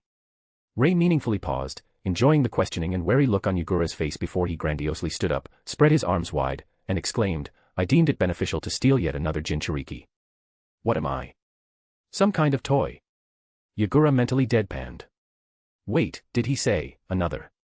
His expression turned into an incredulous one. Before he could continue that train of thoughts, however, Ray chuckled and sat down, continuing speaking in a mirthful manner, that said, you don't really have much of a choice. Yagura's back stiffened, and then the man went completely slack as if all tension suddenly left him while his body fell back onto the bed in resignation. His instincts alongside everything ingrained in him by the brutal training Kazekage put him through were screaming at him to return the threat, to not just quietly take it, to fight. And yet, his mind was far too exhausted to put up any pretense or participate in a meaningless power play. After all, if he really discounted his feelings and all that searing self-pity, he really didn't have much of a choice, did he? What exactly do you want from me? Yagura spoke in a resigned tone. I won't aid you in harming Kazekage. If that's your goal, then you are at the wrong address. Funny. From where I stand, you were doing a good job of exactly that yourself before we decided to intervene. Ray replied with a chuckle, causing Yagura to grit his teeth. Don't even try to play a tough guy, Yagura. You are smarter than that. You are the first Mizukage who caused a civil war in his hidden village. And despite it being nipped in a bud, you will be remembered for as long as Kazekage will exist. You, Ray smugly pointed at him, are the bad guy. Every sentence caused Yagura to visibly recoil, and despite that, he stayed silent. Everything Ray was telling him was the truth. Both of them knew there was no way to claim being put under the influence of Sharingan. Firstly, the Uchiha clan and Konoha would be quite angry because of that, which would most likely mean Kazekage would deny any such claim, and secondly, there was no way to prove it now that the Sharingan genjutsu was lifted. This was one of these situations where his rumored strength was playing against him. After all, how could somebody strong enough to become a Mizukage before even reaching 18 fall for a Sharingan genjutsu? Especially a Jinchuriki who has a bijou in him. A bijou that would normally destroy any attempt at mind control. Heck, even he had no answer for that. Ray unwittingly watched Yagura's expressions change at a fast pace while thinking, poor sod, not even knowing about Menjiki Sharingan. No wonder he was caught off guard by it. Heh. Yagura snorted, then tell me, what do you want? I am screwed either way. He stubbornly stared at the ceiling. Honestly, he just got out of months of being manipulated by genjutsu and now he had to deal with this shit. Technically, you are not screwed. You are simply presumed dead. Ray pointed out, enjoying Yagura's eyes narrow in irritation. As such, your affiliation with Kazekage is effectively over. Can't brand a dead man traitor, after all. Do you see what I want from you now? No. Yagura whispered, realizing why exactly he was having this conversation. I am not Betra-. Ah, stuff it. Ray interrupted, Kazekage is as good as mine anyway. Yes, I will let the clan heads run it because it is honestly a bother. Yes, I will make sure it is improved and many reforms are passed for the betterment of the village and its forces, but I sure as hell don't really care about the village itself, so it won't be the best it could. Yes, I am planning to get it up to par with Kimogakure at the very least, but then again, that's for my own benefit. And lastly, I can also make a life for everybody in the village infinitely more difficult through Ringo. Let me tell you, any goodwill or sentiment she could have felt for her own village is now drier than the deserts in the land of wind. Ray watched Yagura's body subtly reacting to his words and was pleased that he had his undivided attention now. So, do make this easier for both of us and let's make a deal. You will swear allegiance to me and my village. Naturally, it will be enforced through seals put on your heart. You must understand my reluctance in trusting you without these seals. Mr. Fourth Mizukage. Ray added mockingly. In return, I will let you keep tabs on Kazekage and compose reforms you think are needed for the village to improve. You will have a direct hand at making Kazekage better. Plus, it's not like the loyalty seals have only disadvantages or you lose your free will. I want a capable ninja, not a slave. The seals will prevent you ever again from being manipulated via genjutsu. They will also adjust your bijou seal and make it infinitely more comfortable for Sanbai, which should completely calm him down considering his lazy nature. There are more benefits but, well, they are not really important right now. Ray shrugged and fell silent, letting Yagura digest what he just told him. Yagura wasn't a novice in coercion and negotiations. He half expected to be tortured when he declined, so having the situation so blatantly shoved into his face was a bit disgruntling, but still. When he put it that way, Yagura bitterly thought. He was quite literal when he said I don't really have a choice, wasn't he? Yagura realized. Damned if do, damned if don't. Oh, how I regret not becoming a baker rather than a shinobi. He wistfully reminisced. The sales pitch was extremely tempting for him in the current situation. He was a criminal on top of being legally dead. Showing his face would simply earn himself a quick addition to the bingo book with a high reward whilst causing more problems for Kazekage, as Ringo will either be forced to hunt him down and present his severed head, or worse, a new civil war would be caused because of that. After all, if the deed propelling Ringo to the seat of the 5th Mizukage turned out to be fake, yeah, Yagura decided then and there he would rather wear a mask his entire life. If Ringo or Rei deemed Kazekage not worth the effort, well, let's just say Yagura didn't really want to see how many fools would attempt fighting against Ringo and get slaughtered for it. Considering the average intelligence level of clan heads, the damage to the village would probably be irreparable. Hence, stick. On the other hand, Rei was offering him a chance to do the sole thing why he even became a Mizukage. He was offering him a chance to fulfill his dream. A chance to reform Kazekage according to his wishes. Admittedly, it was not much, but in his situation, it was more than he could ask for. And if he did a good job, maybe, just maybe he could alleviate at least some fraction of the guilt he felt inside for what his manipulated self caused. Hence, carrot. Fine. Yagura answered after being quiet for half an hour of considering his options. I will join you. Rei smirked, all according to the plan. I did promise Ao to improve Kazekage, and I would loathe putting such a task on the shoulders of one of my girls or, God forbid, my own. Nope, getting some poor sod to do it for me is the best option, isn't it? Doesn't hurt that Yagura would see it as if I was doing him a favor either, right? Chapter 219, Chapter 219. New Kiri Council. 2 days passed since the battle between Water and Lightning as the people started calling the clash between Ringo and Yagura. Honestly, it was quickly becoming the stuff of legends on par with Madara and Hashirama. For the first time in history, normal people from all over the elemental nations got to witness a battle between high-ranking ninjas from the comfort of their houses. The various ninja villages were of two minds on the matter. On one hand, people were shown the power of ninjas by someone who was a monster even by their most brutal standards. That could really lead to some unnaturally high expectations from their clients, and it would be awfully awkward resolving any misunderstanding if somebody asks them to destroy this or that country. On the other hand, ninjas would be now feared or respected even more, which was, yet again, a double-edged blade in itself. Nevertheless, it was more of a useful kind in regards to ninjas. But one thing was set in stone. After seeing the battle, there wasn't anyone, be it a Daimyo or a Kage, who was willing to antagonize Kazekage. In fact, the village was flooded with requests for alliances, trading agreements, and so on. Naturally, all were offered under the assumption that Ringo will be the 5th Mizukage. The door to Kazegage's council room suddenly flew open, shutting up a nasty argument between the counselors of Yagura's reign and the clan heads who deemed it their right to become new counselors. All of them snapped towards the door, wondering who is the rude bastard trying to enter the room when they are discussing important matters. But before anyone could even let out a simple eep, Ringo apathetically strode into the room. One look at her eyes and the counselors, no matter whether new or old ones, knew they would be unable to provoke the unimaginably dangerous woman. Most of them averted their eyes, trying to rein in their shudder, but there were still some of them who couldn't help but hyperventilate when they remembered the battle between Ringo and Yagura. The old counselors simply feared for their lives, but they didn't have anywhere to go. All of them were Kiri loyalists to the core, and as such, if the new Mizukage wanted them dead, they would prefer dying in their village rather than going rogue. As for the new counselors, the clan heads, when they hired Yuzora to resolve their problems, they never thought Ringo would be so frighteningly powerful. At best, they thought Yagura would be overpowered by sheer numbers or through trickery, but never in their wildest dreams did they think Ringo capable of facing a Bijou head-on. Now they were stuck with her as their Mizukage, and slowly, they started to understand why Ao was so cross with them for giving her the position.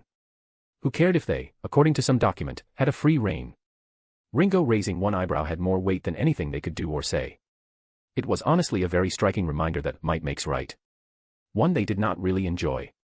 Ringo steadily walked towards the furthest throne-like chair in the back of the council chamber and flopped into it with a complete disregard for anything even remotely resembling etiquette. She sighed irritably and swept the people in the room with a fed-up stare. An hour ago, Ao sent me a message that you are bickering like a bunch of little children. And damn Rei for giving him a way to contact me. She mentally grumbled as the message interrupted her forging. Care to share what is so important I had to be dragged into it? The room descended into complete silence. Ringo stared at the counselors, her eyes getting more and more fed up by the second while the counselors tried to gather courage and their wits to reply. Well. Ringo drawled, her eyes stopping on Ao, who stood by the door to the chamber, showing he was not a part of the council. Of course, it has to be me. It's so hard to be one of the only two competent people in the room. Ao wistfully thought before sighing in exasperation. The clan heads and the old counselors can't decide who shall be the new council under yourself, Lady Amuri. Maybe you could state your ruling on the matter. He added a bit mockingly. And with that sentence, tension returned to the room. The old counselors looked at Ringo with apprehension while the new ones with hope, causing Ringo to deadpan at AO, her eyes clearly asking if this is really how leaders and high officials should behave. Much to her chagrin, he simply casually shrugged, letting her deal with the problem. Rubbing the bridge of her nose, Ringo furrowed her brows. I am far too young to do this shit. She mumbled, and while at the time it peeved her to no end, now she inwardly thanked Ray for giving her an idea of how to avoid running things. If only he didn't decide to do it in the middle of their lovemaking, then again, she probably wouldn't remember it if he didn't choose that exact moment. Fine.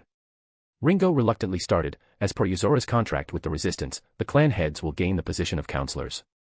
Quiet cheers and smug looks started appearing on the faces of the clan heads before Ringo added, to keep in mind the contract clearly stated you are obliged to work for the betterment of the village as a whole, rather than just your clans.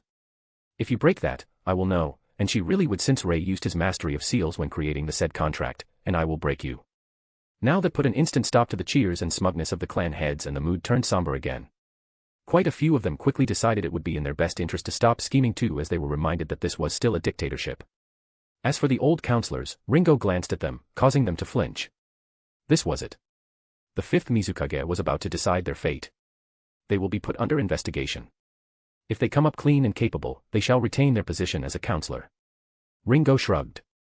Doesn't really matter if there are more seats on the council or not anyway. This way we will have more input, more people working towards the development of the village, and it will also be harder to manipulate votes. Not that I am going to let any who try walk away intact. She nonchalantly added. The old counselors sagged in relief while the new ones were a bit miffed at people without the status of a clan head becoming counselors or their sudden inability to bribe or blackmail others to get laws passed.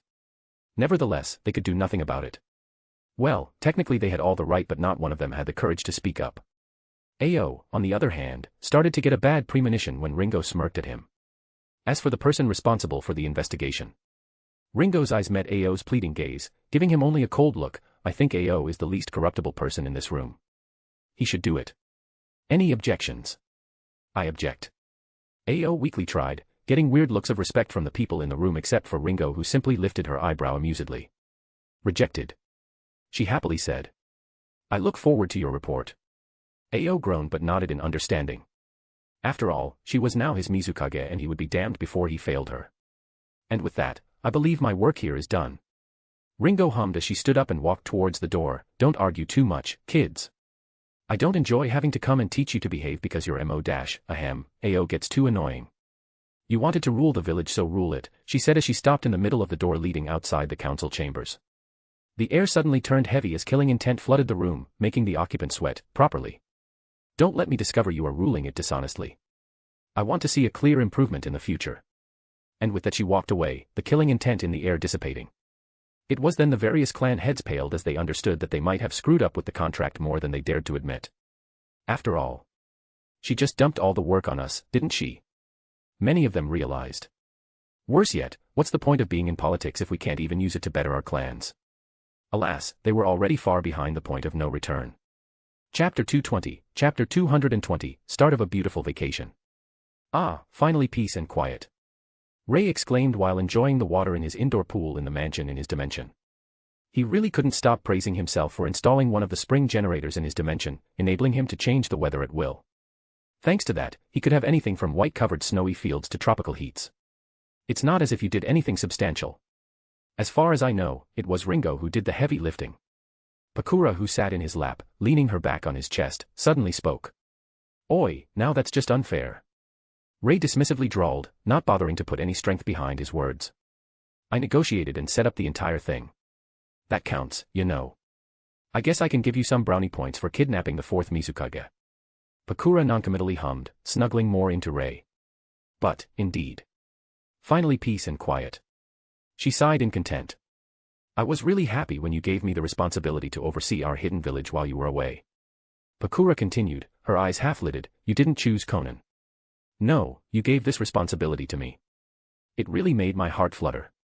Pakura grimaced, at least, it did before I realized just how much workload overseeing a village in the height of its development boom without shadow clones means. God, it was hell on earth. Pakura shuddered, causing Ray to snicker at her. That said, Ray started while gently stroking her hair, you developed the village on the other side incredibly well in the past few months. Setting up small spring generators in the training ground so the ninjas can set their own training environment, hashing out the finishing touches upon the organization of our ninja ranks, creating fake misleading alliance documents with the Uchiha in case some busybody decided to check what exactly is going on between them and us, and my personal favorite, your initiative to set up secret forward bases in countries that don't have ninja villages. You saved me a lot of time, Pakura. Rei said and affectionately kissed the side of her neck in a show of appreciation. Yeah. Pakura agreed, I couldn't really leave that project idle. Honestly, that idea of yours to set up booths where locals can issue missions and our troops can respond via teleportation seals, it was golden, it just needed some very precise but strict woman touch to improve all the imperfection. By my estimations, the project should be finished in a few months at the latest and we will have a forward base with teleportation anchoring seals in most countries. I see, but... Woman touch, eh? Rei amusedly stated, making Pakura giggle as she lifted herself from his lap and turned around, straddling him while leaning into his chest and letting him feel her soft breasts. Yes. I would be delighted to show you what I mean. Pakura replied before her lips softly landed on Rei's, giving him no time to gather his wits as her tongue started asking for entry. He did the only thing possible in that situation and his hands quickly found their way to her bottom, from time to time eliciting soft moans from the woman. Pakura and Rei made out for a few minutes, enjoying the presence of the other before they finally separated and Pakura laid her head onto Rei's shoulder, contently sighing. Rei simply let Pakura take the lead, knowing she was not one for being overly passionate or hasty. They had the entire day off so there was no need to rush anywhere. How is our new resident Jinchuriki settling in? Rei asked, starting to caress Pakura's back while from time to time stimulating her nerves by sending a flicker of his chakra into it through his fingertips. Squirming, Pakura whinily breathed out before answering, he is, go OD. Biting her lower lip, Pakura's hands quickly found themselves around Rei's neck as she started using her wind chakra to produce an effect of a soft, exciting caress all over Rei's body that was above the water surface. Feeling it, Rei smirked before leaning closer towards Pakura's head on his shoulder and kissed her hair before quietly but smugly chortling into her ear, letting her know he acknowledged her attempt but it was still nothing extraordinary. Pakura hummed, trying to sound irritated but through the electricizing flickers of Rei's chakra through her back, she really didn't manage it. Then again, she had to admit her control of wind chakra was not yet good enough. It certainly didn't compare to what Conan could do with her so Pakura gave up in trying to compare herself with Conan and focused on making her touch as enjoyable for Rei as she possibly could. Plus Rei had an unfair advantage since he could use his lightning chakra even underwater without problems while controlling her wind chakra was a bit tricky underwater. Yup, there was no need to compete, she grudgingly told herself. Pouting, Pakura continued speaking about their latest freeloader, Yagura for some reason made quick friends with Yujito. I guess it is some kind of Jinchuriki compassion or whatever. She let out in one breath before a gasp tore out of her throat when Rei reached her weak spot on her back. Last I heard, Yujito refused to help me with, some easy and unimportant paperwork because she was helping him with some reforms. She shuddered. Rei simply smiled at the working ethics of his newest worker. The guy was quite good too. Happily doing his job for him and not even knowing it. Pakura pulled her body a bit away from Rei, looking him straight in the eyes with a small smile decorating her lips, enough about work. There are more, enjoyable pursuits we could do during our holiday. She purred, putting her forehead on Rei's. After all, we do have a few days of vacation in front of us. We wouldn't want to waste them, now, would we? Few days without any research or work does indeed sound nice. Rei's eyes sparkled as he lightly kissed Pakura, starting an exchange of quick pecks between them as they both got more and more into the mood. Rei embraced Pakura's body tighter to himself, indulgently smiling at her while his naughty hands reached towards. The door to the indoor pool suddenly burst open and the disheveled Maki gasping for air spotted Pakura straddling Rei as they sat in the pool, both giving her a bit bewildered but also irritated looks. Not knowing if she should blush due to the situation she found her sensei in or go completely pale because of the looks her sensei is giving her, Maki decided to pretend she didn't see anything and straightened up. It's an emergency. Anko Mitarashi just reported Uchiha Itachi and Root starting to act strange. The Uchiha massacre is coming. Rei and Pakura stared at Maki, both capable of thinking of only one thing. For fuck's sake, the Kirigakure were just ended and now another bothersome situation sprang up. Their vacation was apparently cut short. Chapter 221, Chapter 221, Uchiha Massacre 1.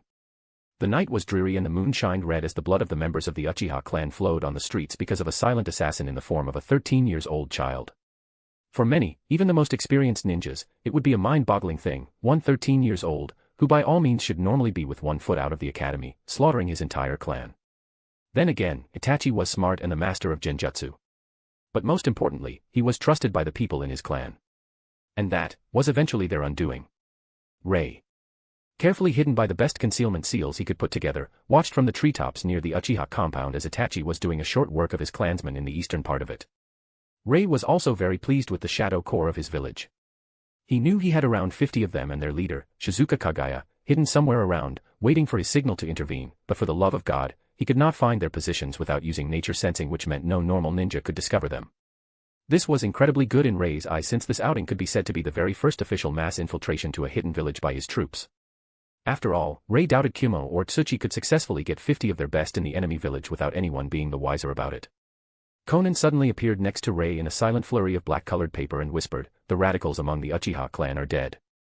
Ray hummed in acknowledgement. He was not happy about it since most of these were high-ranked ninjas, but he knew he couldn't have everything. "Good job, Conan.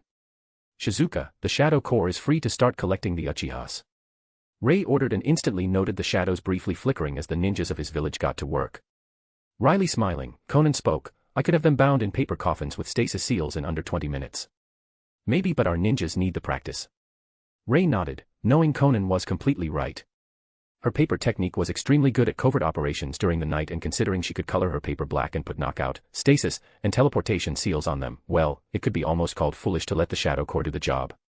Then again, Ray made a village so he wouldn't need to do everything himself. Maybe in a few years, he could comfortably sit in his living room while the village ran itself. Well, one could dream. Meh, you just want to see our ninjas work and feel proud of yourself.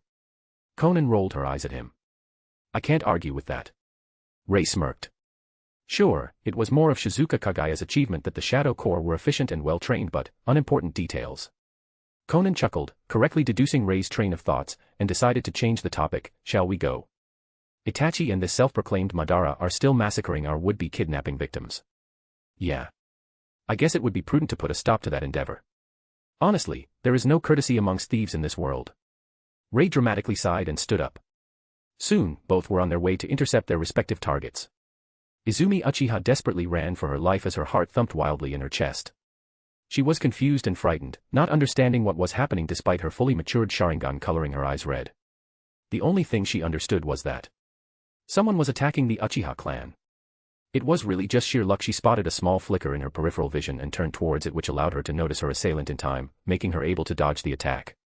Izumi quickly understood the hooded man in black clothing was far above her pay grade. As such, she did the logical thing and turned tail as if her life depended on it. As she ran through the Uchiha compound, Izumi could notice a few instances where Uchiha ninjas tried to resist, but they were quickly and most importantly, silently taken down before they could alert other clansmen. From what she briefly noticed, their attackers played dirty, never really going 1 versus 1 against her clansmen and usually attacked from the back. Izumi contemplated using Fire Release, Great Fireball, to give others at least an inkling that something is wrong, but every time she slowed down in preparation for the jutsu, a chill ran through her spine which made her forsake her plans and run even faster through the shadow-covered night. How? We are in Konoha. Who could attack our clan? We are supposed to be safe here. She frantically thought as she quickly ducked into a side alley as her eyes spotted shadows flicker before Tadako Uchiha, her former classmate from the academy, suddenly fell backward as if she was paralyzed. It completely scared her out of her mind. She had her Sharingan activated. She should be able to see clearly even in the dark. And yet she simply failed to notice the attacker through the veil of night. Disbelief, shock, confusion, and hopeless desperation filled the mind of the recently promoted Chunin. She wanted nothing more than to get out of there alive. She wanted nothing more than to reach the house of her grandma and make sure she was fine. She wanted. Izumi finally ran out of the side alley into the street near her grandmother's house before the sight in front of her made her freeze in her tracks. In front of her stood her budding crush, Uchiha Itachi, clad in his ANBU gear and holding a katana with blood stains on it. Itachi.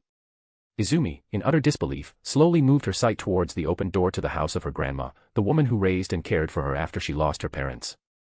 What really made her rooted in her spot, however, was the body of her beloved grandmother on the porch in the puddle of her own blood. No. Itachi wouldn't. No. Not my grandma. Tears started streaming down Izumi's cheeks as she fell to her knees. It was then, Izumi really understood why Sharingan was deemed to be a curse. The smallest signs of guilt on Itachi's cold face. The droplets of blood falling onto the ground from his katana. The unrelenting and ruthless yet sorrowful look in his eyes as he looked at her. His posture that told a story in itself. No. No matter what Izumi wanted to tell herself, her Sharingan mercilessly gathered all information for her and made the scene burn into her mind with complete clarity. The boy she dated, loved, killed the most precious person to her. I am sorry, Izumi. It was necessary. Itachi evenly said, taking a step towards her. I didn't want you to witness this. He said sadly, I at least wanted to give you a fulfilling life before sending you off. Grief, betrayal, pain, hatred, as if something broke within her as she dearly wished what she saw was just an illusion.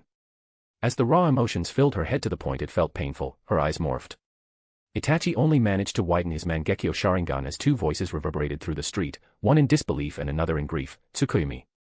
The standing Itachi and the kneeling Izumi absently stared at each other for 3 seconds before Izumi fell headfirst onto the ground, unconscious as tears of blood wet her cheeks while Itachi staggered backward, still in utter disbelief as his hand subconsciously reached towards his head due to the sudden headache. She almost fought me off right after awakening her Mangekyo. Itachi thought with wide eyes, gulping for air as a small tinge of jealousy made itself known in the back of his mind at what Izumi Uchiha just accomplished. He quickly squashed that thought though. He knew Izumi was extraordinary but this. He wasn't even able to implant the illusion of a happy lifetime into her mind with her own Mangekyo so ferociously fighting his. Yes, letting Izumi see the corpse of her grandmother was certainly a mistake. Such a pity. Itachi whispered before sighing and started walking towards the unconscious form of Izumi. I am so sorry. He prepared to stab his katana into her when suddenly a bored and leisure voice stopped him in his tracks. Don't worry. She will get better. Itachi's head whipped in the direction of the voice, only to see a smug-looking blonde man assessing him, no. Izumi as if she was a particularly interesting research project. I think, the man started talking again, his lips stretching into an excited grin. I just found a girl I really, really want to kidnap. Chapter 222, Chapter 222, Uchiha Massacre 2. Rei stood and waited for the 13-years-old Uchiha kid to finally comprehend that someone not of the Uchiha clan just caught him slaughtering the Uchiha clan in the Uchiha district after he was reassured by the Konoha higher-ups that no non-Uchiha will be present for the so-called Uchiha massacre. Rei had to admit, Itachi really froze in a totally Uchiha-like way. It didn't take even 2 seconds but Rei recognized that Itachi was already over his shock and on guard. It wasn't his expression. Far from it. His face stayed cold and expressionless despite the boy's shock. So much that Rei was sure Danzo would praise the boy to the high heavens in his heart. No, it was the small, almost unnoticeable twitch of Itachi's fingers gripping the handle of his katana that gave him away. Who are you? Itachi coolly asked, the only sign of his unnerved state being his tight grip on his weapon. Does it really matter? All members of the Uchiha clan who wanted to rebel are dead except your father. I am here simply because I don't want to see the Uchiha clan dead because some albeit skilled but still foolish prepubescent child decided to listen to barmy old men's idiocy. Rei dryly said. He meant every word too. He simply omitted that his vision of the Uchiha clan's survival meant removing them from Konoha for good. In fact, there was no way Konoha could slaughter every single Uchiha even if they rebelled. First, they were a founding clan and had an important bloodline. Second, there were a lot of non-combatants and killing those would create a very dangerous situation for Konoha once the Daimyo heard of it.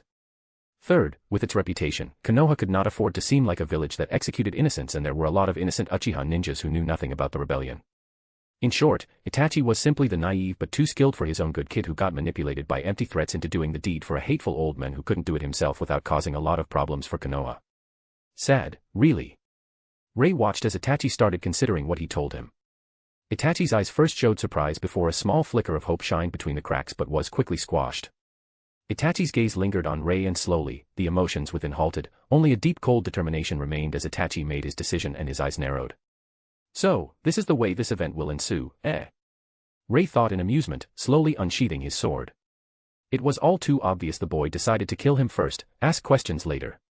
Ah, well. I did want to test him, didn't I? Itachi only narrowed his eyes further, this time in wariness.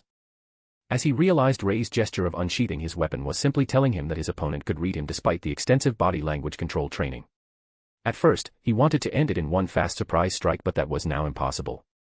Suddenly springing into action from his semi-relaxed stance, Itachi slashed at Rei in a wide arc, aiming for his neck, causing him to block the slash with his own sword. Itachi expected this and slightly crouched down, pushing his sword a bit away from his body, which also pushed Rei's sword away since they were locked in a clash, and then Itachi's free hand struck at Rei's ribcage, easily grasping a kunai which flew into it mid-swing from Itachi's sleeve. As he sidestepped the kunai and forced Itachi to retreat due to an attempt at striking his chin, Rei had to admit the kid had skill. From this single exchange, Rei understood Itachi's preferred way of handling things. Misdirection and precise quick strikes to vital areas seemed to be the crux of Itachi's style. Itachi watched the blonde man in front of him with a small frown on his lips. He didn't like this initial exchange at all. Naturally, he didn't expect to kill a warrior opponent with one strike.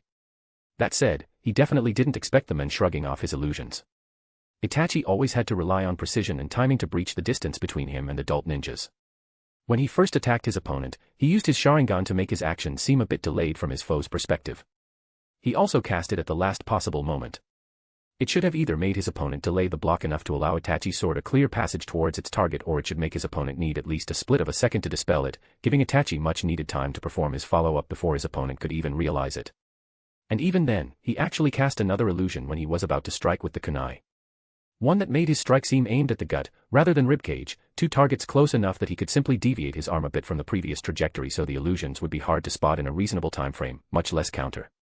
With his timing, it should have been downright impossible to have time for dispelling the illusion. Hence, Itachi would have understood if his enemy jumped back. But the blonde man simply shrugged both illusions off as if they didn't exist. He did that while looking straight into his Sharingan the entire time. This combo worked against most jonins when they were cocky enough to underestimate him and didn't dodge. Even then most were smart enough to try avoiding his eyes. To think someone could counter him while looking straight into his Mangekyo that had an even better effect for enhancing illusions than 3 Tomo Sharingan. Needless to say, Itachi instantly understood just how outmatched he currently was, since his strongest skill, his illusions, and his biggest advantage, his frightening timing and precision, were easily countered. Nevertheless, it doesn't seem as if the man took me seriously. Is he simply testing me? To what end? Itachi analyzed when he saw his opponent not moving from his spot, simply waiting for him to do his next attack. Stalling. No. Fine, he sighed, I guess there is no other choice. Itachi crouched in preparation for an attack. Honestly, he started feeling a bit of respect for his foe. If only because not for a second did their eyes separate during the fight. Let's see how you will react to. Casting 3 illusions on his enemy, Itachi turned around and ran away as fast as he could, bolting into a side alley to make it even harder for Rei to follow. Rei blinked at the silent, dark, and empty street where only he and the unconscious form of Izumi were left as a chilly breeze mockingly swept through it. It took his brain 3 seconds to reboot enough to realize what happened before he chuckled in amazement. The kid actually ran. Rei rubbed his forehead with his hand, but his lips refused to stop smiling. No wonder he went places. He quickly assessed there is no way to win and retreated. Smart kid, I guess. Rei amusedly shrugged. Honestly, he felt a bit cheated, but he had to give praise where it was due. Most ninjas Rei met so far in his long career were total crazed idiots not capable of correctly assessing their enemies from a brief controlled exchange. Most would at least try to fight, hoping for him to make a mistake they could capitalize on. The problem with that was that during the said process, they usually got injured enough that retreating suddenly stopped being such a viable alternative. As such, Rei could respect Itachi for briefly testing waters and then retreating when he realized that this is not really a fight he is capable of fighting. The only thing Itachi could really do was another Tsukuyomi, since that could be called cheating in the ninja world. Then again, if he did that and I broke free out of it, which from Itachi's point of view was most likely a slight possibility since I could shrug off his Sharingan illusions, he would be done for. Rei thought. He knew that Itachi was not yet his older Akatsuki self. The kid was 13. Rei actually felt a bit like a bully, facing him. Moreover, casting one Tsukuyomi to protect himself from Izumi's Tsukuyomi should have been quite hard for Itachi. Another Tsukuyomi shortly after that would probably take him out of the fight, no matter if his enemy resisted or not. Yeah, he could really respect Itachi's call to retreat. Shaking his head, Rei put Izumi's body on his shoulder and created a shadow clone that took the corpse of Izumi's grandmother. It was time to go. Chapter 223, Chapter 223, Uchiha Massacre 3. Conan materialized right in front of Obito, who was finishing off an Uchiha Chunin with a stab straight through his heart. Obito slowly blinked and tilted his head, trying to comprehend where the heck did all that paper appear from and who was the woman in front of him. Honestly, he was confused as heck. Toby is a good boy. He weakly tried as the body of the Chunin fell lifelessly onto the ground. Obviously. Conan patronizingly nodded, but her tone was totally sarcastic as her eyes glanced at the dead Uchiha between them. It didn't take Obito long to realize that something went horribly wrong with this straightforward operation. As such, he decided that useless banter was unnecessary and quickly sprang into an attack. Crossing the distance between himself and the patiently waiting woman, Obito lashed out with a kunai and gleefully watched as Conan tried to parry, only for her kunai to pass through him. To Obito's surprise, the only sight of shock on Conan's face was an almost pleased widening of her eyes. He didn't have a long time to see her expression though, and even less to contemplate it. He quickly passed through her body in his intangible state, and the second he finally separated from her, he quickly spun on his heel and plunged his kunai deeply into her upper back, aiming straight for the heart. Obito watched his kunai enter Conan as brief satisfaction filled him and thoughts of continuing with his mission sprang up in his head.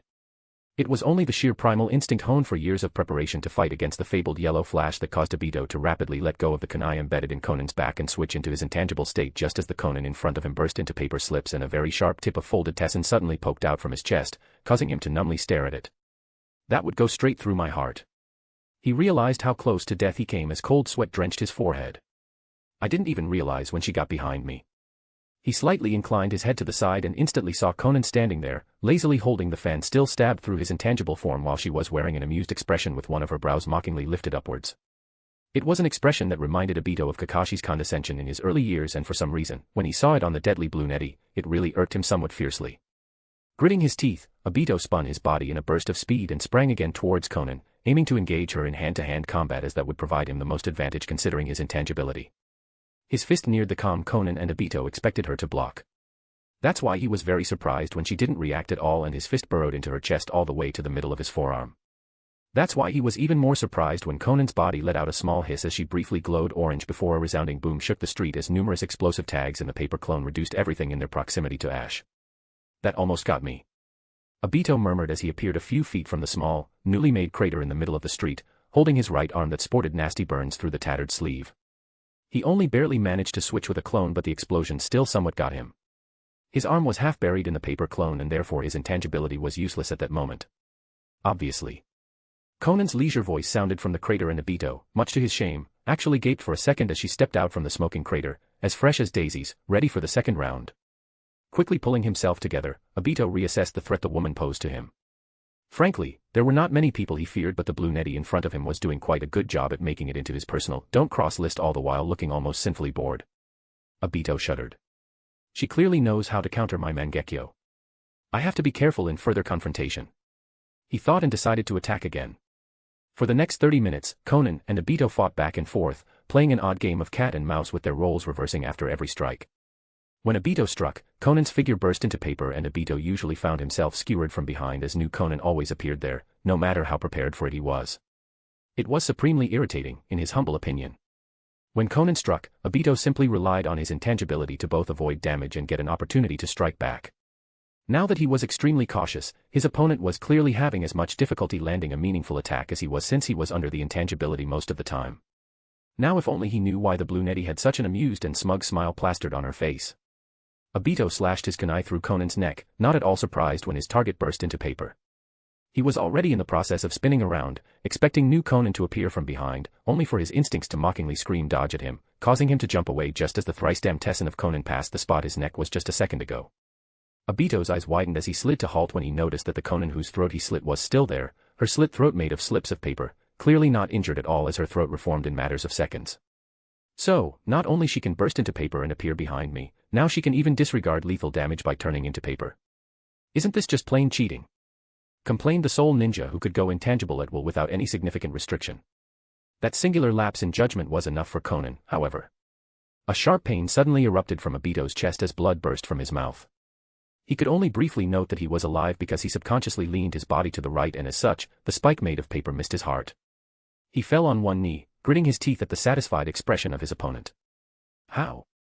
He rasped in disbelief that he was caught off guard. I counted. Obviously. Conan snorted and rolled her eyes at the wide eyes of Obito. Inwardly, however, Conan was a bit sullen that she couldn't make the paper spike from exploding tags. Unfortunately for her, during the fight, she found out that Obito was far too sensitive to chakra and had almost inhuman instincts, so she was severely limited in her offensive means. That's why she didn't even bother using wind chakra in the clash. With her opponent's chakra sensing ability, it would be a waste of chakra. Shit. Obito mentally cursed and spat the blood that pooled in his mouth as he realized with no small amount of horror the woman in front of him somehow grasped the limit of his intangibility in their short fight. Suddenly, something clicked in his mind and he couldn't help but shudder. So that's why she fought with me for the last 30 minutes. She was trying to gauge the limits of my abilities. Obito wanted to berate himself for his carelessness. The limit of his Mangekyo Sharingan was the only weakness he had, considering he wasn't losing his eyesight thanks to the Hashirama cells implanted in him. To think somebody would so easily deduce it during a fight. Yes, the woman in front of him was definitely getting on his feared list. Grimacing, he curiously looked at the dangerous blue neti in front of him and asked, "Aren't you going to finish me?" Conan pointedly looked at him as if he was a total idiot. You would just go intangible again. Fair enough. Obito painfully chuckled. In fact, He was very happy he decided to keep some of his abilities secret and didn't use his Mokutan in the fight because he was half suspicious the woman in front of him would pull out some unexplainable shit, again. He half expected to be turned into paper at this rate. But, that was delusional even for him. Right. In fact, Conan still tried to control the paper spike skewing his chest, but the chakra Obito was pushing into it was causing quite an interference. He definitely knew what he was doing, she mused. Well, Toby had enough. You are not a good girl. You cheating piece of, ahem. Obito slipped into his cheerful persona, not minding the winces he did mid-speech before he went serious again. Next time we meet, I will be prepared. And with that, he disappeared in a swirl, making Conan chuckle at the empty threat. Such a drama queen. Chapter 224, Chapter 224, Uchiha Massacre 4. Rei gave the unconscious Izumi and the corpse of her grandmother to the members of his Shadow Corps and they quickly set to work, pulling out a scroll with 2 corpses of bandits. The members of Shadow Corps then drew a bit of blood from both Izumi and her grandmother's corpse and used a special sealing technique that would mimic the appearance of the person keyed to the blood seal. It didn't take even 2 minutes for the Shadow Corps members to produce 2 flawless replicas of both Izumi and her grandmother's corpse. Naturally, both came with the added bonus of having their eyes damaged so nobody could find out these replicas were not Uchiha corpses. Rei really wondered how Danzo would react to that little surprise. It would take blood tests to find out these bodies do not belong to the members of the Uchiha clan. Alas, the last component the Shadow Corps added to these replicas of the Uchiha members' corpses was a special creation of Tsunade that completely dissolved an injected body precisely 6 hours after the administration. It was a pity it only worked on dead bodies, but for the current situation, it was golden. It wouldn't take long for the massacre to be discovered. After that, it will most likely take at least 2 hours to clean up and transfer the bodies into a morgue or, in case of the bodies taken by route, wherever Danzo would order his cronies to bring them. Rei completely banked on the chaos effect such an event will have on the village.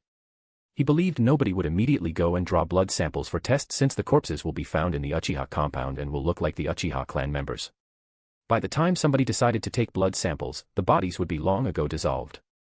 Even if somebody did take the blood samples of 1 or 2 bodies in a timely manner, it wouldn't matter much as there will be no actual proof of any kind of foul play. At least, nothing that could be factually proven. At best, there would be some unclean speculations that could easily be written as non-Uchiha visiting the compound during the fateful night. As for the dissolution of bodies, Rei was fully intending to let Konoha make their own assumptions. His bet. He believed Konoha higher-ups would simply write it off as a secret way of the Uchiha clan to prevent their bodies from falling into the hands of Konoha. After all, they did plan a rebellion in a few days, so having a way to prevent such a thing would be sensible. Considering the Uchiha clan liked to burn their deceased, it wouldn't be such a stretch. Naturally, it didn't really matter to Rei if the Konoha higher-ups assumed as such or if they came with their own theory. He didn't intend to leave any proof that someone not from Konoha intervened.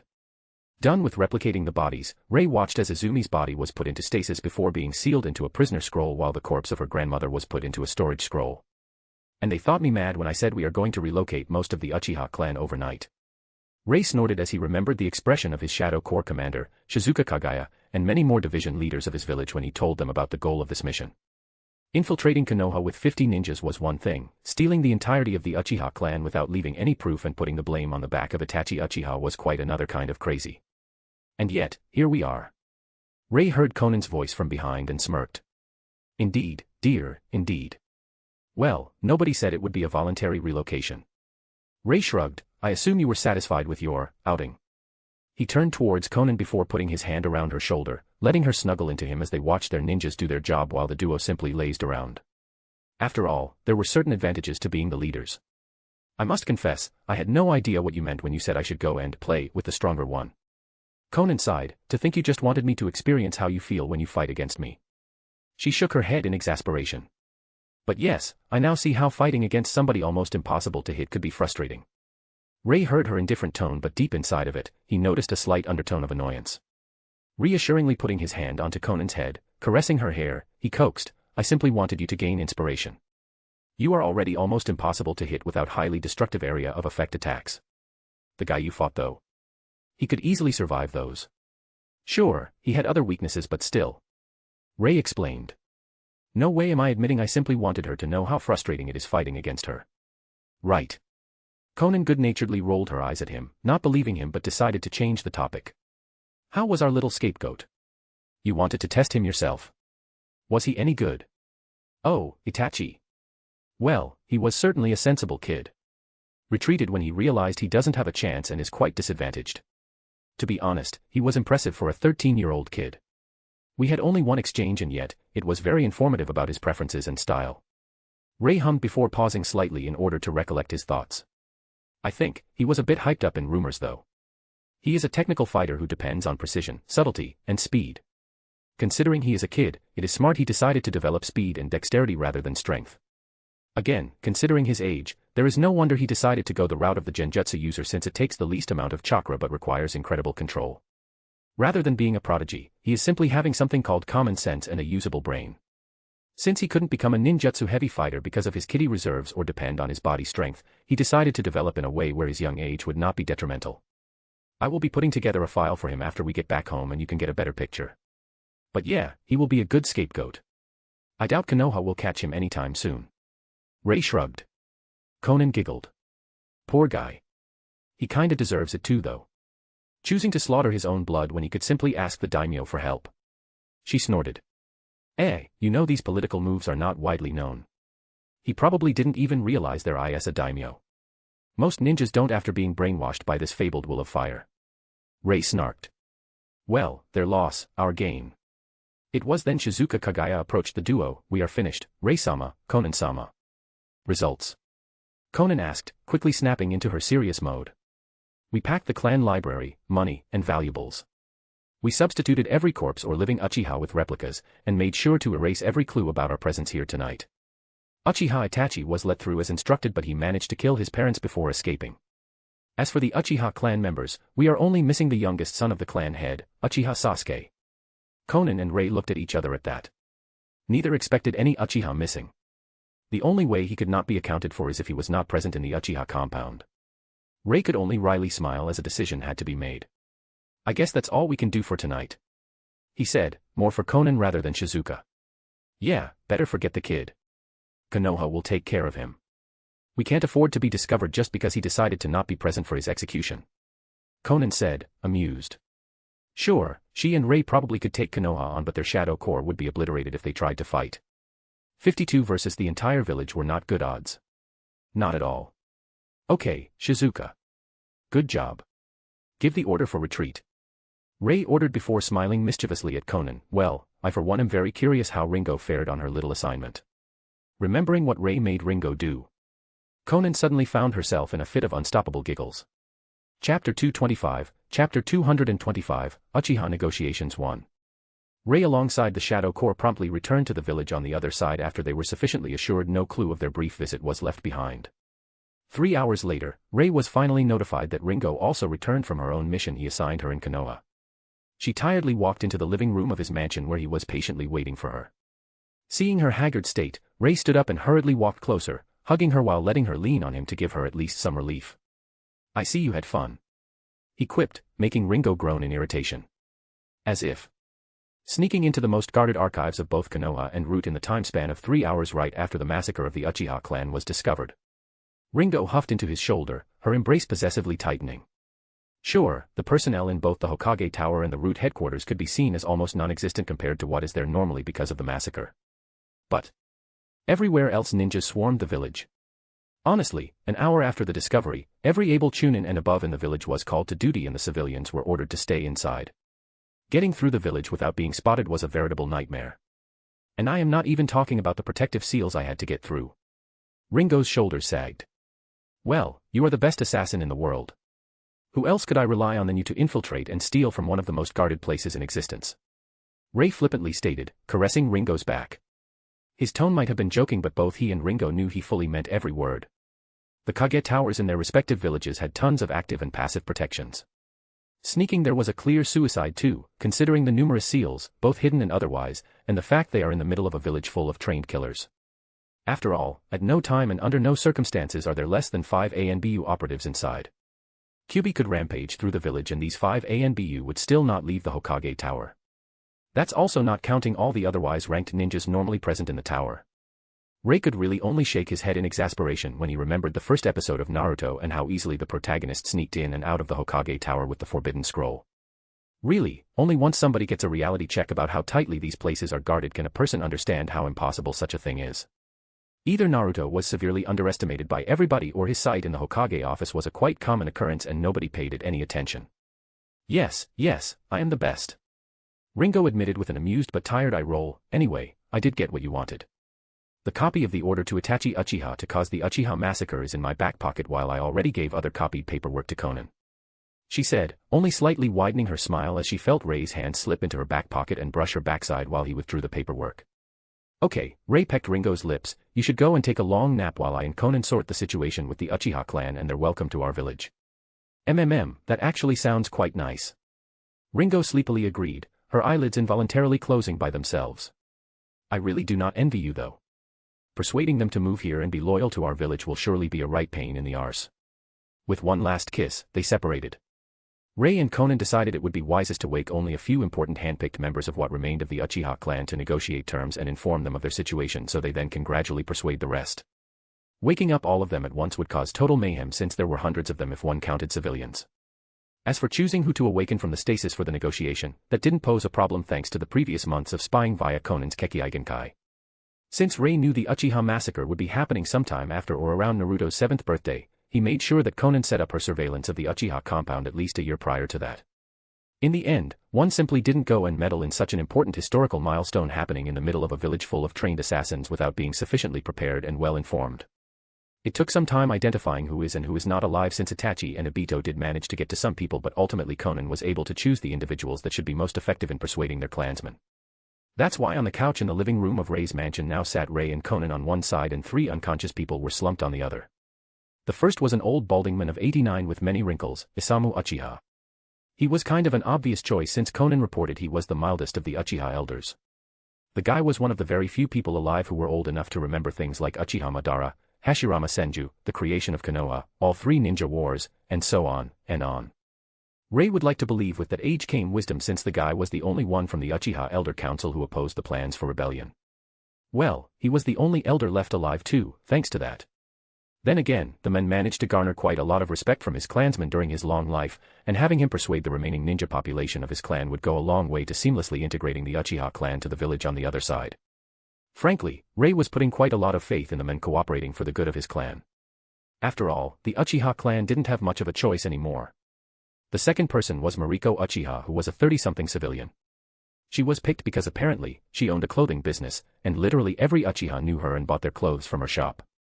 She was well known and well regarded among both the civilian and ninja parts of the clan, which was quite rare considering how arrogant and prick-like the Uchiha clan's ninjas usually were. While Rei didn't strictly need Uchiha civilians, he couldn't just throw them away like used trash, now, could he? Mariko seemed like a good choice for a representative of civilians, and Rei was sure she could persuade the civilian side while also getting some ninjas more open to the integration. And lastly, the third person was Izumi Uchiha. Honestly, she was there simply because Rei wanted her to be present. The girl was 13 and already had Mangekyo Sharingan. It was a sad truth that could prove very beneficial in the long run, so Rei saw no reason not to use it to his benefit. Oh, she was no Itachi Uchiha, that was for sure, but she was the most valuable thing Rei collected on his little expedition to Konoha. Okay, then, let's wake them up. Conan said, and the ceiling tags that kept the 3 unconscious instantly detached themselves from their foreheads, causing them to stir. Isamu was up and about in a split of a second, a true testament to his instincts and a small show of a reason why exactly he managed to outlive all of his peers. Mariko was quite slow, but even she got wary and woke up fast when she found herself in an unfamiliar room. Only Izumi showed a bit more childish side when she mumbled about requesting 5 more minutes, but was promptly woken up by Isamu, who ruthlessly poked her ribs, causing her eyes to go wide as she gasped in pain and slouched forward. Rei watched in amusement the antics of his involuntary guests, his smile widening when 3 uneasy and questioning pairs of eyes finally landed on him. It was time to show them why following him was their only chance at surviving. Naturally, he just had to start cheerfully. Hi, there. Didn't expect to wake up again, did ya? Chapter 226, Chapter 226, Uchiha Negotiations 2. The 3 Uchihas blankly stared at Rei, confused about what was happening. Surprisingly enough, it was not the experienced Isamu nor the adult Mariko who reacted first. Hello. Izumi half-stated, half-asked, what is happening? She tilted her head and curiously blinked, probably not yet remembering the previous night in her still sleep-befuddled state. Well, as you might or might not remember, some rebellious elements yesterday decided to eliminate the Uchiha clan. I was like, hey, Rei, that would really be a shame if they all died out, wouldn't it? So I decided to save you. Rei shrugged, his slightly narrowed eyes trailing over his 3 guests as if he was stalking his prey. Naturally, I do expect to be repaid. He added to make things clear. Ray watched the reactions of his involuntary guests and approvingly noted that Izumi, despite being only 13, managed to appear outwardly calm and stay quiet despite the raging inferno of emotions Ray could see in her black eyes. The second he reminded them of what transpired the night prior, Izumi's eyes slightly widened as the memories of her previous night sprang to the forefront of her mind. From there, it was a cocktail of shock, anger, sadness, grief, and confusion mixing visibly for anyone who would bother to look. Yet, it was so very obvious the girl had ninja training as her expression was blank in her body, while still giving some tells, at least didn't telegraph it to the whole room. The most visibly distressed of the three was the civilian, Mariko, who looked sickly pale as she realized how close to death she came yesterday. She was fidgeting and looking around in panic, her brain trying to comprehend what will happen to her now and what to do. And as expected, the eldest from the group, Isamu, looked almost anciently calm, his emotions perfectly veiled by both ages of experience and his training. If one looked deeper, though, it was obvious the man felt sad about what happened to his clan. So Itachi really betrayed us? Isamu asked in a resigned tone of a man who already knew the answer, causing the two women to snap their eyes towards him, demanding answers. What do you mean? Itachi. That sweet quiet kid who was kind to everyone. Mariko questioned with a shocked gasp while Izumi only hung her head low.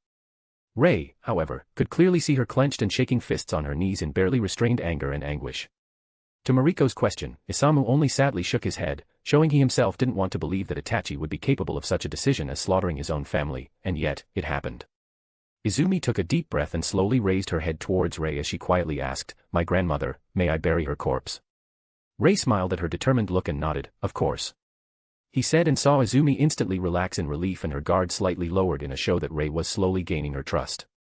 It was almost cute how easy it was to garner some goodwill, really. What use would he have for the body of an aged civilian? He resisted the urge to shake his head in amusement. That said, he wouldn't go telling them his Shadow Core harvested the Sharingan from the corpses of the ninjas who wanted to rebel or were far too arrogant for their own good and therefore forsaken by Ray. These corpses his ninjas didn't bother collecting when they were retreating from Konoha, so unless someone broke the secrecy seal on his Shadow Core, Tsunade will have a neat supply of Sharingan eyes for a study with nobody from the Uchiha clan the wiser. Not like they could complain since the results will be used to improve the bloodline of the loyal Uchihas anyway. Ray was quite content watching the reactions of his three guests. If he took lead in the discussion from the start, he wouldn't be able to assess them as thoroughly as he did now, which led him to some interesting discoveries, especially when Isamu's reactions were concerned. You suspected Itachi? Ray asked Isamu, his eyes glinting at that bit of information. Does that mean everybody in the Elder Council suspected Itachi of being a spy? Better yet, does that mean Fugaku suspected Itachi? His amusement was only increasing as he imagined how Fugaku must have felt when after he sent his son to be an ANBU for Konoha in order to better the Uchiha clan, he found out the said son actually did his job and was an ANBU for Konoha, and not for the clan. Isamu gave a tired half-smile that looked quite pitiful on the ancient man. Let me first introduce myself.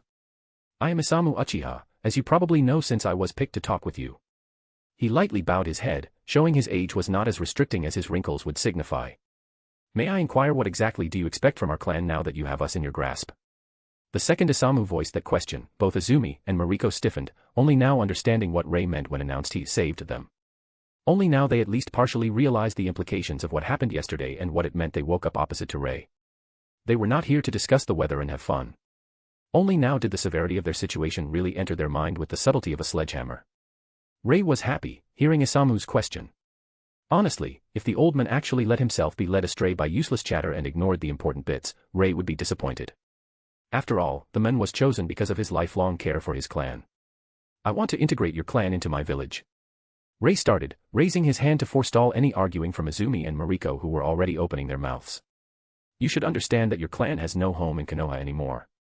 Any Uchiha who would show up in the world will most likely be pronounced as a rogue ninja and hunted with extreme prejudice by Konoha. For Konoha, your clan is extinct with only Itachi and Sasuke Uchiha remaining. It would be awfully suspicious if more Uchiha clansmen started popping up all over the elemental nations, now, wouldn't it? Ray grinned at the disgruntled look of Isamu. The old man clearly knew what it all meant and what was not explicitly told. He knew what was in the shadows, not clearly seen. Mariko and Izumi though had no idea and as such, Ray had to elaborate. The people who orchestrated the Uchiha massacre can't let the Uchiha clan live. Even if you manage to return to Konoha and reinstate your clan, in due time, another attempt at wiping you out would be performed. Just think. What would it mean if it came out that Konoha tried to wipe out one of their founding clans? That it was not just an act of one maniac but of Konoha higher-ups. What would it signify for the other clans in the village? Ray shook his head. No. The Uchiha clan had to be silently buried if Konoha was to prosper. Otherwise, it would eventually lead to a civil war that would destroy Konoha. Clans would not be able to trust the Hokage if the information that he condoned a massacre spread. To give things more into the perspective, here. Ray put a paper on the table between him and his three guests. Taking and reading it, Isamu's eyes widened and his jaw slightly dropped in astonishment while his body shook in disbelief. There. It was the order for Itachi Uchiha to kill his clan. Signed by Danzo Shimura and Hiruzen Sarutobi alongside his two advisors. If Isamu had any complaint against the integration, it was a long-forgotten history now. He understood his clan has no other choice in the current situation. Ray could basically throw them out and they would be systematically hunted by Konoha, other villages that would want to breed them or get their hands on Sharingan, rogue ninjas for monetary reasons, and, well, they were quite screwed and the men in front of Isamu seemed like their best and only bet. Isamu sighed and handed the document to Izumi and Mariko. Hiruzen's signature is forged. He doesn't have such exaggerated strokes while signing things. That doesn't matter though. He sighed again, this time more tiredly. Yes, Lord Ray, I think our situation and your proposition are quite clear. On behalf of the Uchiha clan, I accept and vow to help integrate my clan with your village. He stated, getting a goggle-eyed stare from Mariko and Izumi to which Isamu just bitterly smiled. He was a part of the Elder Council. It was simply too easy to deduce why he was the only elder present for an important negotiation such as this or why the clan head was not present. The fate of his clan was now on his shoulders and he would be damned to doom it. Good, Ray nodded in satisfaction before a Cheshire grin spread through his lips. Now, I would like to hear the bit about Itachi and your suspicions. I want to hear about the supposed rebellion from your point of view. I want to know what the Uchihas were thinking, doing something as stupid as planning a rebellion against Konoha. Ray's eyes sparkled in anticipation. Well. Do tell. Chapter 227, Chapter 227. The Tale of the Uchiha Rebellion. Isamu grimaced, not really in the mood to tell that kind of tale. He actually hoped his host would not ask again about Itachi and their suspicions, but Ray looked far too eager to hear it. Sighing in resignation, he decided he might as well tell the story from the very start. To put things into proper perspective, I have to start right at the founding of Konoha. I have no desire to repeat well-known history nor spin some long-winded and boring tale of the Uchiha clan's evolution since the founding. All I want to point out is that people close to Madara's level are extremely rare and valuable to clans. Isamu pointed out with a sad smile, since the founding of Konoha, the Uchiha clan produced only 5 S-rank ninjas altogether. You must understand that strong ninjas are the lifeline of a clan, any clan. And yet, currently, there is no S-ranked ninja from any Konoha clan except Tsunade Senju. Aha, so that's where Itachi comes in. He was supposed to be your secret ace and the symbol of Uchiha's resurging power. The new Uchiha, genius. Ray chuckled in understanding and Isamu smiled sadly. Yes. When Fugaku discovered the sheer talent of his firstborn, he was immensely proud. He might not be the best man but he genuinely cared about his son despite not really showing it. On the other hand, he was also the clan head and that meant certain responsibilities. Having a strong heir was a must for Fugaku and so, Itachi was trained and raised to love his clan. After all, one day, should have been him to lead the clan. Isamu explained bitterly, our clan was always somewhat shunned. Sometimes justly, other times not, that was fine. The real problems, however, came with the Kyuubi rampage. He quieted down for a second to calm himself. We were relocated to the outskirts and that was unacceptable for many. Demeaning, even. The proverbial last straw. And so, the young Itachi got an even heavier burden placed on his shoulders since some radical views started to appear among some of the more arrogant Uchiha clansmen. Hearing that, Izumi seemed a bit saddened before her eyes hardened as any compassion drained from her when she imagined the corpse of her grandmother. It was obvious that whatever friendship there was now completely shattered. Itachi was the most promising Uchiha in the last 50 years. It was only natural Fugaku would push him hard in his training. Though. Isamu grimaced. I warned Fugaku not to place the boy into Konoha ANBU. I vehemently argued against that. The boy was supposed to be our most important pillar. Sure, in ANBU, Itachi won a lot of prestige and political leverage for the clan. Sadly, it also gave Hiruzen free access to the kid.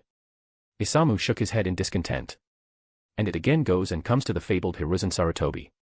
Honestly, how many talented young boys did the man corrupt? Ray idly mused. He was aware that being Hokage didn't come with a free pass to do anything one desired. Dictatorship or not, clans had rights. The Hokage couldn't really go on his merry way influencing clan heirs without any reason. Around 2 years ago, the situation became more unbearable for the clan. Discontent voices rose to more prominence and the more arrogant ninjas started to openly complain. Funnily enough, I have no idea where it even all started. Was it intentional or not? Who knows? Isamu admitted. That said, Fugaku had to do something and fast or face a civil war in the clan, something he wanted to desperately avoid. It would simply be a lose-lose situation no matter which side would win. It was obvious Isamu was disgruntled at remembering that. Not like Rei could blame the men. Family killing a family really didn't have any positive outcome, no. The Uchiha clan would be weakened either way. Civil war. Are you serious? Mariko gulped as she for the first time heard something like that despite being one of the best-connected merchants in the Uchiha clan. Unfortunately. We didn't advertise it to the civilians but the radicals were pretty stubborn then. Fugaku really had no other choice than to start the rebellion club and go complaining/threaten the Hokage that our clan had had enough. Much to my shame, I was the only one against the plan from the Elder Council. It was obvious to whoever logically considered the thought of one clan going against an entire village that we would lose if it came to trading blows. Well, duh.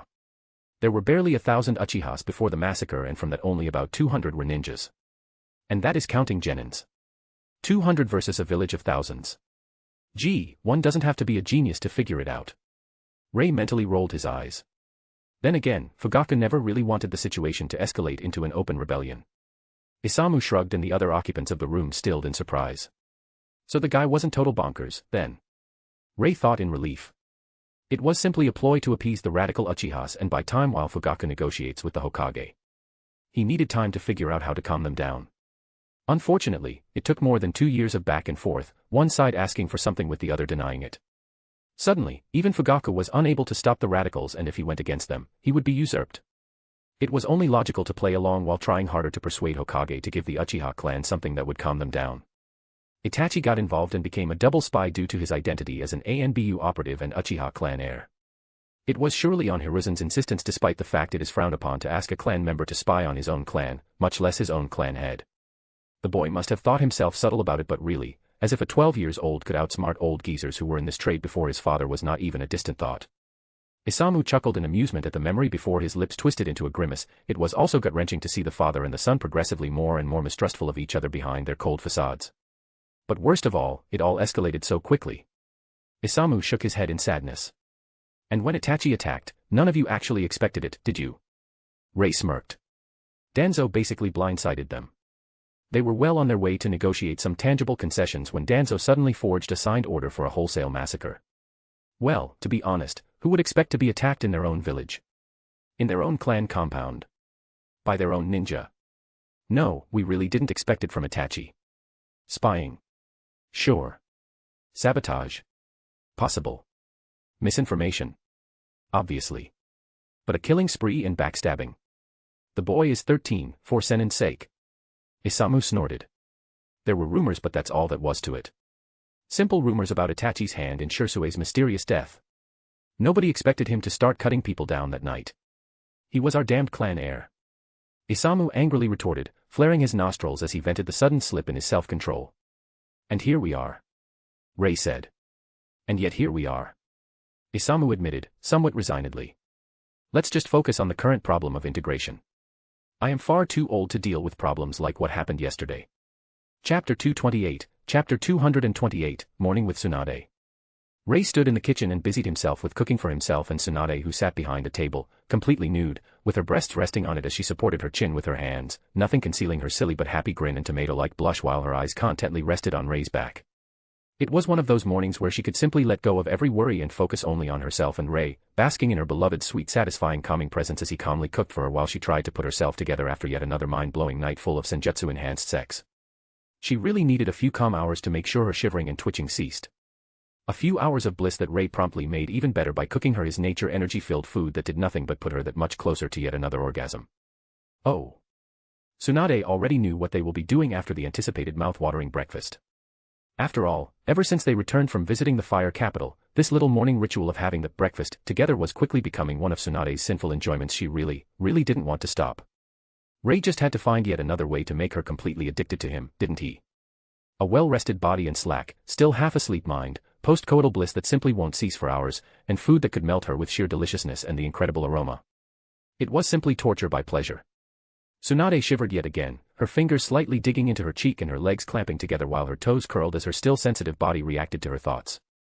Gritting her teeth as she tried to prevent herself from becoming a fleshy puddle of goo on the table by having a thought-induced orgasm, Tsunade recognized her immediate need for distraction. She couldn't bask in the soothing presence Ray was purposefully excluding while her body was still so sensitive, and the rich aroma of his food was making her mind wander into places where her back was pressed into the soft bed while his body pressed on hers and his strong arms. Agrr. Tsunade mentally shook herself when her mind again wandered while outwardly it came out as a soft self-conscious whimper. Gotta talk about something quickly. Tsunade contently closed her eyes to calm down a bit so she can at least think straight for a second before uttering the first thing on her mind and embarrassing herself more. Oh, how she both loved and hated these moments. Any news from Konoha? They still have no clue what happened during the Uchiha massacre. Tsunade finally found a topic they both had in common. Honestly, it was a bit awkward the first time she started ranting about advanced medic ninja stuff, and she only after 2 hours realized Ray didn't have a foggiest what she was spouting. Then again, it was cute how he still listened despite. Yeah, Ray replied, making Tsunade's wandering mind focus on him. I am checking on them daily since the massacre. No change these 2 months, to be honest. From what Conan's information network and my observations tell me, nobody who is not in our village but Obito and Itachi knows what really happened. Even then, these two have no real clue who interrupted their mission. Ray carelessly shrugged. Konoha was briefly in an uproar when the bodies dissolved in their morgue, but honestly, there was simply no evidence to follow, so they reluctantly gave up. I gotta say, good job with that, Tsunade. Blushing slightly, Tsunade grinned, thanks. How is the Sasuke kid? Ray asked Tsunade. That was yet another shock for Ray. He honestly thought he would get all the Uchihas only to miss Sasuke for whatever reason. The kid was not in the compound during the attack. This little fact somehow eluded Ray, which somewhat messed his plans up. Ray really wasn't about to try kidnapping the kid.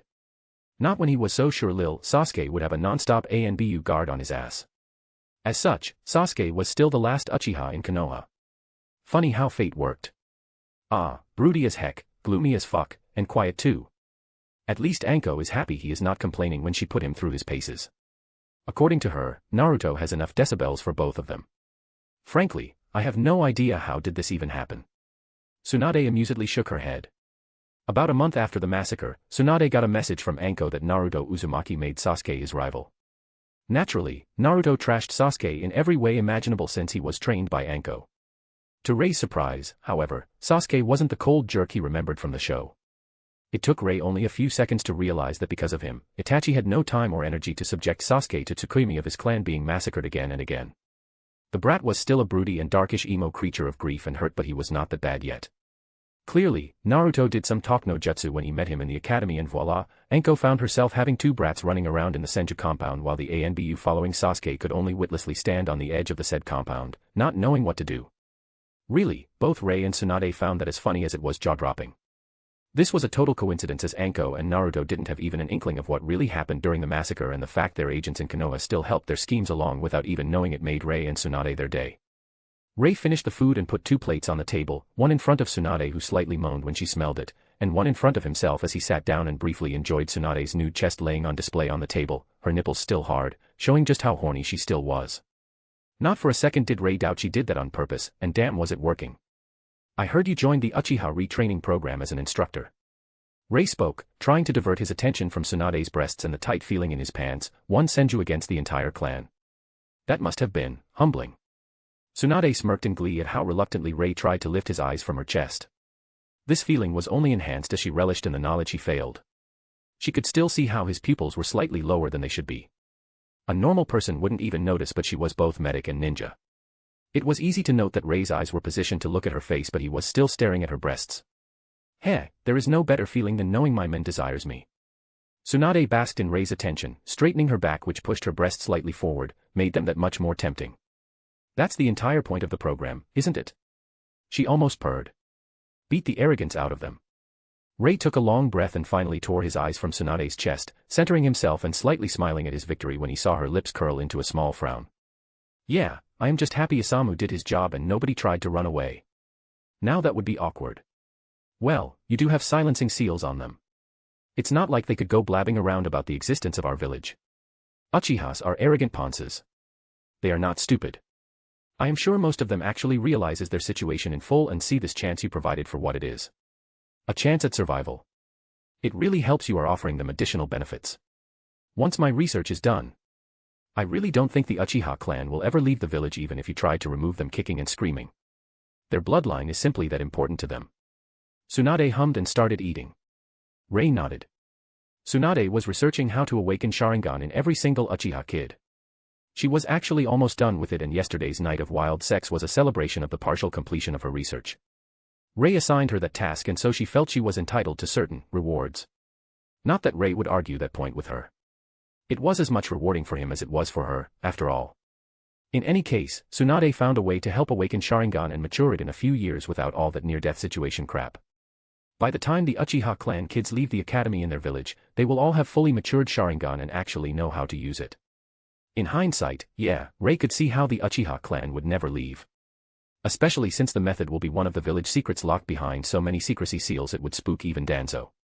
Well, I still think subjecting kids to traumatizing genjutsu of their parents being slaughtered and tortured in front of their eyes on the starting day is a bit too brutal. Rei pondered aloud. But I can see the benefits. It will just require quite a bit of psychological help. Tsunade rolled her eyes. Leave that to me. That's the job for my department. She dismissed his concerns. This way our little ninjas will be prepared for the day when they find themselves in the kill or be killed situation. If they complain about it or can't put themselves together after the experience, they are not fit to be a ninja. She shrugged. My Sharingan awakening serum can only do so much. It can only grant the kids who would otherwise never be able to awaken the bloodline a chance to do precisely that. I am afraid, the trauma still has to be administered in proper amounts for it to work. Leave the academy to me and Conan. We both know our methods are brutal, but I would rather encourage our academy students to explore their mental and physical limits in a controlled environment rather than die somewhere in a ditch because they overestimated themselves. Rei snorted but let it go. He knew she was right. There was nothing to argue about. He decided to attack his food with a newfound vigor to vent his slight frustration. Tsunade watched as Rei chomped on his food, and the feeling of contentment again spread through her body.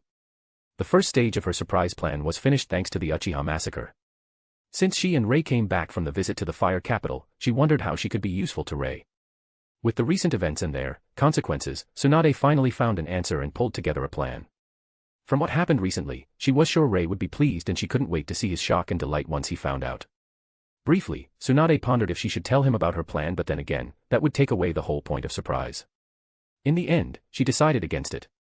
After all, what could go wrong? Chapter 229, Chapter 229, Coming to the Wind Capital. Days quickly passed, and while Tsunade departed from the village on the other side to polish and enact her own plans, Rei had no idea about it since just a day prior he left with Pakura to deal with his own machinations. They were currently on the front of the deck of a boat sporting the Uchiha Trading Company logo on its sails, about a few minutes away from entering the Wind Capital's docks. They naturally could just teleport there, and if they did that, they would already be in the Wind Capital long ago, but sadly, in politics, posturing and appearances do matter. Rei was amused when Pakura vehemently refused to be subtle. According to her, the nobles of the Wind Country are too thick to understand a subtle approach. Hence, they decided to go with blatantly obvious. After all, it was Pakura who was born in this country. As such, Rei decided to leave everything to her and simply enjoy looking at her at her from behind as she deals with the pompous aristocratic gits. It wasn't that Rei hated nobles. On the contrary, to be honest. He quite liked to deal with them, but the nobles of the Wind Country were a tad bit too much for his exalted tastes. The country was situated in a desert, and that meant harsh life for its inhabitants. Food, wood, and sometimes even water had to be imported because of that. Needless to say, the prices for these things were a bit higher than in other countries. This put the import of food into an entirely new perspective for both nobles and merchants in the country. Usually, one made a pact with another, and then the noble tried to appeal to the Daimyo for exclusive import rights for the merchant on various types of food during one of the bidecadal conventions in the Wind Capital, trying to rake up as much profit as possible by legal means. Hence, the prices were even higher than they should have been. Rei wasn't against stealing. He understood the urge. That said, he firmly believed when a person is in politics, he or she should first do the job before stealing from the remaining funds. What irked Rei was that the nobles of the Wind Country swindled money by feeding their subjects, which is basically their primary responsibility anyway, and then had the gall to be arrogant about it. Well, that was the entire reason why Rei was even here. He simply wanted to see how Pakura presents herself in the interests of the Uchiha Trading Company at the next convention. After all, they were going for a literal steal. Seeing how nervous Pakura was, Rei chuckled before placing his hand on hers in a comforting gesture, earning himself a small smile from the usually strict woman. Don't worry. All you have to do is to shame a few stuck-up pricks and propose the Uchiha Trading Company's food import deal. With the prices we are offering. Rei shrugged in a show of what he thought about the chances of the daimyo agreeing to anybody else's deal. He had to agree. Pakura was not very good at negotiating a business deal. In fact, she was possibly the worst of his wives for such a thing. Even Mei and Ringo could bully and threaten somebody into doing something, but Pakura liked a more level-headed, polite, and rational approach. Honestly, her personality hindered her more in these situations. Pakura was first and foremost an administrator. That's where she shined, while Tsunade took care of business and Conan of politics. Compared to Tsunade and Conan, Pakura wasn't exactly talented, and Rei surmised that's why she was currently nervous. I am not worried about our cover. I am worried about our real objective. She wryly frowned and snuggled closer to Rei. Ah. Rei nodded knowingly. Don't worry about that. I have it all arranged. He smugly added, causing Pakura to give him an inquisitive look, but it seemed Rei was dead set on not revealing anything to her. You should relax, Kara. Rei kissed her forehead. I know it was years since you interacted with anybody from the Wind Country, and being back might feel weird. Rei suddenly found himself unable to continue as Pakura's lips landed on his, interrupting his sentence. For some reason, he didn't really mind as he gazed into her grateful and somewhat relieved eyes. They parted, still embracing each other, and Pakura finally smiled, thank you. Seeing her body finally relax, Rei nuzzled his chin on the top of her head, quite liking her shorter figure at the moment. Just remember, we are not here to cause a conflict. We are here only to threaten one. As long as you remember that, you won't go too far. And if I do? Then, may Hagoromo have mercy on their soul. Rei snorted before affectionately whispering into her ear. No matter my schemes and their success, in the end, you and my other 4 vixens are the most important thing to me. The continent could burn as long as you are safe and happy. Rei paused and enjoyed how Pakura's embrace tightened before grinning. Then again, it's not like the Wind Daimyo's family would suffer from a bit of preventive culling. There is certainly enough of them. Honestly, the pest control of this country. Pakura rolled her eyes at that, but there was far too much amusement in them for the gesture to seem anything but jovial. The Wind Daimyo was a bad man, Rei. He is a very approachable and reasonable person. The only fault I could find with him is that he simply enjoys his women and his women enjoy his money. That's all. Yeah, and while they do so, they also birth him a whole litter. Pakura, the man has over 80 children and is barely in his mid-30s. Rei deadpanned, causing her to blush. Pakura knew this verbal battle was lost before she even started defending the Wind Daimyo. She didn't really do it because of any lingering loyalty. She simply liked the reluctant jealousy in Rei's eyes when she talked about the men. Then again, the Wind Daimyo did spend a considerable time sending her offer after offer to become anything from concubine to consort, all the way to proper wife when she was still a Suna kunoichi. For her, it was a very cute and satisfying feeling that Rei felt so possessively about her. It made her feel wanted and appreciated. Rei, on the other hand, decided it was not worth further discussion. The man was the goddamn ruler of his country, and currently, he had 38 heirs with various women ranked from maids to nobles and everything in between, not even counting the daughters who would be interested in inheriting the throne through either marriage to one of their brothers or, well, more violent methods. Rei was going to enjoy spectating that particular succession battle, that's for sure. Fortunately for both of them, the Wind Capital harbor peeked from the horizon, ending their discussion as they enjoyed the marvelous sight spreading in front of them. Chapter 230, Chapter 230, Feast. Rei and Pakura sat on their knees on the plush pillows, in front of them a well-decorated wooden table of low height, barely reaching their waist. They were located in the corner of a massive throne room of the Wind Daimyo, unnoticed because they forgot to mention to the waiters which company they represented, simply saying they were here for the food import convention. Since anybody could turn up as long as they represented a food-producing company, nobody really paid much attention to them in the chaos of seating and serving all the guests. Rei was amused that nobody even asked the name of their company, while Pakura looked mutinous at the mere thought of such disregard for safety, taking notes of what the organizers did wrong so when she has to organize such an event, she will know what needs special attention. As for their seating, the more important one's company is, the closer to the daimyo he was to be seated. This was something everybody was supposed to know, hence when they didn't complain at being given a seat as far away from the ruler as possible, even the waiters simply dismissed them, not even bothering to ask about their identity. In the end, it wasn't as if some no-name company had a chance to get a deal. The real moneymakers were firmly in the hands of nobles. It was less of a competition between the merchants and more between the nobles, where the merchant supported by the winning noble got the deal. Granted, every once in a while some lucky upstart earned rights for this or that product, but in the grand scheme of things, it didn't really matter. The market was firmly divided between the main players and everybody knew it. The throne room was marvelous, lavish, gigantic, and almost exaggeratedly decorated, appropriately showing the importance of the current event. In the front, on an elevated platform, the daimyo, a somewhat plump brown-haired man, sat surrounded by his rightful heir, a pompous-looking boy of 14 years of age, and the mother of his heir, obviously a noblewoman from birth who oozed arrogance. According to what Ray heard, the woman was first the daimyo's consort and only attained the position of wife after the previous one mysteriously died alongside her 3 children on their holidays. Honestly, the royal family didn't impress Ray. Not at all. He leaned closer to Pakura and softly whispered, gesturing with his eyes at Daimyo's wife. See that cow? She is milking every ounce of self-importance in her immediate surroundings so hard, it produces a permanent scowl on her face. To think you could have been in her place. Ray snickered, earning himself a playful swat from Pakura as she mock-scowled at him. It indeed was a bit amusing for her how unpredictable fate can be. If she didn't refuse the daimyo's offer all these years back and insisted to be his legitimate wife, it would indeed be her scowling next to him, most likely with a child or 10 around her. Shuddering thoughts. I am actually surprised Mikumi has only 1 child with her. Pakura quietly replied, that tells you how he really feels about her considering she became his consort 15 years ago. Right. With his, stamina. Ray bit the inside of his cheek to stop himself from laughing. Pakura rolled her eyes, trying to appear fed up but the slight smile on her face was ruining it for her. She quickly pecked Ray on the lips in an attempt to shut his chuckling up, right as the daimyo stood up, causing the hall full of nobles and merchants to quieten down. Countrymen, friends, and visitors, welcome. Today, we came together to decide who will gain the responsibility of feeding my subjects. I am pleased to see so many of you here, prepared to present your offers and willing to make a trading agreement with me for the next 5 years. That said, I formally open the Wind Country Food Convention. Before we start with the main point of this day, I would like you to partake in the hospitality of the Wind Country. Please, enjoy the feast. The daimyo's surprisingly pleasant voice spread through the room, causing a moderate cheering and clapping before the servants started serving food to the guests. It was a tradition to have a monumental feast with loads of food from every corner of the known world before the main event began. That's actually why so many guests turned up despite knowing they will likely be leaving without getting the deal. After all, it wasn't as if they could not sell food in the Wind Country. It was just that the winners today will get many advantages, tax exemptions, and benefits that would actually make selling their food products even more profitable.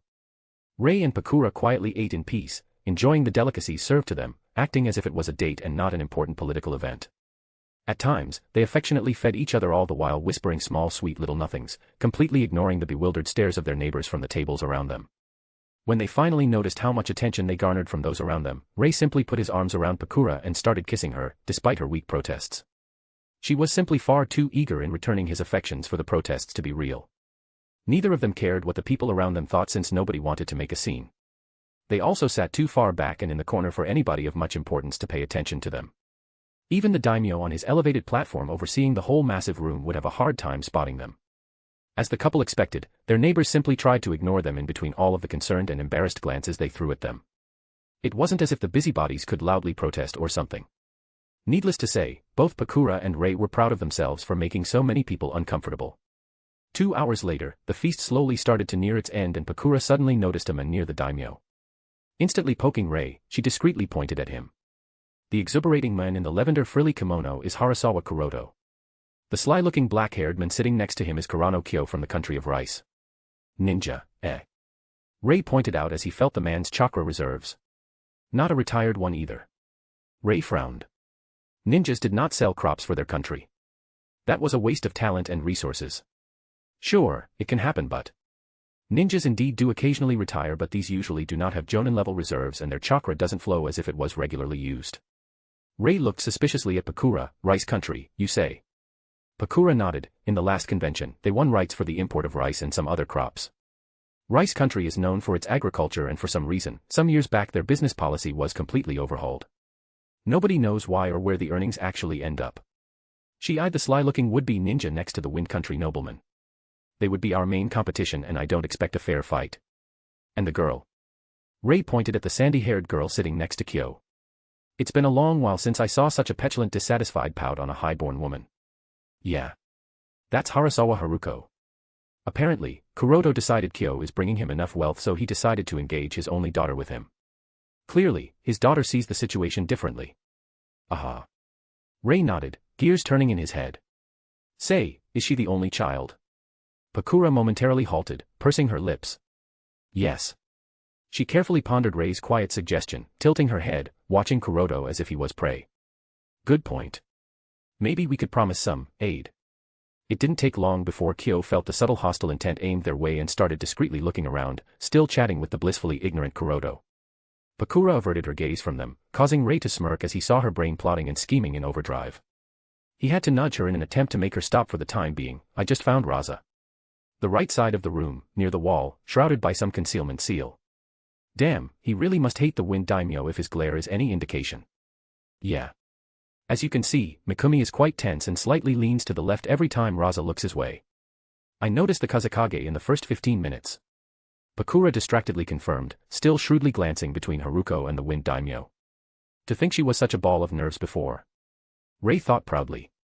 He wasn't about to bring Pakura's attention to her state, but he was satisfied with how she held herself. All it took was to redirect her attention towards work. Typical Pakura. He reminded himself affectionately. Suddenly silence spread through the room as the daimyo finally stood up and exclaimed, "Esteemed guests. I hope you enjoyed the feast. Now, let the main event begin."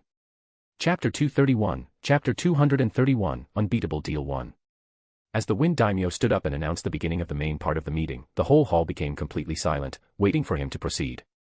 As is customary, we will begin with the contract for the import of rice. The daimyo glanced at Kuroto, who almost preened. Anyone who is interested may speak now, or be quiet for the next 5 years. And for a moment, nobody did. Everybody knew who would most likely win the deal for the import of rice. Only the Hasagawa family had considerable tax exemptions on several food products, including rice. Worse yet, Hasagawa sponsored Kurano Kyo, who was the representative of the country of rice, the most agricultural country on the continent. It was widely known the amount of rice they could supply would dwarf anyone else's proposition. Because of that, Hasagawa could ask for quite a high price for the import of rice, and even if somebody offered a cheaper alternative, they wouldn't win the contract for the simple reason that Kyo could provide rice in much greater amounts and of superior quality than anybody else. Rice was far too important for the wind country. It was easily stored and moved, and yet could be easily imported in huge quantities while lasting an incredibly long time. It was the staple food of the whole country, so as long as the price was not extremely exaggerated, the deciding factor for the daimyo was how much the provider can actually import. Everybody knew that, and so, with all the benefits, tax exemptions, and whatnot, the deal was a literal goldmine that nobody could hope to challenge. Kuroto smugly stood in a leisure manner when everybody stayed silent and beamed at the wind daimyo. Since it seems nobody is actually concerned with the well-being of the people, I, Hasagawa Kuroto, would like to offer my humble service. I am sure that my family's contact with the rice country, Kurano Kyo, will be delighted to broker a deal between our two nations. I just hope we can settle on a deal beneficial for all the concerned parties. He finished with a light smile. The wind daimyo nodded, looking completely unamused. The bastard basically subtly told him the previous deal and imports of rice would continue only if he gave some additional concessions to the Hasagawa family. Considering nobody else actually offered an alternative, the daimyo didn't have even a flimsy excuse to refuse. He simply could not refuse. Between all the bribed ministers, blackmail, no other alternative, and the fact that in the previous 5 years somebody was sabotaging most caravans importing rice that is not from the rice country. Fucking Raza. That damn no-good piece of trash. 5 years and he, a person in charge of an entire village of ninjas, can't figure out who is attacking the food merchants. Bullshit. I am sure the rice prick has some kind of deal with that bastard. The daimyo wistfully thought while inwardly sighing. He was sick of having to employ ninjas from other countries as guards for important things because, obviously, Raza was not as loyal as his position would suggest. Yes, the wind daimyo knew that Suna was suffering extreme financial problems since he and Raza started silently feuding. That however didn't mean Raza could just go behind his back and make deals that would in the long run hurt his country. If only the blasted fool realized that. I might hate him beyond all reason, but Suna is my freaking main war deterrent. Yet, I can't even make use of them because of an arrogant twit who wants to play political games and then dump all the blame at my feet, saying the Suna villagers suffer because I refuse to play nice with him. The daimyo started to get a bit irritated and decided to squash these thoughts as he turned towards the silent hall. With one twitch of his lips, he decided to follow the protocol and give one last customary question in the usual self-assured tone. I ask for the last time, is there anyone else in attendance who would like to compete for the benefits of the main provider of rice for the wind country? His hopes plummeted as nobody said anything. The daimyo knew it wasn't that nobody wanted the position. It was simply that nobody thought they could win, and even if they did win, they would be disadvantaged. It simply wasn't a good deal. Most of the biggest rice suppliers already withdrew from the country anyway because of the rice shipment raids as of late. Well, I tried, but I spotted the problems with the other rice imports far too late to do anything substantial before this meeting. Guess I will simply have to gift another 5-year-long license to Hasagawas and spend more time trying to drive this filth away from my country in the following 5 years. I wonder if I should start employing Konoha or IWA ninjas for that. Realizing the people are waiting for him, he spoke, hating how gleeful Kuroto Hasagawa looked. In that case, the deal goes to Has dash. The people grew confused as the daimyo cut himself in the middle of the sentence. Not long after that, their attention was drawn to the clanging sound of footsteps.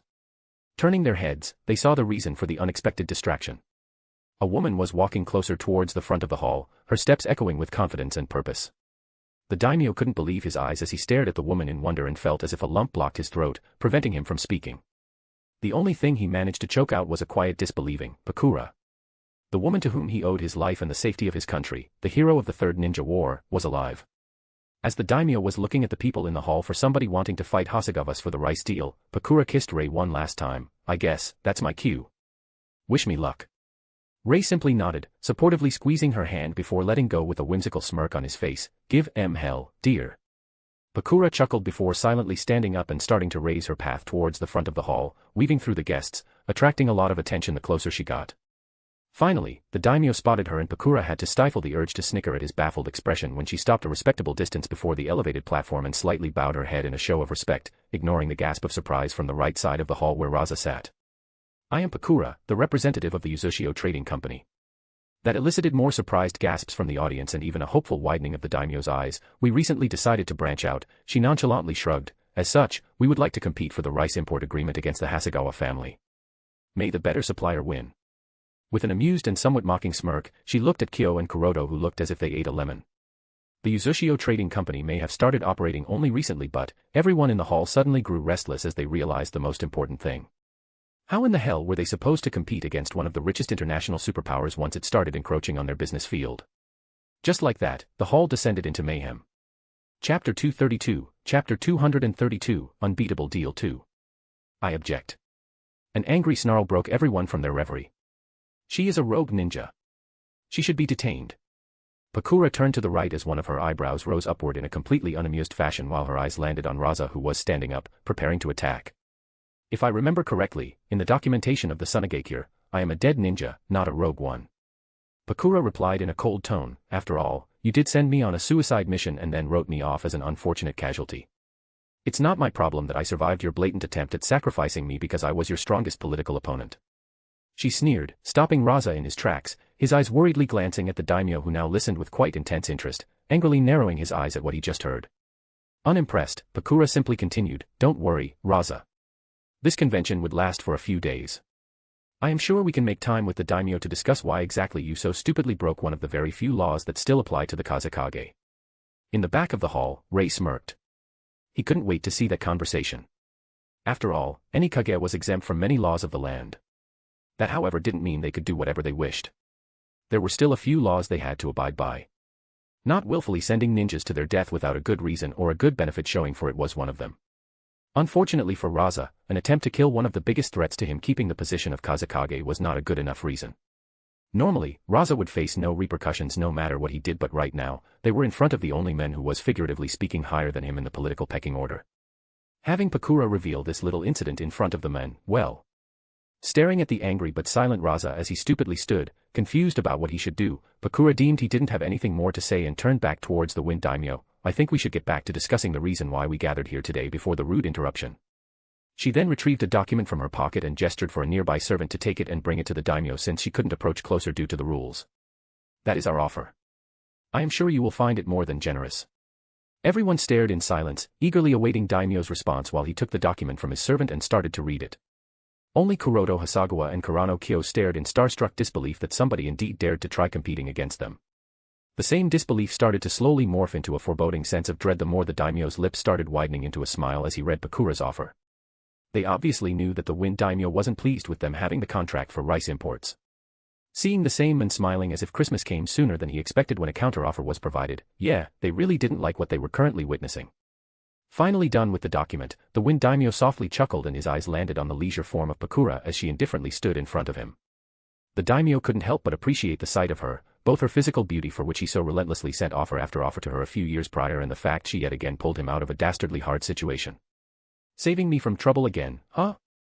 The daimyo pursed his lips in amusement and averted his gaze towards the crowd. Anyone else wishes to participate in the competition for the rice import contract for the wind country between the Uchiha Trading Company and the Hasegawa family sponsoring the rice country representative? He firmly asked and waited for a few seconds. When nobody reacted, the daimyo smiled. In that case, I declare the Uchiha Trading Company winner. Pakura knowingly smirked. Kurano Kyo gritted his teeth, thinking about how to mitigate this disaster. He knew returning to his master with the message that the money flow from the Wind Country would stop would earn him some very painful moments as a test subject for his master's scientific endeavors. Unlike Kurano, who took the declaration with calmness, Kuroto Hasagawa turned red and only barely managed to keep his voice in line. Chat. He took several calming breaths, remembering that yelling at the daimyo would most likely not help his case. May I ask why we lost? The daimyo looked at him and nodded, naturally. That is your right. He passed the document to a servant who took it towards Kuroto. As you can read from the official offer from the Uchiha Trading Company, they offered 10 times the amount of rice you provided in the last 5 years for half of the price you asked for. He informed Kuroto with unusual barely veiled giddy amusement. Therefore, by the rules of this convention, the contract goes to them. It was a complete truth too. Pakura's offer was exactly half of the price and exactly 10 times the size of what Kurano offered through the Hasagawa family. Only an idiot wouldn't notice that simple fact and what it meant. Pakura must have known weeks before the start of the convention what figures would Kurano and Hasagawa try to push for in order to reach such a result. There must have been a rat. Kuroto realized as he clutched the document, frantically reading it. His most lucrative business was just stolen and he could not contest it. If it was just a bit more than their offer, he could do it. But there was no way they could cover 10 times the currently promised amount of rice. He was screwed and he knew it. Pakura smirked at the face he was making. Clearly, they didn't meet Conan yet. As if there was information she couldn't acquire with a reasonable amount of effort. But, how can they produce so much? It is obviously a sham. Yuzu Island doesn't even have sufficient space for so much farming. Kuroto screamed, causing others to start muttering. It has to be said, the amount of rice Kurano imported from the rice country was massive. It might not have been enough for the whole of the Wind Country, but it easily covered 20% of its consumption alone. 10 times that. It was a bit unbelievable. Pakura just snorted at the blatant accusation. Our farms were created by partnering with the Bairi company. Their space expansion seals are quite handy for farming on limited space. You are also forgetting that the Uzumaki clan are masters at sealing arts. We can produce a lot more than what we offered to the Wind Country. It's just that the Wind Country doesn't need more than the currently offered amount. Pakura then sharply turned towards the seated guests. By all means, if you are interested in buying more rice or other kind of crops, contact the Uchiha Trading Company. Pakura was very aware that many representatives of various countries were present at this event. It wouldn't hurt to make a free advertisement like this, no. And with that, she turned back towards the daimyo, slightly bowed before leaving back towards her seat at the far end of the hall. Well, then, let's move on. Daimyo's eyes twinkled with amusement. Since our staple food is already covered, the next item discussed is the import of. Tuning out the daimyo and ignoring the various stares, Pakura finally reached her seat and sat down next to Rei, snuggling into his side. Well, that was fairly easy. At least one of our goals is finished. With this, our other goals will be a lot easier to achieve. She contently whispered. For them, the convention that would drag on for a few weeks yet, already ended. There was no real reason to take a bigger chunk of the import contracts after acquiring the one for rice. It's not as if they did all that for money. Don't let anybody say there is a better way to control a country than to provide what they need most. Rei agreed, gently kissing her cheek. Next target. Raza. They both giddily chorused together. It was time to start rocking the boat called the Wind Country at its core. Chapter 233, Chapter 233, Vacation with May 1. The very next day, Rei and Pakura found Daimyo's servant waiting for them as they returned from exploiting the Wind Capital and received an invitation for a tea for the next week. Considering how busy the daimyo had to be because of the food imports convention, that really meant he was quite eager for the meeting. Then again, finding out the Kazekage who he hates send the kunoichi who he owed to a suicide mission because he was afraid of facing her head-on in politics, there was no doubt the Wind Daimyo would have a field day with that kind of information. Rei would bet if there was no important convention, the daimyo would already delightfully diss Raza with utterly gleeful abandon. Crimes of Kages usually stay unexposed since the only person who can persecute them is their respective daimyo. Even for that, the daimyo first has to know something untoward happened, which is often not the case. For example, the daimyo was only told that Pakura died on a mission abroad. That was it. As suspicious as it was, there was no way for him to investigate, therefore there was nothing to even accuse Raza of. That's why Pakura so vehemently added her accusation he pre-planned her murder. Now, the Wind Daimyo had some basis for suspicion towards Raza and his rule-breaking. Now, he simply had to meet with Pakura and get her story and then he could call for a meeting of the Suna Council. All in all, there was a ton of fun to be had in the following weeks if your name was Raza. After another 2 days of exploring restaurants, food stalls, and sites in the Wind Capital while mapping the city, Rei and Pakura decided to teleport to Rei's dimension for a few peaceful days after they prepaid their hotel room for the next week so they won't lose it. The sight that instantly greeted them after arriving was May with her fox, Auburn, sitting on her shoulders in her shrunken form, visibly channeling chakra through May, who had a ball of swirling dense bluish-red liquid moving not unlike lava above her palm. The vegetation around May was already drying out because of the intense heat the girl so readily ignored, and the air around her shimmered. Honestly, Ray had to facepalm. May. He started in a pleasant tone that was slowly turning threatening. Perchance, you wouldn't have completely ignored me when I last told you not to experiment with world-ending jutsu, would you? Right. And just like that, May stiffened, robotically turning towards them. Ray. What are you doing here? May quickly realized what she just asked after seeing the meaningful look Ray was giving her. This is not how it looks like. Hehehe. She awkwardly laughed, trying to avert her gaze from Ray's admonishing eyes and Pakura's amused stare. May quickly cancelled the technique and turned towards them in a fidgety manner. Not how it looks, eh? So, you are not really inventing yet another supercharged jutsu of doom, are you? Pakura mirthfully interjected, putting her hands on her hips. As if you could talk, Mrs. Desert Maker. May petulantly backtalked, you can and I can't do this. It's so unfair. She huffed and crossed her arms. It's not like I don't take precautions or am reckless with my experimentation. Pakura rolled her eyes at her. It's because I am responsible and you are childish, you dolt, she playfully said without any real heat in the statement. If you want to play, then ask Ray to build you a playground lest you burn down our home. Ray simply stared and rubbed his forehead. He was a man, and as such, he was well aware his opinion was not wanted nor needed in this playful banter between his two females. Especially where May was concerned. He could admit his faults, and sadly, he was far too lenient towards May. Pakura, on the other hand, had no such problem and could chew the younger girl somewhat fierce. It was better to leave the parenting talks to her. Much to his dismay, hearing Pakura's advice, May turned towards him. Will you really build me a place where I can experiment? She excitedly asked, almost bouncing on her feet. Ray couldn't in good conscience say no to that face filled with pure happiness at the thought. May was his little demolition expert who relished making destructive jutsu. Since she made her very first one, and Ray has to grudgingly admit that maybe he should not have heaped praise on her for being such a genius at annihilation. May simply found her calling, and from there, she started to love experimenting with potentially planet-ending things. Oh, woe is me. Ray dryly thought. Where exactly is Tsunade? This week it was her job to take care of you. No clue. May uncaringly shrugged. She left 2 days ago. Not even Conan could tell me where she went. Probably one of her medicine gathering trips or whatever. Ray was a bit startled that Tsunade was supposedly away on her own business. Surprisingly, she didn't even inform Conan what she was doing, but, in the end, he decided to let it go. After all, it wasn't as if she could somehow unwittingly mess up his plans, no. As upset as he could get that she just left May to her own devices, Ray couldn't fault Tsunade. May was an adult and should know better than to set countries on fire. Well, then, I think I will leave you two to it and go look for Maki. Pakura hummed and gave Ray a knowing look before leaving. Ray just chuckled and approached the clueless May, who tilted her head at Pakura. As he got close to her, he suddenly hugged her, drowning her small lithe frame in his own embrace as he kissed her forehead. I am sorry, May. He whispered, making May stiffen. Recently, I might have neglected you because of the workload. Ray could feel May's hands circle around his torso and tighten around him gently yet possessively in appreciation. She clearly liked what she was hearing. I have a few days before we have to return to the Wind Capital for a meeting with the Wind Daimyo. I think spending them with you would be nice. What do you say? May pressed her face into Ray's chest, the tips of her ears burning red, causing Ray to chuckle. So. I wonder what kind of seals would I need to place to create an isolated space where you can do your...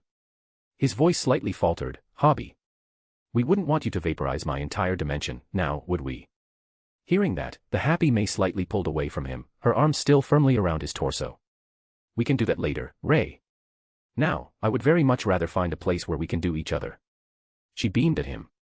Somehow, Ray had to resist the almost irresistible urge to facepalm again. Chapter 234, Vacation with May 2. Ray woke up to a warm and squishy sensation on his chest, spreading a comfortable feeling through his body. Groggily opening his eyes, the very first thing that greeted him was a sight of auburn hair messily covering most of his and May's upper body like a blanket.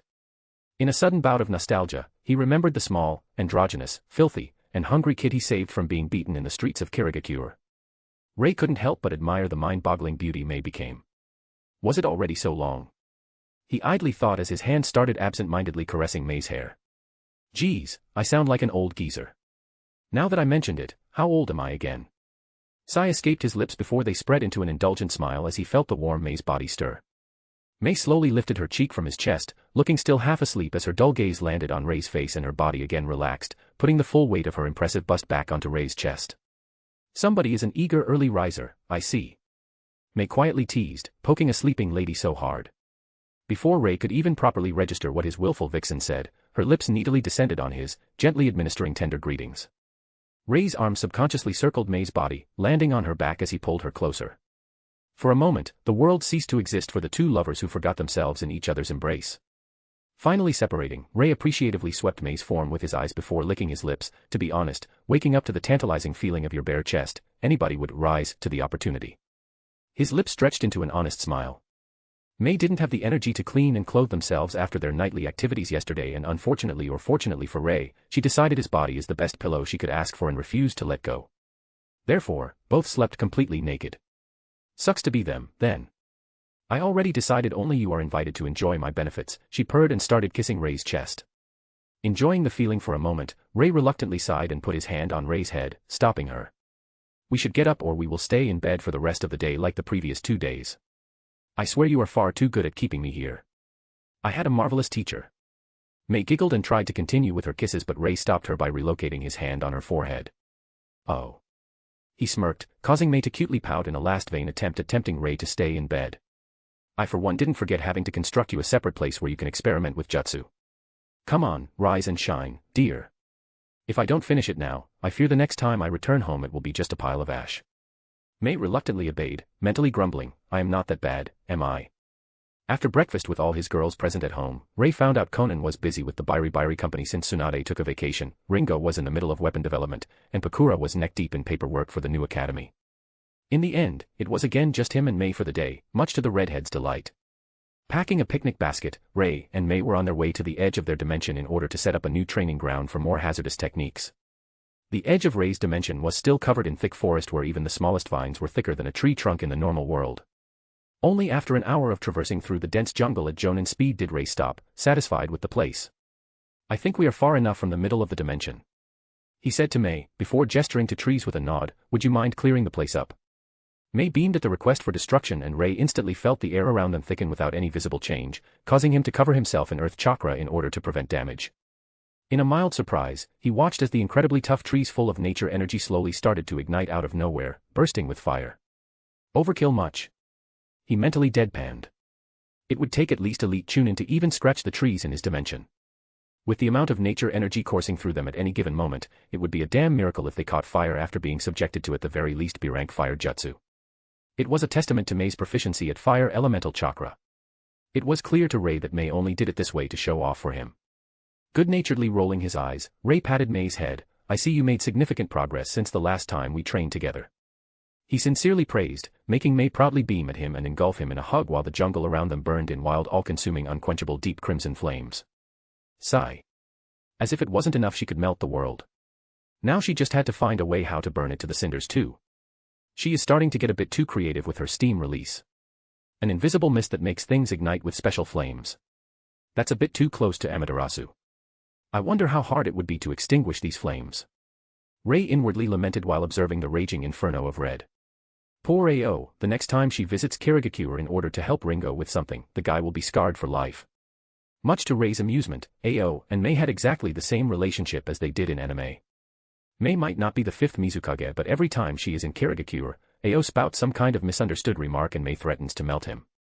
Unfortunately for Ao, Rei taught Mei that empty threats have no meaning. Poor Ao, indeed. Setting the basket on the ground, Rei created an air barrier in between himself and Mei and the burning place around them in preparation for their picnic. No fair.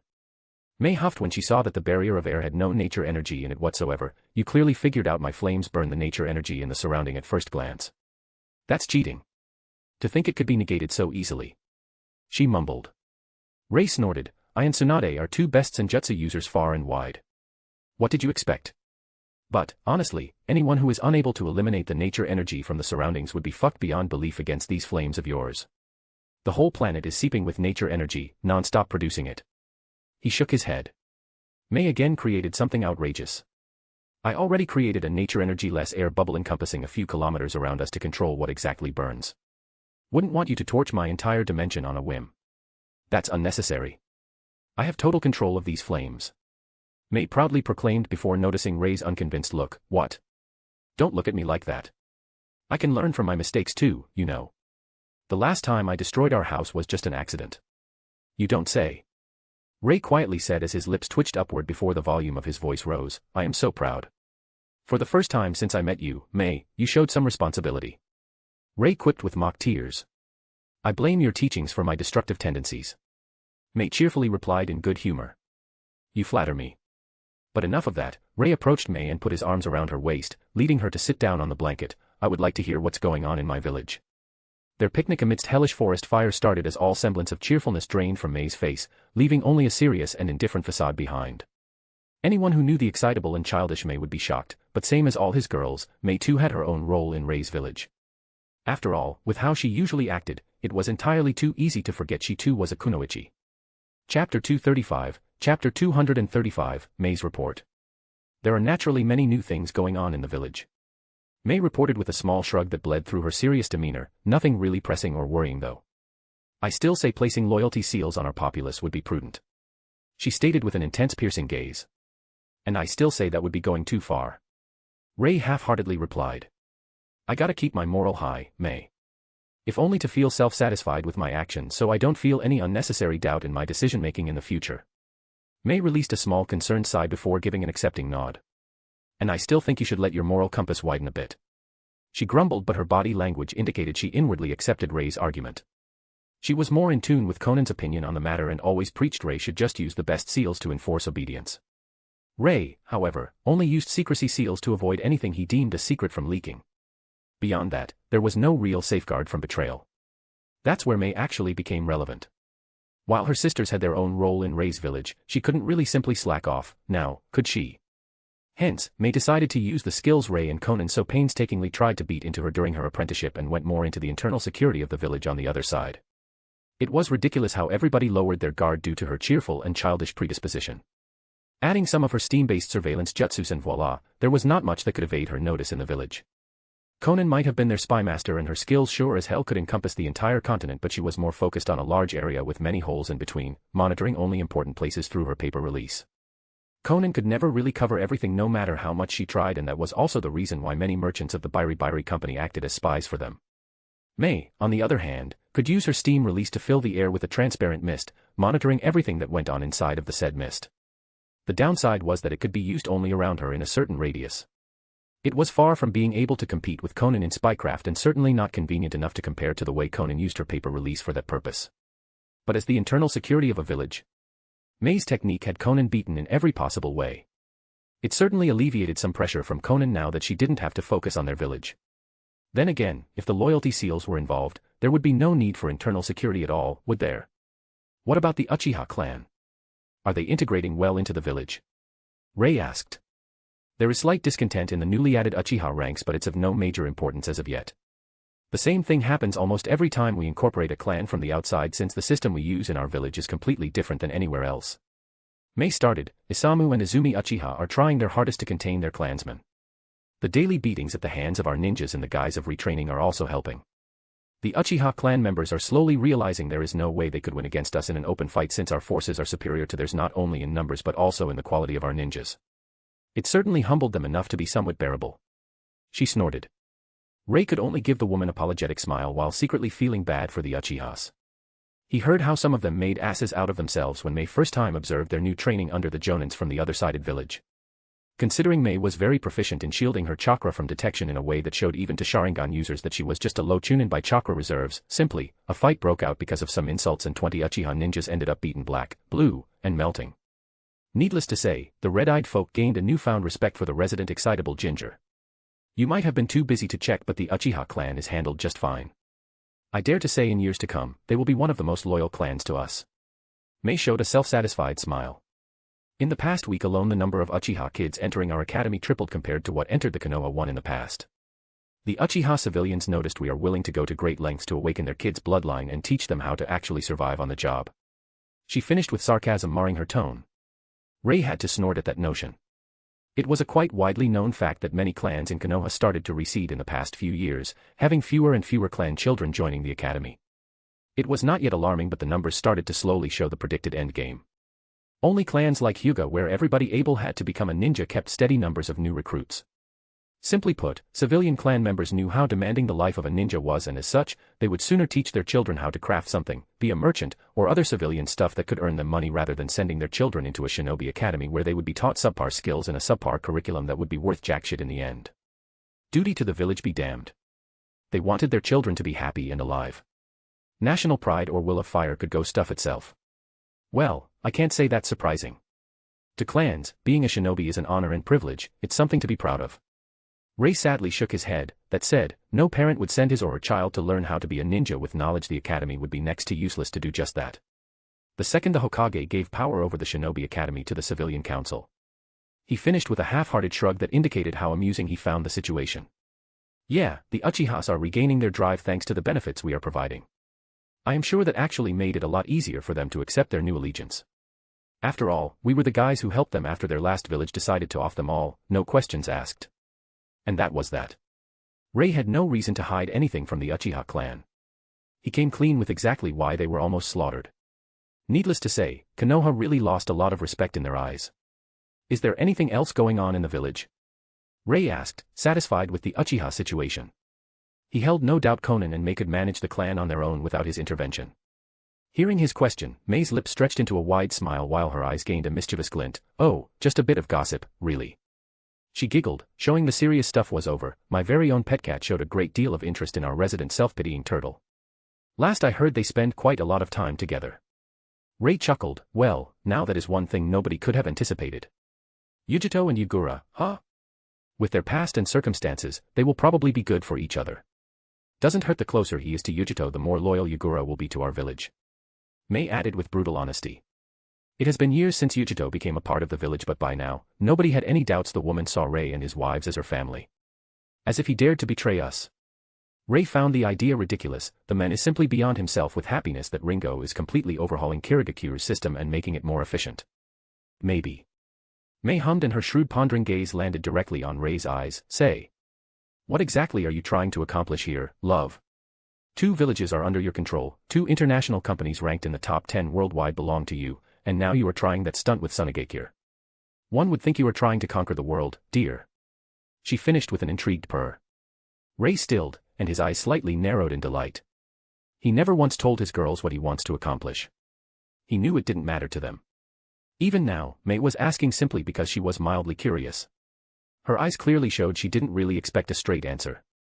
After all, he always trained her information-gathering skills by giving her half-truths and simple clues while expecting her to come to a certain conclusion herself. My end game, heh? Ray slyly smirked at Mei, causing her to widen her eyes before she found her back pressed onto the blanket with Ray's body towering above her and his face only an inch away from hers, their lips almost touching. A shiver of excitement starting to shake her body, Mei intently listened as Ray continued speaking. I am simply making use of opportunities left behind by idiots in charge, my lovely girl. It's simply sad how easy it is to gain control nowadays, isn't it? But enough of that. I think we should get back to enjoying our date, Ray suggestively whispered to Mei before lowering his lips on hers. Chapter 236, Chapter 236, Scheming with the Wind Daimyo. Welcome. It has been quite a while since we last saw each other, Pakura. The Wind Daimyo enthusiastically greeted Pakura as she and Ray entered the gardens of his castle. I am glad you accepted my invitation. Feel free to drop the formality. We are here for tea, after all. He amicably retorted as he beckoned his guests to sit opposite him behind the table filled with various delicacies. How could we decline such an opportunity, Mikumi? Pakura answered with a calm smile, completely ignoring etiquette and protocol, while Ray distractedly compared the flowery gardens of the Fire Daimyo's castle to the lush green ones where they were now, wondering if the men had nothing more important to spend their money on. Pakura half-turned towards Ray. This is my husband, Yatsuba Ray. She introduced, causing the Wind Daimyo to widen his eyes in bewilderment and wonder. After a few moments of staring, Ray lifted his eyebrow at the men, half expecting a fight to break out because of something stupid like an accusation of stealing Pakura from him, but he was pleasantly surprised when Mikumi slowly turned to Pakura and his lips stretched to a satisfied smile. I see that somebody finally managed to catch you. Good for you, Pakura. I must admit I am a bit jealous of you, Mr. Ray. He added with a wistful sigh. That was something Ray didn't expect from a man who had over 50 wives and consorts. Maybe Pakura was right and he is a quite cool guy. Who would have thought? Ray silently mused, not detecting any jealousy. In fact, his instincts were telling him the Wind Daimyo was totally honest in that statement. Nice to meet you. Ray slightly bowed, happy this meeting won't go like the one with the water daimyo. Sure, pressuring these powerful political figures was fun, but Ray really didn't have any wish to pull power play on civilians. In his opinion, it was totally pointless. Especially since it was so much easier to simply use rules imposed by civilians in charge to penalize and manipulate the superpowered folk and vice versa. Frankly, Ray clearly saw the next stage in the development of the world would be shinobi taking over from the daimyo. It might not happen in decades yet, but it was the next natural path the world was leading towards. During the warring states, ninja clans were simply far too scattered, far too warring to actually progress and develop. All clans had their jutsu and guarded them with extreme prejudice. All clans tried to kill each other and earn some money in the process. In short, civilians, especially the wealthy ones, were completely safe and prospered while the clans were preoccupied with their own survival and development, surrounded by enemy ninja clans on every side. That all, however, changed after the formation of the ninja villages. The knowledge of clans that joined together to form a village was pooled together, and suddenly, the ninja arts progressed by leaps and bounds. Suddenly, the ninjas no longer fought numerous other clans. Suddenly, the ninjas were no longer scattered and isolated. Suddenly, they started to work together and their numbers swelled. The enemies became the other ninja villages, and while they got stronger than singular clans, the number of enemies they had to fend off at the same time was a lot less. Simply put, the ninjas got a much-needed breather to actually develop rather than non-stop fight for survival. But let's skip to the chase. As you probably know, I am a very busy man, especially during this time of the year with the imports convention and whatnot. Dear Sage, I really have no idea what my father was thinking when he set up this tradition. Mikumi Riley said with a sigh. You want my help with dealing with Raza, right? What exactly do you envision? You know I can't just openly attack him. Ray looked at the Wind Daimyo's eager and somewhat anticipatory expression and barely held back a grimace. The man was clearly positively giddy at the prospect of one-upping Raza. This is exactly why I made sure to become both the hidden daimyo of the Spring Country and the Kage of my own village. This spectacle is simply sad beyond words. And that's where the problem of the current society really laid. It was very surprising and refreshing when the Fire Daimyo reacted so friendly towards Tsunade. The Wind Daimyo, however, was a norm. Sure, he was a good man and clearly a friend to Pakura, but it was so obvious he wanted to subtly stick it to the Kazekage. Something that was becoming all too frequent between various daimyos and their ninja village leaders. Powerless civilians held powerful positions in the government. Ninjas were peeved because, by all means, they were superior. Civilians were peeved because they wanted to hold onto their positions of power, and superpowered generals with entire armies of also superpowered soldiers at their beck and call was not an easy thing to control. Previously, ninjas didn't have time to set their eyes on the positions of daimyo or wealthy merchants. Now that there are villages, this started to slowly change. More and more often ninjas become wealthy by doing business rather than mercenary work. More and more often ninjas, retired or not, participate in the civilian stuff. Just the civilian council in Konoha has a few retired ninjas in it. Needless to say, inwardly, civilians are not really happy about it and see it as ninjas trying to wheedle them out of their seats of power. Which, the ninjas arguably are indeed doing. It is only natural. And civilians, in return, decided to go slyly about it. After all of the 3 ninja wars were caused by missions gone wrong where 2 villages clashed due to an assignment by powerful aristocrats of their respective nations. Civilians had to be subtle and convincing in their dealings and weakening of the ninjas. While Ray really didn't care if it was the ninjas or the civilians on the top, he had his own nation, and that was that. He also had to be realistic and admit that ninjas would eventually dominate the ruling positions for no other reason than they had the necessary power. The ninja villages existed for barely a bit more than 6 decades up to date, and the power struggle between the ninjas and civilians already started in some parts of the world. Orochimaru and his takeover of the Rice Country was a prime example of such a thing. Then again. Ray smiled at the eager face of the Wind Daimyo. Why would I let an opportunity to get the seat of the Kazekage let go just because the idiots in charge are currently bickering like sniveling children? Our request is simple. Pakura gave Ray a glance, noticing he was letting her take the lead, and started talking. Raza wanted to kill me. He overstepped his boundaries and created a way for us to lawfully attack his position. I know you won't be able to extend political capital to fully deal with him, Mikumi. Don't worry. I am not asking for that. All I want is your support for my challenge. Challenge. Mikumi's eyebrows lifted into his hairline as his mind instantly understood Pakura's angle. Mischievously smiling, Pakura nodded. I would like to officially challenge him to a grudge duel for the position of the ruling clan, as is my right according to the laws of Tsunade because of his actions. Ah, shit. Mikumi grinned. He really screwed up, didn't he? Not even Raza could worm his way out of this. Not since this tradition was started by his very own family. He almost jumped in excitement and glee. Finally, the arrogant bastard of a Kazekage would be out of his way. Finally, he will be able to make proper use of the Suna ninjas if Raza was booted out of his office. Of course, I will support you and organize it, Pakura.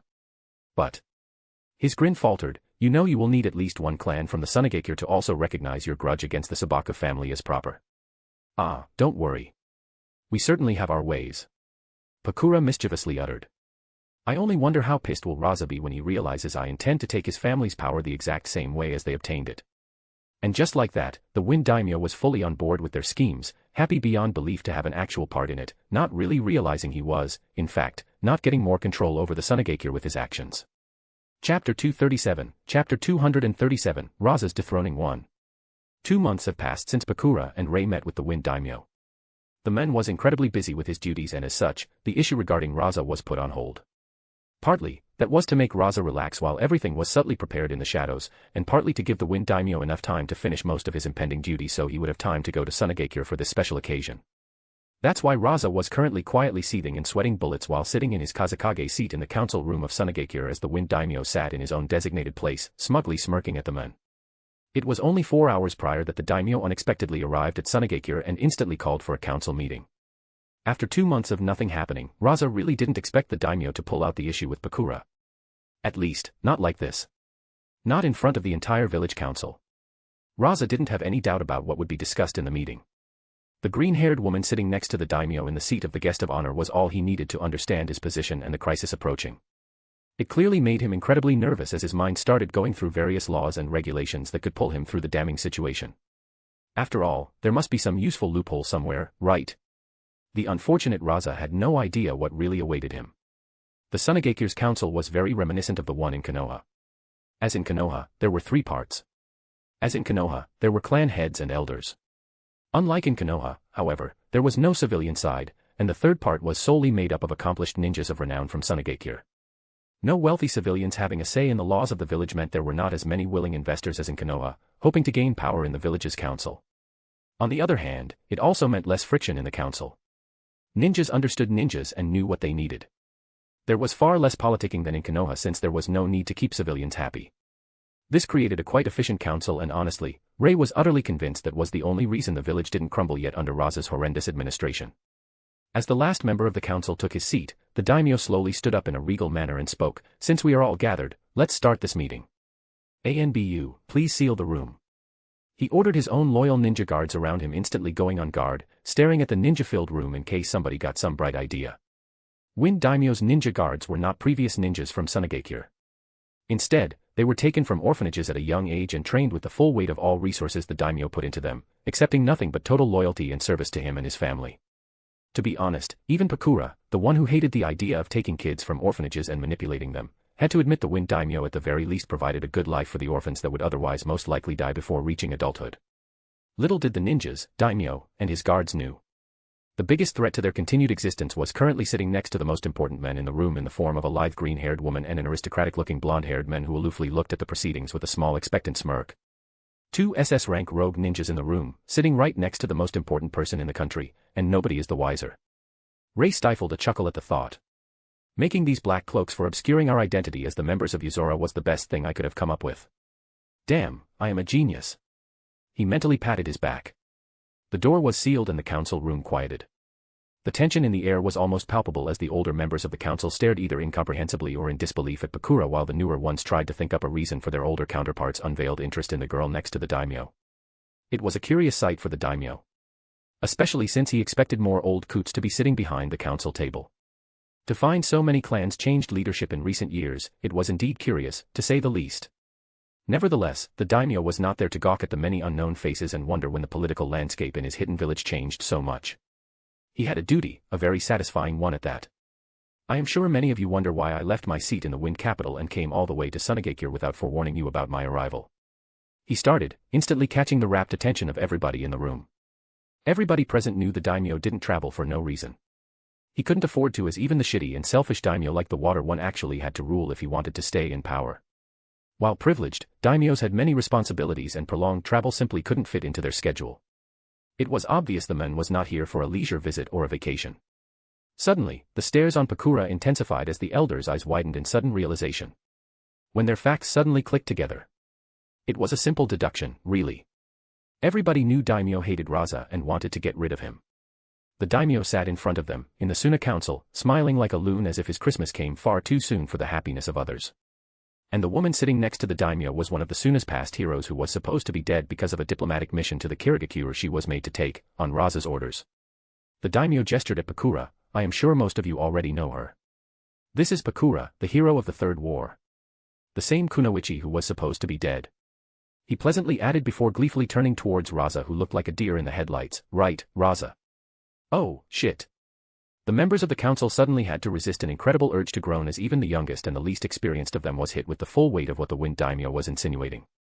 Their day suddenly got a whole lot more interesting. And troublesome. Chapter 238, Chapter 238, Raza's Dethroning 2.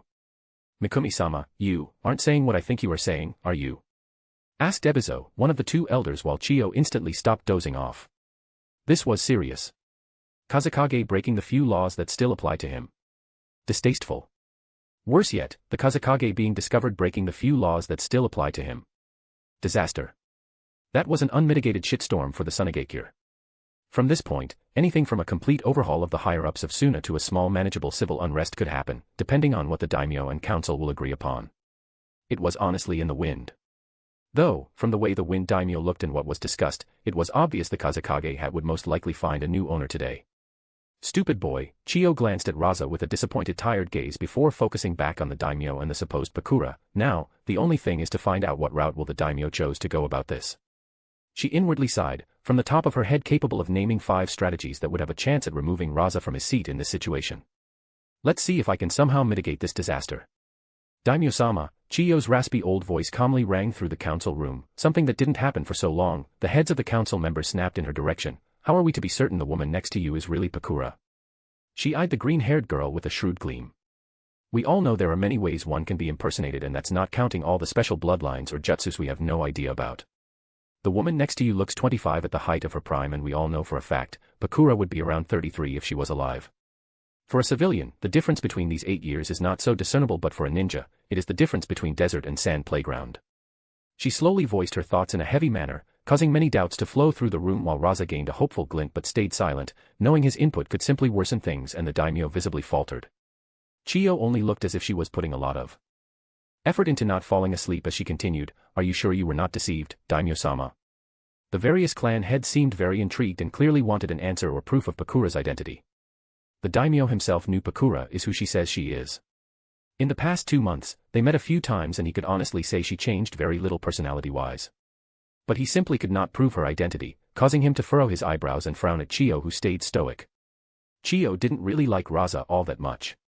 She quite disliked him, and that was also the reason why she often fell asleep during the council meetings. She always found him a worthless leader, so there was no reason to add to the senility levels in the room by staying awake. If she didn't care for Tsunade so much, she would have retired a long time ago anyway. It's just that her position granted her a way to prevent at least some disasters aimed at Tsunade. Like now, for example. The best way to take the wind from the daimyo's sails was to discredit Pakura and establish doubts about her identity. Without a proper justification, there is nothing the daimyo could do, no matter if he was de facto the ruler of their nation. At least, not where it concerned the shinobi affairs. While the Wind Daimyo was frowning at the old hag who dared to question him, Pakura simply impassively raised an eyebrow at Chiyo, and that's when Chiyo knew she fucked up. It was years before Chiyo last interacted with Pakura. Coupled with her advanced age, her memory wasn't the best, so nobody could fault her for forgetting something about supposedly dead kunoichi. That eyebrow raising, however, now that made Chiyo's mind experience flashback after flashback as dread filled her eyes when she realized. Shit. It's really Pakura. She is going to. Chiyo started to take a breath to stop the woman from. Elder Chiyo, Pakura's quiet, calm, and collected voice with a hint of amusement resounded through the room as a vicious gleam flashed through her eyes. You once told me about how poisonously stabby you got with your first husband during one particularly intimate moment. The poor guy never woke up after that. At least his wealth fell into the hands of his mortified widow, right? Pakura smiled at the woman whose eyes bulged out while the jaws of the council members, hidden ANBU, and the daimyo alongside his entourage dropped at the blatant accusation of kinslaying. Pakura slowly turned her head towards Ebizo, Elder Ebizo, her lips stretched into a small mischievous smile as if she was going to reveal some naughty secret. You killed your older brother when you were 15 in order to become the heir of your clan. But hey. Unfortunate accidents happen all the time to the clumsy clan heirs, no. Ebizo's lips thinned but his facade held. The rest of the council, however, were now staring at him in utter disbelief. Especially the clan heads were torn between feeling disgust and wanting to demand proof he did not do what the green-haired woman insinuated. Killing a clan heir and stealing the airship. There was no worse crime for these clan heads. Despite the sudden and shocking revelation, Ebizo's secret had as much worth as Chiyo's. None whatsoever. These were things that happened long, long ago. Things nobody would go poking their nose into just because. Yes, they were important and well-guarded secrets, but in the end, they were harmless in the grand scheme of things. At most, the elders lost prestige. Nobody could persecute them for it. Not without proof that would be impossible to find after all these years. Then again, the shinobi world worked a bit differently. Pakura was quite satisfied as she turned her head yet again to the young man sitting to the right of Ebizo, her lips still in that infuriating small smile. Karuin Koichi. She hummed, I don't really have anything on you since you are too young for me to know. Your father though. Trailing off, Pakura heightened the sense of dread in the young man who had no idea what kind of dirt the woman would pull on his family. If my memory serves well, you are a bastard child of one of your father's mistresses from the red light district since his wife is infertile. Your real mother was killed after giving birth and you were raised as a son of. We get it. Chiyo loudly exclaimed before coughing a few times from the stress. Koichi seemed totally bewildered by what the woman said about his circumstances of birth. Stiffening, he found himself being stared at by other council members and even the daimyo. Only after a moment, it clicked for him. I am not my mother's son. His breath hitched, remembering all the praise heaped upon him and how his talent in clan jutsu was just as high as his supposed mother. Needless to say, the world suddenly flipped upside down for the young clan head. That's enough. You are Pakura. Chiyo reluctantly admitted, her plan to discredit the woman utterly foiled. How could I forget she was one of the very few people with access to even the darkest secrets of our village? She mentally questioned herself, realizing what this all meant in growing horror. She is a walking treasure trove of village secrets and we can't even persecute her for it as she is declared dead. Oh, hell. Chiyo's shoulders slumped. Glad we cleared that up. The daimyo chuckled at how Pakura resolved the situation. Now, if nobody else has any questions, I think it's time for today's main agenda. He dramatically paused and everybody leaned forward in anticipation. Pakura came to me with a request to sanction a grudge duel against Raza Sabaku for the position of the ruling clan. The winner's family will become the new royal clan of Tsunade. The room descended into deafening silence. Chapter 239, Chapter 239, Raza's Dethroning 3. Ray stifled a chortle as he saw the dumbfounded and slightly fearful faces of the Suna council who wondered what kind of secrets Pakura knew about them. He was well aware all Pakura had to do was demonstrate her signature Scorch technique. While the council would still be able to question her identity because another Scorch user could have resurfaced or whatever bull they would probably try to pull, if the daimyo supported Pakura after that, there was nothing the Suna council could do. It would pass as proof of her identity no matter how reluctant and unwilling would the council be. Revealing their secrets though, now that was a stroke of genius. She not only subtly threatened them, but she also showed them they need to integrate her back into the village. There was no chance to tag her as a rogue ninja. Not while their daimyo supported her. Not when she was a part of the Uchiha trading company. There was only one way to make her keep her mouth shut, and that was to get her back into their ninja rank, since every ninja is obligated to keep village secrets, well, secret. Damn, she played these old and young coots like a fiddle. Ray's eyes sparkled in amusement. They have no other option than to give their support to her in the next stage of her plan. You want to usurp the Sabaku clan? Raza angrily burst out and stood up, balling his hands into fists as he glared at Pakura with extreme hatred. You can't do that, he exclaimed. Raza was fine with being booted from the Kazekage office. It just meant one of his cousins would get the position until one of his kids is a jonin. The very laws of his village would safeguard that. Raza also believed his kids to be failures. He could easily manipulate them from the shadows, so, really, him not being the Kazekage was just a formality that would probably even suit him well. He never expected Pakura to try and usurp the rulership of the village for herself.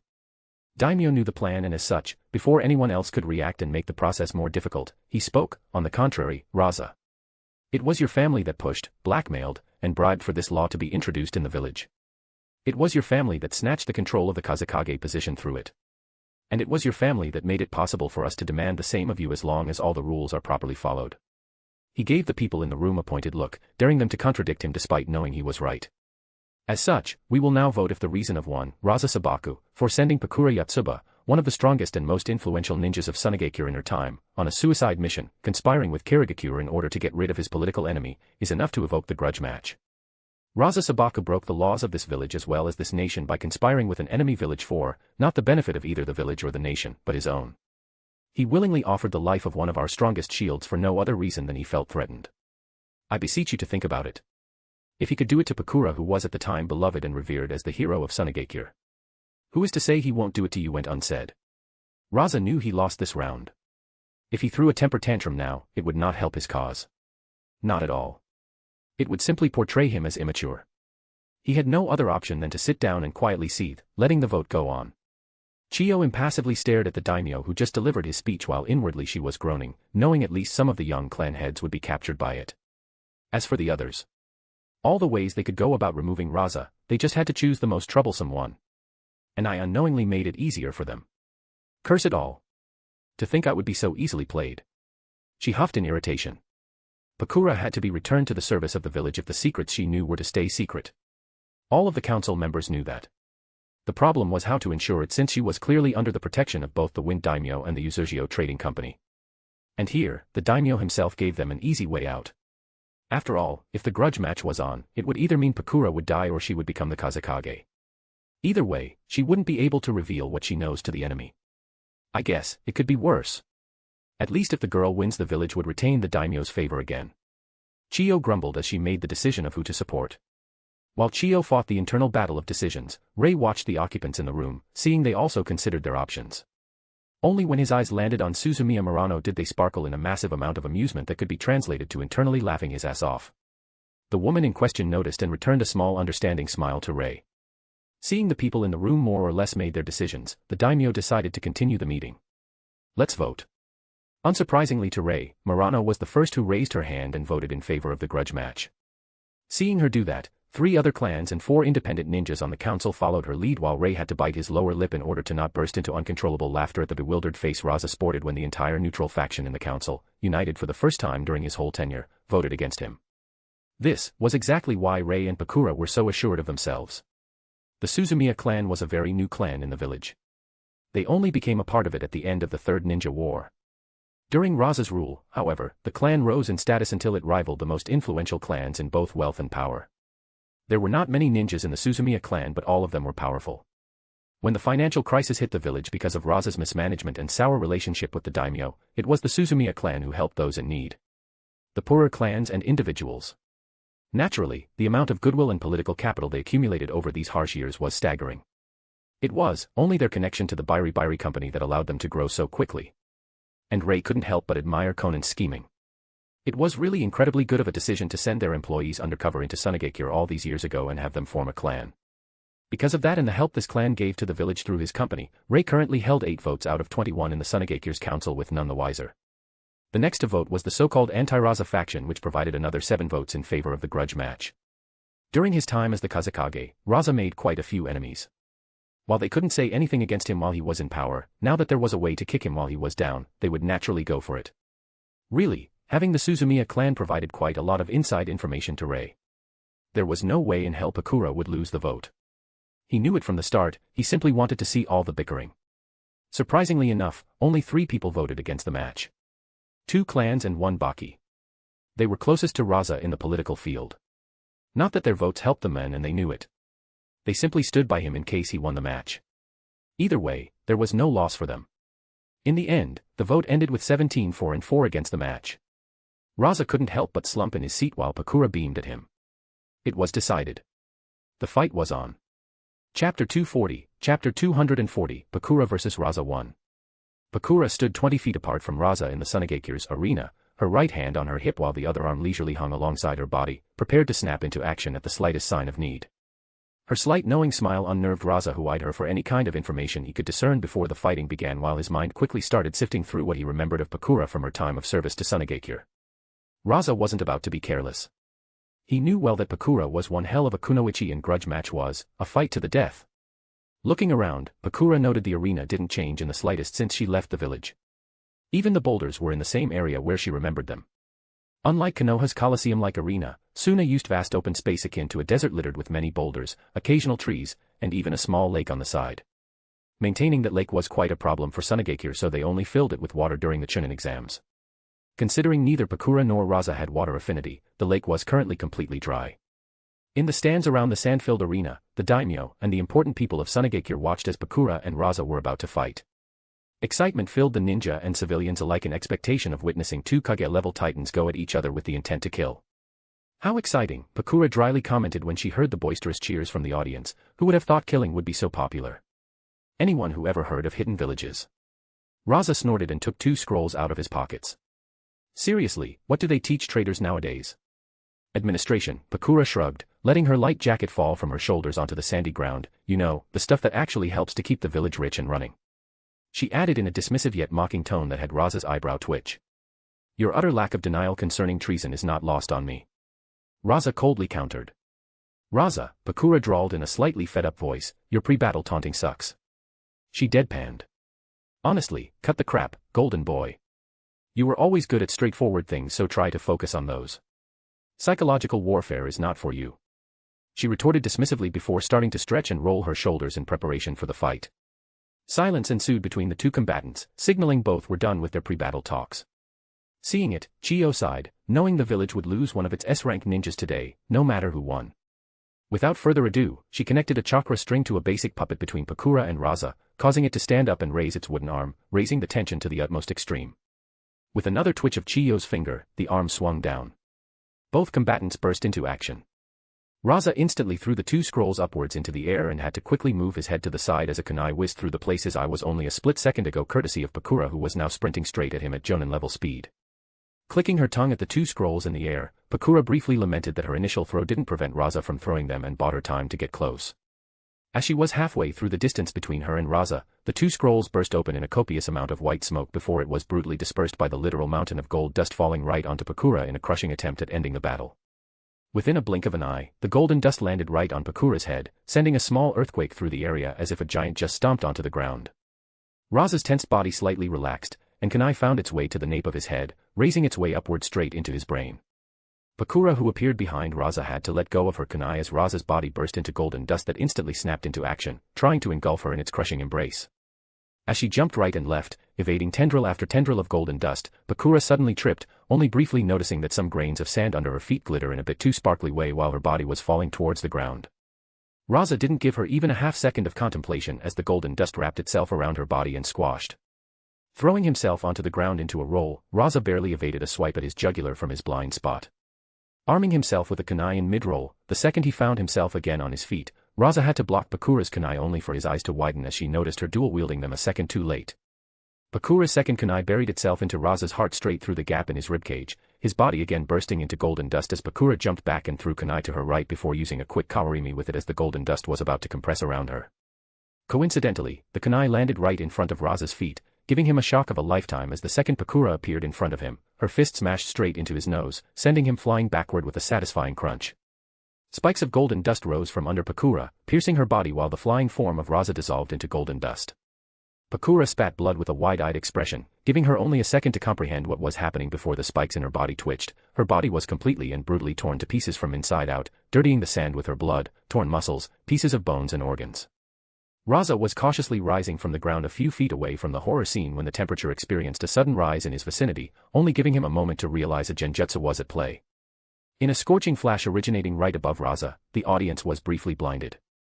Only the most experienced ninjas of Suna noticed the place the Kazekage was rising from was now completely turned to superheated glass from the sheer searing heat before the temperature rose so much it evaporated water in the air, resulting in a cloudy vapor obscuring the spectators.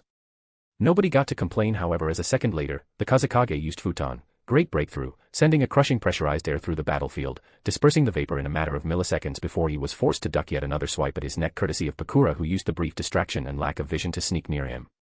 This time, however, Pakura anticipated the dodge and Raza found her foot implanted in his stomach the second he ducked. The knife in Pakura's hand quickly flipped into backhand grip as she violently plunged it into the back of Raza's head, almost growling as he yet again burst into golden dust. A split second later, her upper body was torn from her lower parts by the sheer pressure, a tendril of golden dust that smacked into her generated. As chunks of Pakura's organs showered the sands of the arena in the southern sector, in the eastern one, Raza barely managed to block a strike from the real Pakura with his own kunai, cursing at the disadvantage yet happy that this time he was wholly prepared for it. Golden dust under his feet snapped into action, aiming for Pakura at breakneck speeds while she simply flicked her wrist and let Raza's kunai slide on hers, getting into his guard in one masterful deflection of Raza's block, when the golden dust tore her legs to shreds. Pakura burst into smoke.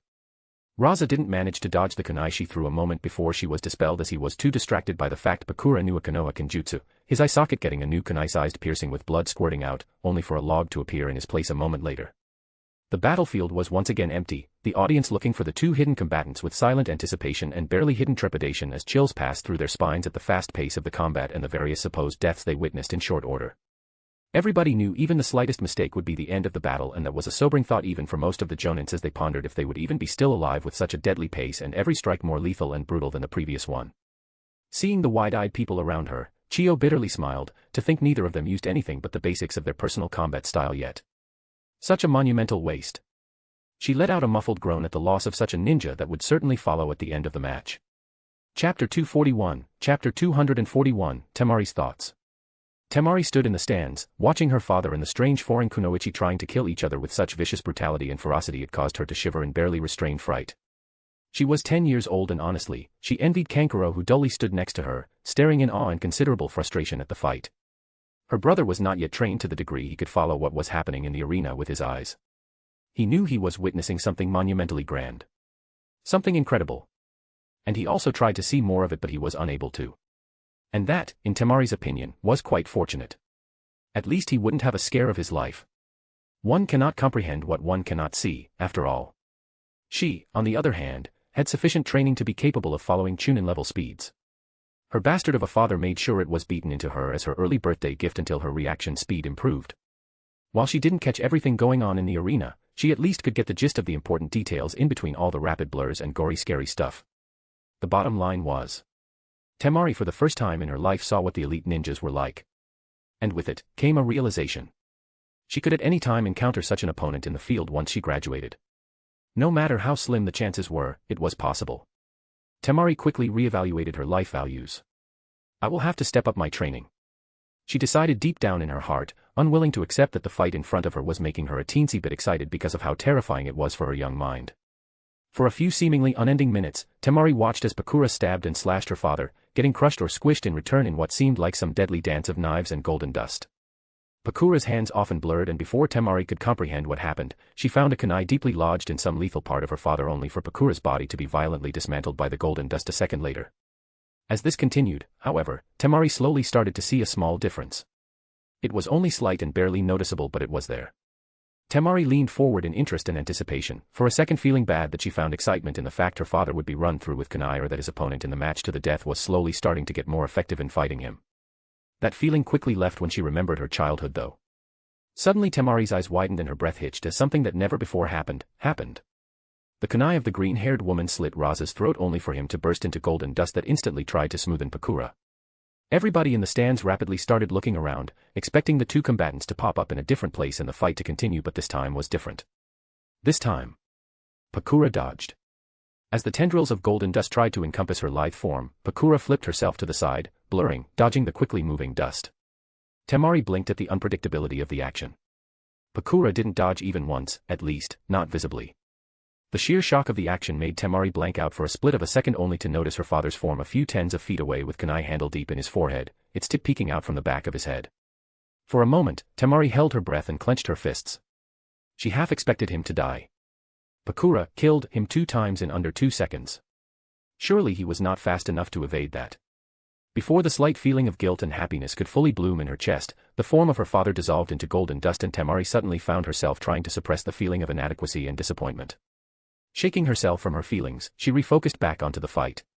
Her father and his opponent were yet again locked in close-quarter combat, exchanging blows with their kunais. Golden dust swirled, bashed, smashed, and ripped through the air only for the nimble and graceful form of Pakura to weave through the attacks while pressing her father with her masterful knife work. Tamari couldn't see all of the moves. To her, the kunais twirled, blurred, whizzed far too fast. She could, however, see that her father was really at a disadvantage when Pakura so easily deflected his kunai, completely bypassing his guard and snapping the arm which not a slip second ago blocked into a vicious jab. Pakura's hand blurred and Tamari was again graced with the scene of her father having kunai run through his head from under his chin. Relaxing, Tamari bit her lips. Am I a bad person for not caring when I see my father's form like that? She mused. At the start, it bothered her. Now her father supposedly died over 40 times in front of her since the start of this match. Sure, it was just clones made of golden dust but to her, it seemed pretty real. No. he deserves it. For what he did to Gaara. Tamari stubbornly decided, her eyes watering. Interesting fight, wouldn't you agree, Tamari? A hand landed on her shoulder as these words entered her ears and Tamari flinched as if she was stabbed. Snapping her head to the left, her shoulders sagged. Chiyoba. Don't scare me like that. She pouted, getting a small smile from the old, usually grumpy woman. Ignoring the small outrage in Tamari's tone, Chiyo continued speaking in what Tamari recognized as the old lady's teacher mode from the lessons Kankuro was getting. Observe the fight closely, Tamari. It will serve you well. It was then that Kankuro was about to open his mouth, most likely complain about not being able to decipher what was really going on in the battlefield, only to be smacked by Chiyo before he could speak, causing his mouth to snap shut while his cheeks pinked as he petulantly crossed his arms on his chest. Tamari giggled at her brother's misfortune. They are incredibly fast. That they are, child. That they are. Your father was not chosen to be the Kazekage because of his ugly mug. Chiyo mirthfully chortled. And yet, this is more psychological battle rather than all-out slugfest, girl. Hearing that, Tamari's eyes widened. What? She blurted out, making some people turn towards her with admonishing gazes just as in the battlefield. Pakura's arms were torn from her torso in exchange for getting a kunai up Raza's ass and then kicking it deeper for a good measure with a snap kick. Seeing that particular moment, Chiyo burst out laughing while Tamari ducked her head in utterly mortifying embarrassment as she saw her father's eyes widen to humorous proportions when Pakura buggered him with pointy steel. Raza dissolved into golden dust while Pakura changed to mud, surprising many she could do earth jutsu. What do you mean, psychological? Tamari asked in a vain attempt to make the honorable elder next to her stop laughing at the humiliation her father suffered. Finally managing to stop herself from laughing, Chiyo spoke. They are barely using basics.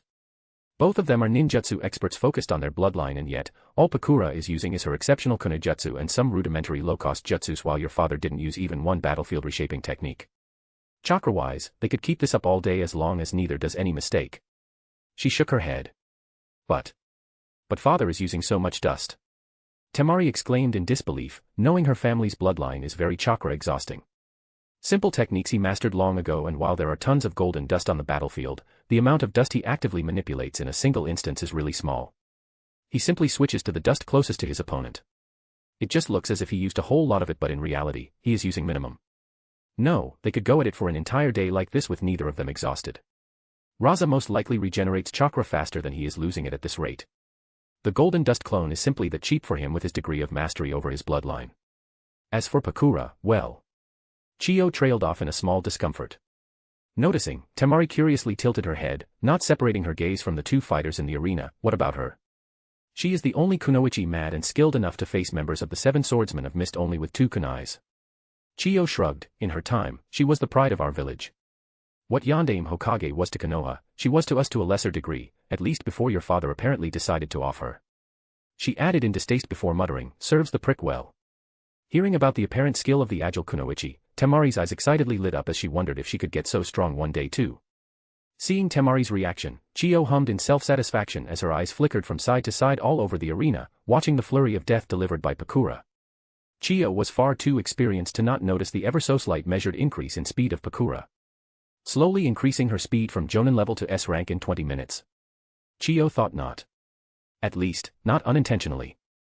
Pakura was playing with Raza, measuring him. It wasn't even funny, really. Not when in some instances, Pakura's hands went from 0 to 100 in matters of a split second, redirecting her stabs and strikes with such a sudden increase of speed that even Chiyo barely saw it as more than a blur. The worst part was that Pakura masked it so well, Chiyo doubted even many of the Suna Jonins noticed what the green-haired woman was actually doing. After all, she only managed to catch it because of her expertise in puppetry, and having quick fingers alongside sudden snappish movements of hands was a must in her chosen field. Then again, speed was only one factor and the fight was far from decided. Not when neither of the ninjutsu experts used ninjutsu yet. Let's hope this talk will lessen Tamari's hard feelings if Pakura wins. Chiyo wistfully thought. Chapter 242, Chapter 242, Pakura vs. Raza 2. Pakura softly clicked her heel on the sandy ground under her, channeling her chakra, and instantly with a scorching hot white flash, the ground around her was instantly turned into a glassy area, preventing Raza from mixing his golden dust with the sand on the ground and sneaking it near her. I am growing tired of cutting you up. She crossed her hands under her chest in a condescending manner. Are we finally going to fight seriously? The second she said that, a massive 20-foot-tall wave of golden dust rose from the sands behind her in a blink of an eye, viciously lunging at her as if it was a hungry beast. Pakura turned her head, inwardly praising Raza that he attacked from behind rather than head-on as was seemingly the norm nowadays, and lifted her hand with her fingers ready for a snapping motion, aiming at the avalanche of golden dust. So he used our little foreplay to substitute sands under the ground with his golden dust, leaving only a thin layer of sand on top of it as camouflage, huh? Pakura thought as she snapped her fingers, sending a rapid wave of her special scorch chakra forward with incredible velocity.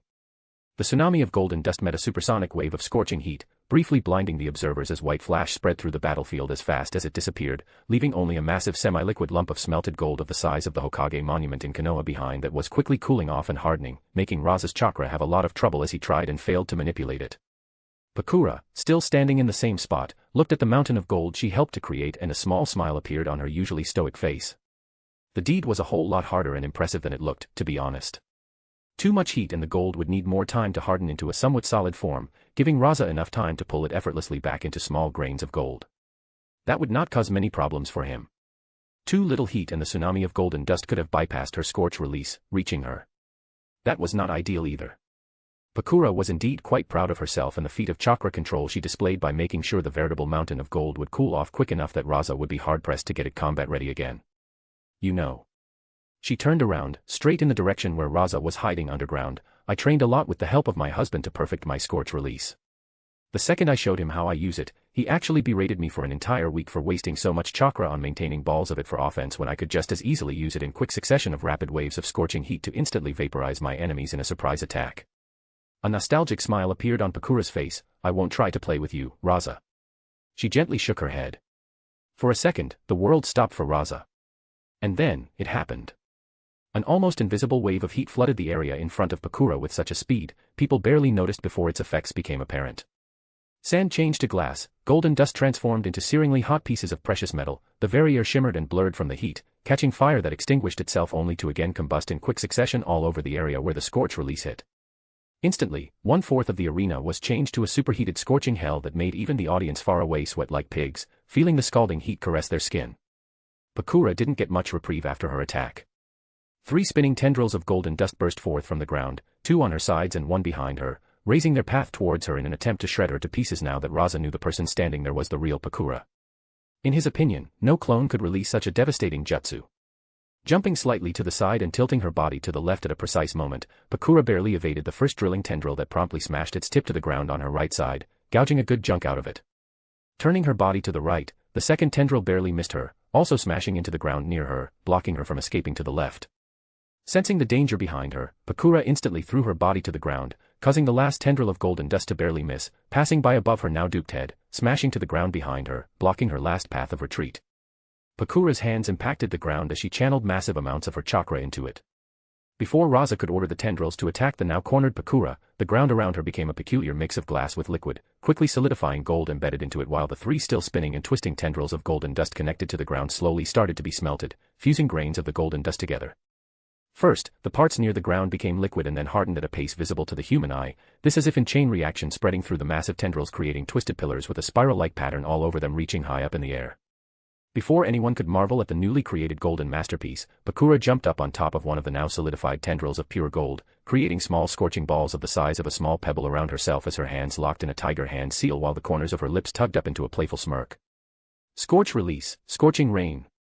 Raza only got a brief bad premonition before Pakura started blanketing the battlefield with her balls of scorching doom in a splashing manner. She didn't target him, but her attack was even worse than if she did. He couldn't safely evade in fear of jumping straight into another scorching ball. He could use Kawarimi as it was a bit disorienting afterward for a second. A second that could be quite fatal considering Pakura was madly cropping the entire battlefield with her jutsu of mass destruction. As if possessed, Raza started madly shielding himself with his golden dust, dragging it from the ground and having it intercept the small balls of scorch release, in turn turning into a liquid state that was dastardly hard to control for him.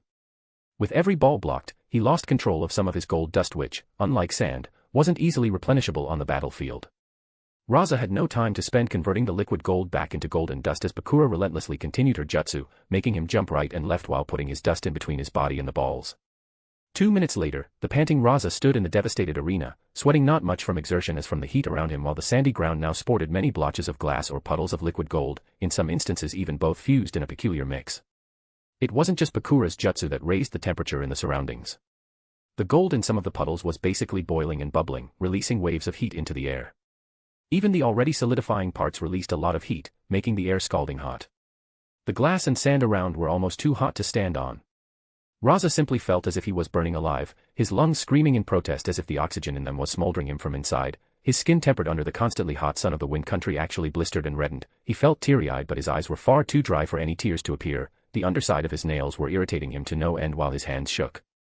His clothes unpleasantly clung to his body due to the heat and sweat, weighting him. Raza now completely understood that Pakura's biggest weapon was not the direct attack but the torturous discomfort she could cause with her heat. He fought a hard battle against his own wits, keeping his focus on his opponent who despite the massive chance to strike seemed content to just watch him suffer. Despite all the agony he was going through, Raza was far from finished. Noting his chakra reserves are still 80% full, he channeled some of it into his body to calm it down, make the heat more bearable, and prevent further damage, no matter how small. For a minute, Pakura just stared with a raised eyebrow at Raza as he regained his breath, appreciating and relishing both the direct and indirect damage her technique caused. "Hoo, still as honorable as ever, I see." Raza dryly commented with a raspy voice, his face scrunched in both concentration and barely restrained agony, trying to sound mocking. Not that it actually worked since he looked miserable. Sure, he was capable of channeling his chakra into his body to alleviate the effects of the heat, but he was no scorch user. Pakura could stand in the center of her scorch ball and be completely fine, regarding it as a sunbathing experience. She long ago perfected protecting her body with her chakra against the effects of her own jutsu. By now, there wasn't much heat, flames, or high temperature could do to her. Raza, despite growing up in the deserts of the wind country, couldn't state the same. At his taunt, Pakura only regarded him with a sweet smile. "I already told you that you suck at taunting, Raza." She narrowed her eyes with delight. In fact, she paused, creating suspense.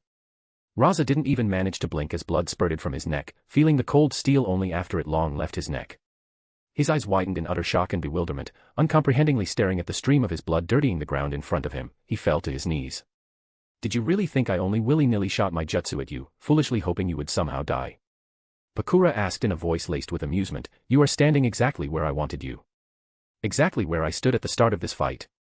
Me being a ninjutsu specialist doesn't mean I need to end the fight by using ninjutsu, idiot. Knife to the neck is much more efficient." The last thing Raza saw before dying was Pakura's cold smirk that could freeze even the scorching dunes of the Suna's desert as his ears registered a small, barely audible pop behind him followed by a small burst of white smoke. Chapter 243, Chapter 243. New Kazekage 1. Tamari, in numb satisfaction and quiet horror, watched as the jacket behind Raza, the very same jacket Pakura discarded at the start of the fight, burst into what she suspected was some sort of clone and in one fluid motion slit her father's throat before he even realized it. Only when he already dropped to his knees, his lifeblood flowing out of his neck, did the clarity return to Tamari as the realization hit her hard. Her father, lost. Owlishly blinking, a bewildered, left her lips, her brain refusing to accept that her horrible father was dying in front of her very eyes. "Is it over?" Tamari turned to Chiyo in confusion, noticing the old woman had the same expression of utter bewilderment she herself most likely sported. Just like that. Tamari couldn't wait for the answer from the village elder, however. She heard a choked sob next to her and realized Kankuro was also present. It was her duty as his older sister to give him at least some measure of support. She turned around and hugged her younger brother, who stared at the corpse of their father with an empty look. It was then that Tamari gained a small understanding of what it means to be a ninja. How easily one's life could be lost no matter how strong one was. As she comforted Kankuro, her eyes suddenly gained determination as her mind processed the entire event. She absolutely refused to be just another nameless corpse on the field. Not like that. Chiyo was completely flabbergasted. She knew the fight barely started. Both combatants barely exerted a small percentage of their chakra reserves. The battle was just starting. Until it wasn't. Until it was over before it even really started. She expected a massive ninjutsu fight. She expected an awe-inspiring and arena-shattering clash of titans. She expected anything but a knife to the neck. The worst and most humiliating way to go when facing a famous ninjutsu expert. A sign that it didn't even take ninjutsu to kill you. And yet, Chiyo had to applaud Pakura's move. Pakura chose cold and brutal efficiency, dispatching her enemy in a way that let her ready and relatively fresh for another fight. With this one fight, she not only gained the position of the Kazekage but also cemented it beyond anyone's doubt. She reminded everybody of her power by cornering Raza while only scratching a surface of what her bloodline could do. Every single ninja knew facing the unknown was dangerous. When the said unknown could vaporize you in an instant. Chiyo doubted there was anyone who would try to directly scheme against Pakura unless there is some convenient buffer to absorb damage should the plans go awry. Most importantly, Pakura has subtly shown ruthlessness and cunning that would stop many of the clan heads from acting out even if they had a scapegoat. Slitting Raza's throat was a message. Piss me off at your own peril. Raza, for all his good points, was a calm man with a peculiar kind of brashness. He was straightforward, and if she were to be honest, he was not cut out for politics. Pakura, on the other hand. She just finished off borderline S-rank ninja with a plan she weaved from the very start of the fight. She not only accomplished that but also ensured nobody got even an inkling of what she was planning despite the presence of so many high-ranking ninjas of Suna. Healthy mix of fear and respect. That's how you want to rule, girl. Chiyo sighed, knowing the following years in the Suna Council won't be easy. Her eyes glanced at the Wind Daimyo who, contrary to the expectations, didn't look as jubilant as at the start of the fight. Maybe. In the center of the stands, Mikumi, the Wind Daimyo, watched Pakura with a conflicted gaze. The way Pakura dispatched Raza hit him like his fifth wife after she found him doing the cute little maid she promptly sacked only to have her return as one of his concubines because he really appreciated her nimble tongue. And damn did that slap hurt. One would think she would get the hint considering she was his 12th concubine turned 5th wife. Apparently not. Troublesome power-hungry woman.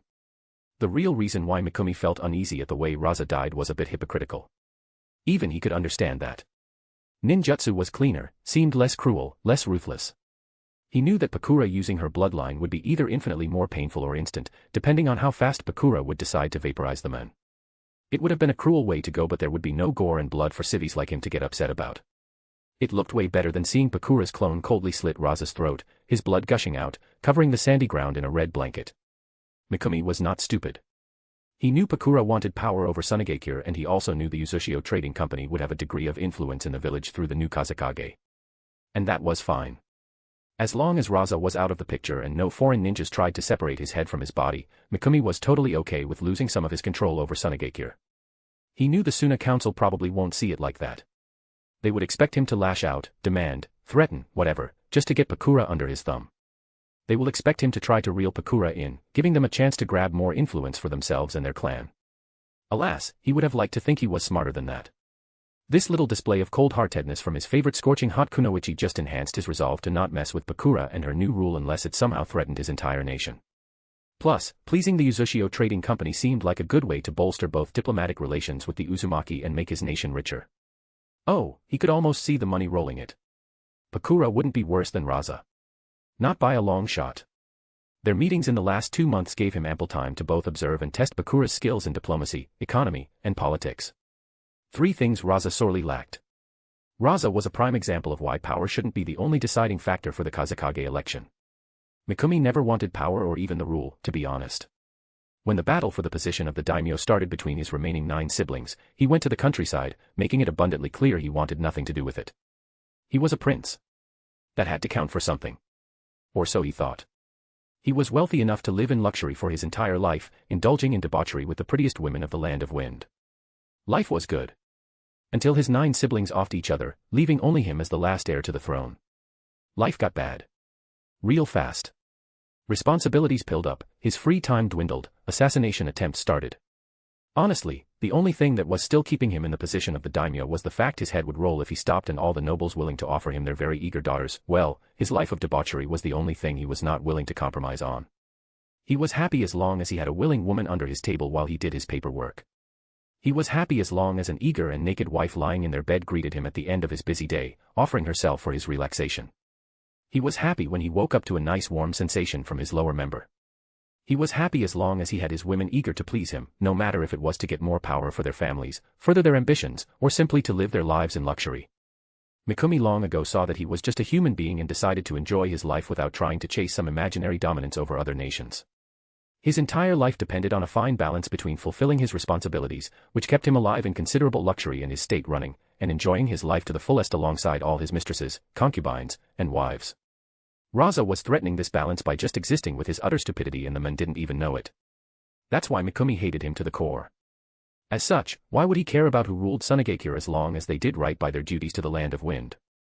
Still, Mikumi made a mental note to never piss Pakura off lest it would be his throat she slit the next time she gets the urge to soak the ground in something red. Hey, he was the daimyo, not a god.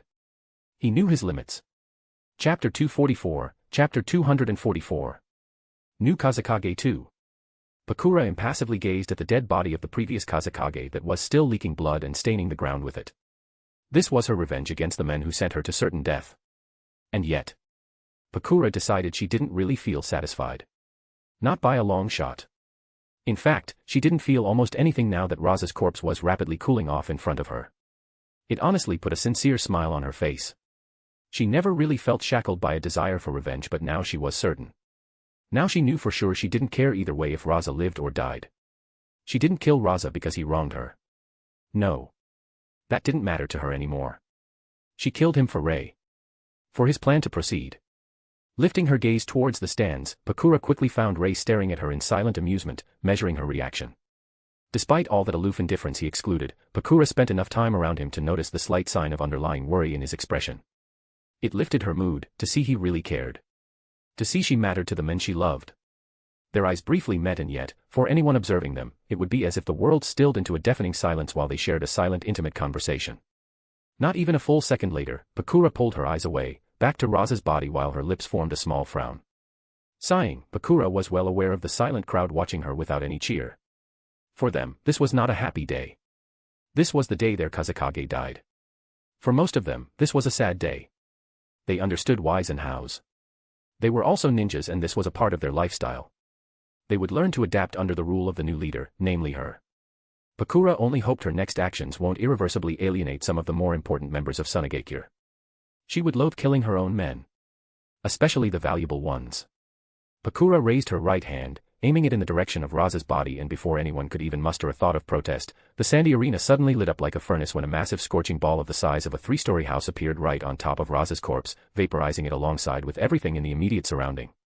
Waves of heat rolling on pressurized whiplash of wind impacted the arena, and while the audience only experienced the barest minimum of the attack, they still found themselves having to shield their eyes and bodies from both the heat, bending their knees, and anchoring their feet into the ground to not be swept away by the echoes of the raging wind.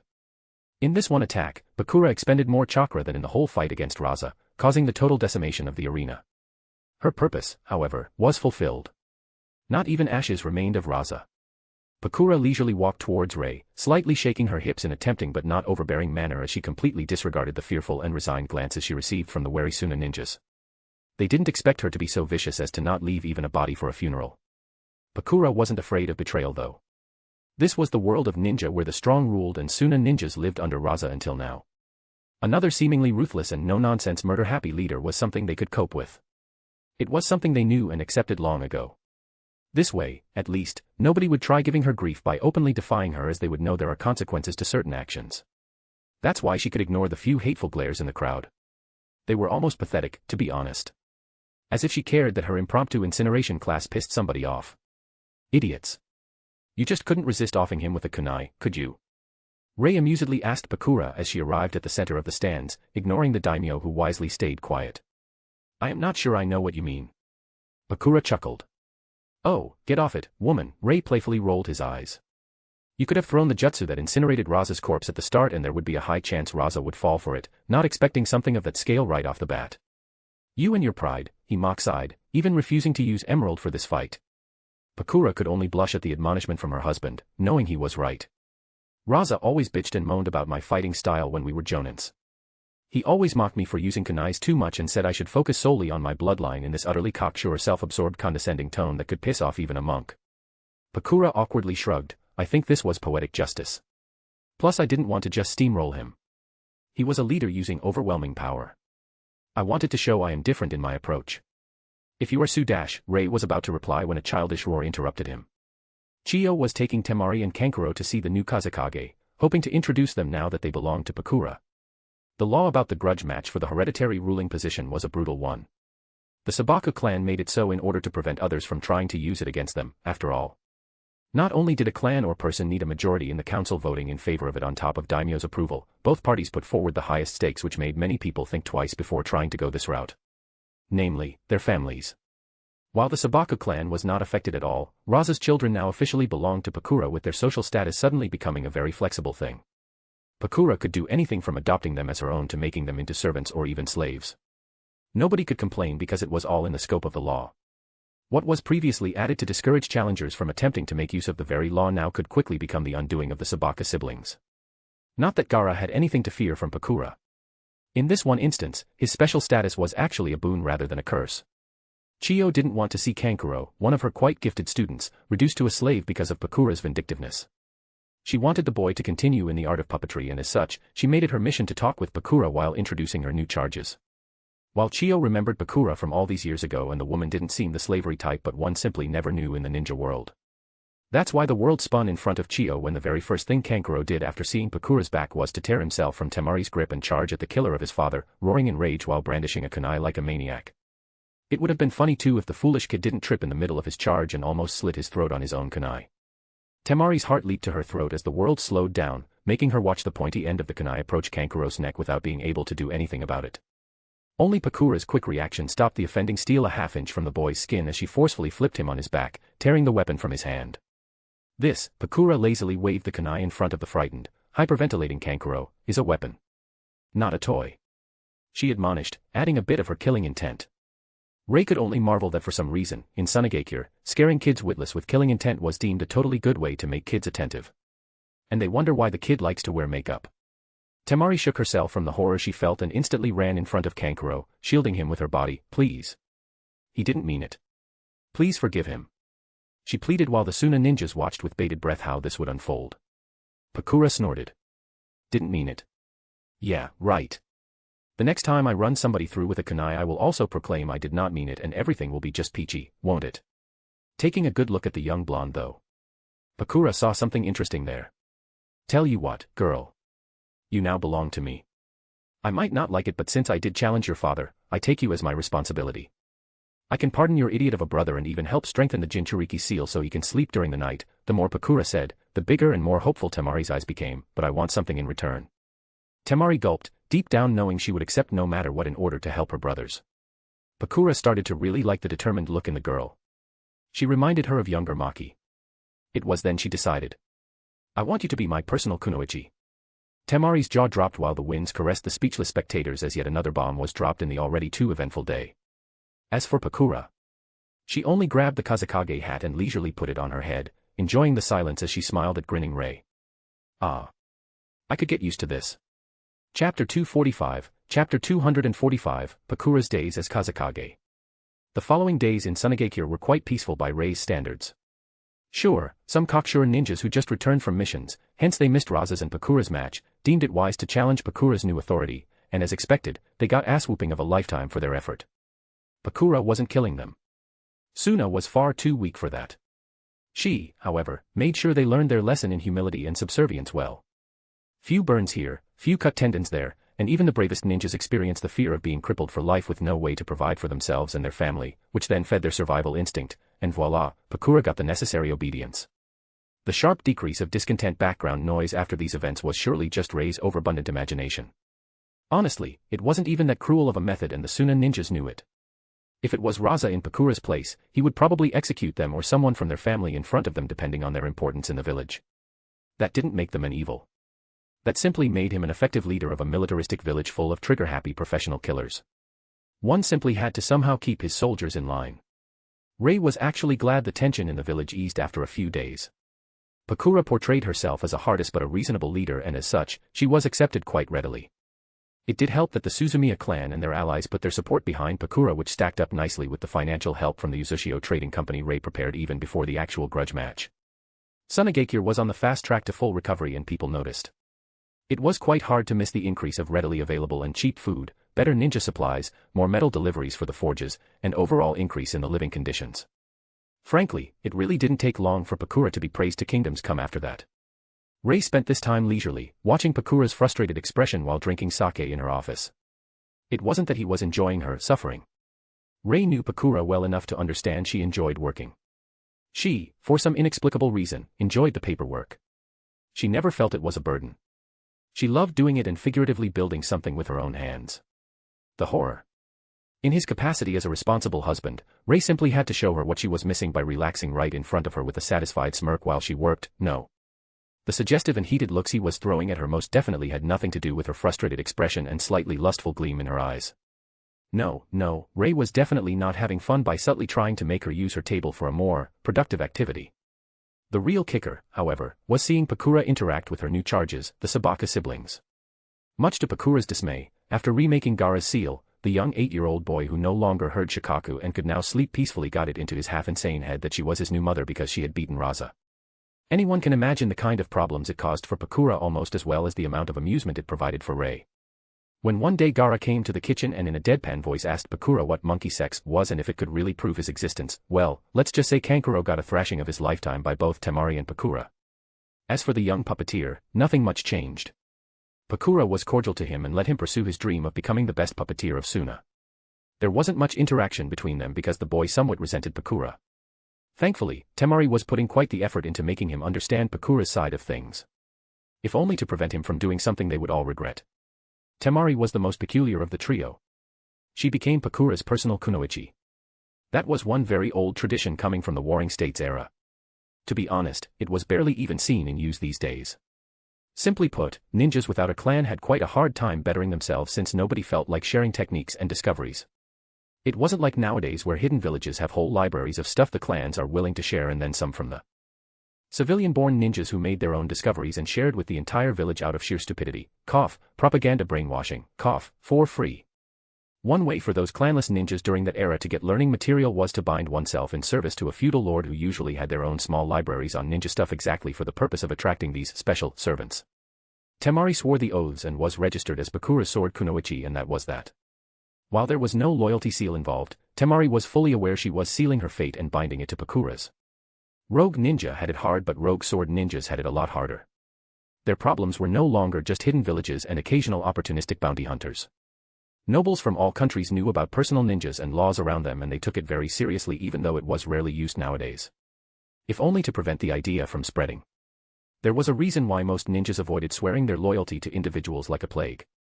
Defecting a hidden village meant a chance at life in another hidden village. Nobles didn't care, so no really preventive laws were put into use on an international scale.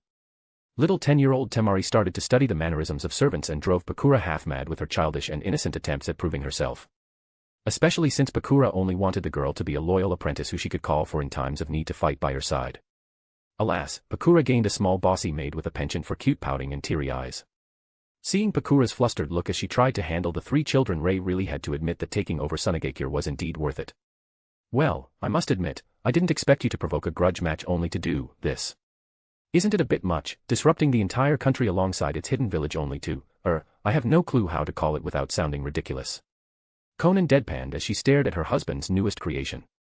Pakura was currently handling important affairs in Tsunade, and unlike Ringo, she loved it so there were usually no shadow clones and blackmailing other people to do her job involved. Rei thankfully didn't stay in Suna all the time. Even though Tsunade was away for a few months, leaving only a few reassuring efforts that she is on a mission to better her healing arts, Rei still had 3 other women whose needs he had to satisfy. Conan was glad she didn't have to drag him out of the Tsunade by force. It would make their bedroom activities that much more awkward. Not really. You know, we have a lot of mountains that contain gold in them.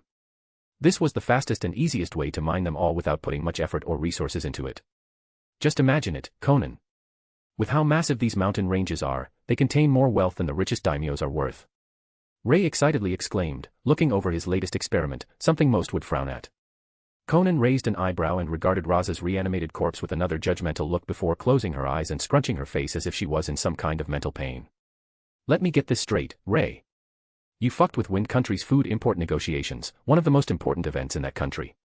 You spent 2 months to ensure a grudge match between Raza and Pakura, effectively removing the Sabaka clan from the rule and installing Pakura in their place. You made Pakura seemingly get rid of Raza's body while covertly snatching it with your seals. You made your own Fuinjutsu version of summoning, impure world reincarnation, the jutsu you found in the Senju library, the same jutsu that binds souls of the deceased into service of the user. And you did all that in order to. Conan's even voice cracked, to make Raza's corpse into some kind of mining machine because you could not be bothered to research seals that could do it instead. Seals that could most likely mine more than just gold. Conan intently stared at Rei, her eyebrow twitching, causing him to realize that maybe he should have discussed his plans and motivations with somebody other than Mei, who was in post-coital bliss, before he actually proceeded with them. Well, when you put it that way. Rei awkwardly rubbed the back of his head with a sheepish expression plastered all over his face. In his defense, there really was a lot of gold in the mountains behind his hidden village. Author note. Fu finally finished the Tsunade arc. Chapter 246, Chapter 246, Tsunade, back in the Fire Country. Author note. For those who won't get it, This is somewhat of a flashback or Tsunade's point of view of what was happening on her side while Rei and Conan were busy with the Tsunade. While Rei and Conan focused on Tsunade, Tsunade holed herself up in the Fire Daimyo's library, studying various laws and putting together document after document that would help her own plan. She was no stranger to intense studying and memorization. After all, medic nines were one of the most knowledgeable people in the shinobi ranks and she was the best of them. To treat an injury, one first had to know the cause and that, unfortunately, meant the medic nin needed extensive knowledge of jutsu and its effects, of genetics, of illnesses, of practically everything that could cause harm. That said, it was only 1 month since she left the village on the other side, but after the last month practically swimming in law books, Tsunade had had enough for a lifetime. Not even the castle guards or the 12 guardian ninja of the Fire Daimyo dared to approach her, recognizing her crankiness the second she stepped into the room with her massive scowl and wild, irritated gait. Thankfully, she had enough presence of mind to wear her special genjutsu. If the Konoha ninjas and the 12 guardians recognized her, Tsunade was almost sure she would have had to crack some skulls by now. Tsunade dropped into her designated place, right next to the most favorite concubine of the Fire Daimyo who still occasionally threw her suspicious and guarded glances. Tsunade long ago learned to ignore the polite fake who thought she would stoop so low as to try her hand at seducing the Daimyo. The same man to whom she refused to be married to in her youth. Not that Tsunade could in any way refute the suspicion or provide some kind of proof. She couldn't just start proclaiming she was the wife of the hidden daimyo of the spring country, now, could she? She was, after all, in disguise of Nadetsu, the president of the Bairi company who was currently on vacation in the fire capital and took a shine to the daimyo's library. It was quite hilarious too, eating right next to Sarutobi Asuma while the boy tried to flirt with her, not recognizing her even after a month of deflecting his advances. Poor Kurenai. Tsunade could just shake her head. She was the head medic during the Third Shinobi War and that meant something. Ninjas trusted medics. They talked to them and said things they would not tell others. Especially when both the patient and the medic were kunoichi. The little academy student Kurenai Yuhi was very forthcoming with the information about her crush on the youngest of the Sarutobi boys. Tsunade already decided to approach the woman and offer her a chance at learning how to medic nin from her. The girl had incredible chakra control and if Tsunade wasn't so sure she would have had to leave after the Third War, she would have taken the girl into her care there and then. Then again, at that time, nothing was ever so simple. Tsunade wasn't even sure if or where her new home would be during these uncertain days. She only knew she wanted to be with Rei and that Rei was about to defect from Kiri. Look at me, getting all nostalgic and stuff. She inwardly rebuked herself, trying to cover the small gentle smile that bloomed on her face by taking a sip from her hot chocolate milk. 50 years of age, huh? I guess I finally left my puberty by the Senju and Uzumaki standards. Tsunade giggled, attracting the attention of the people dining with her.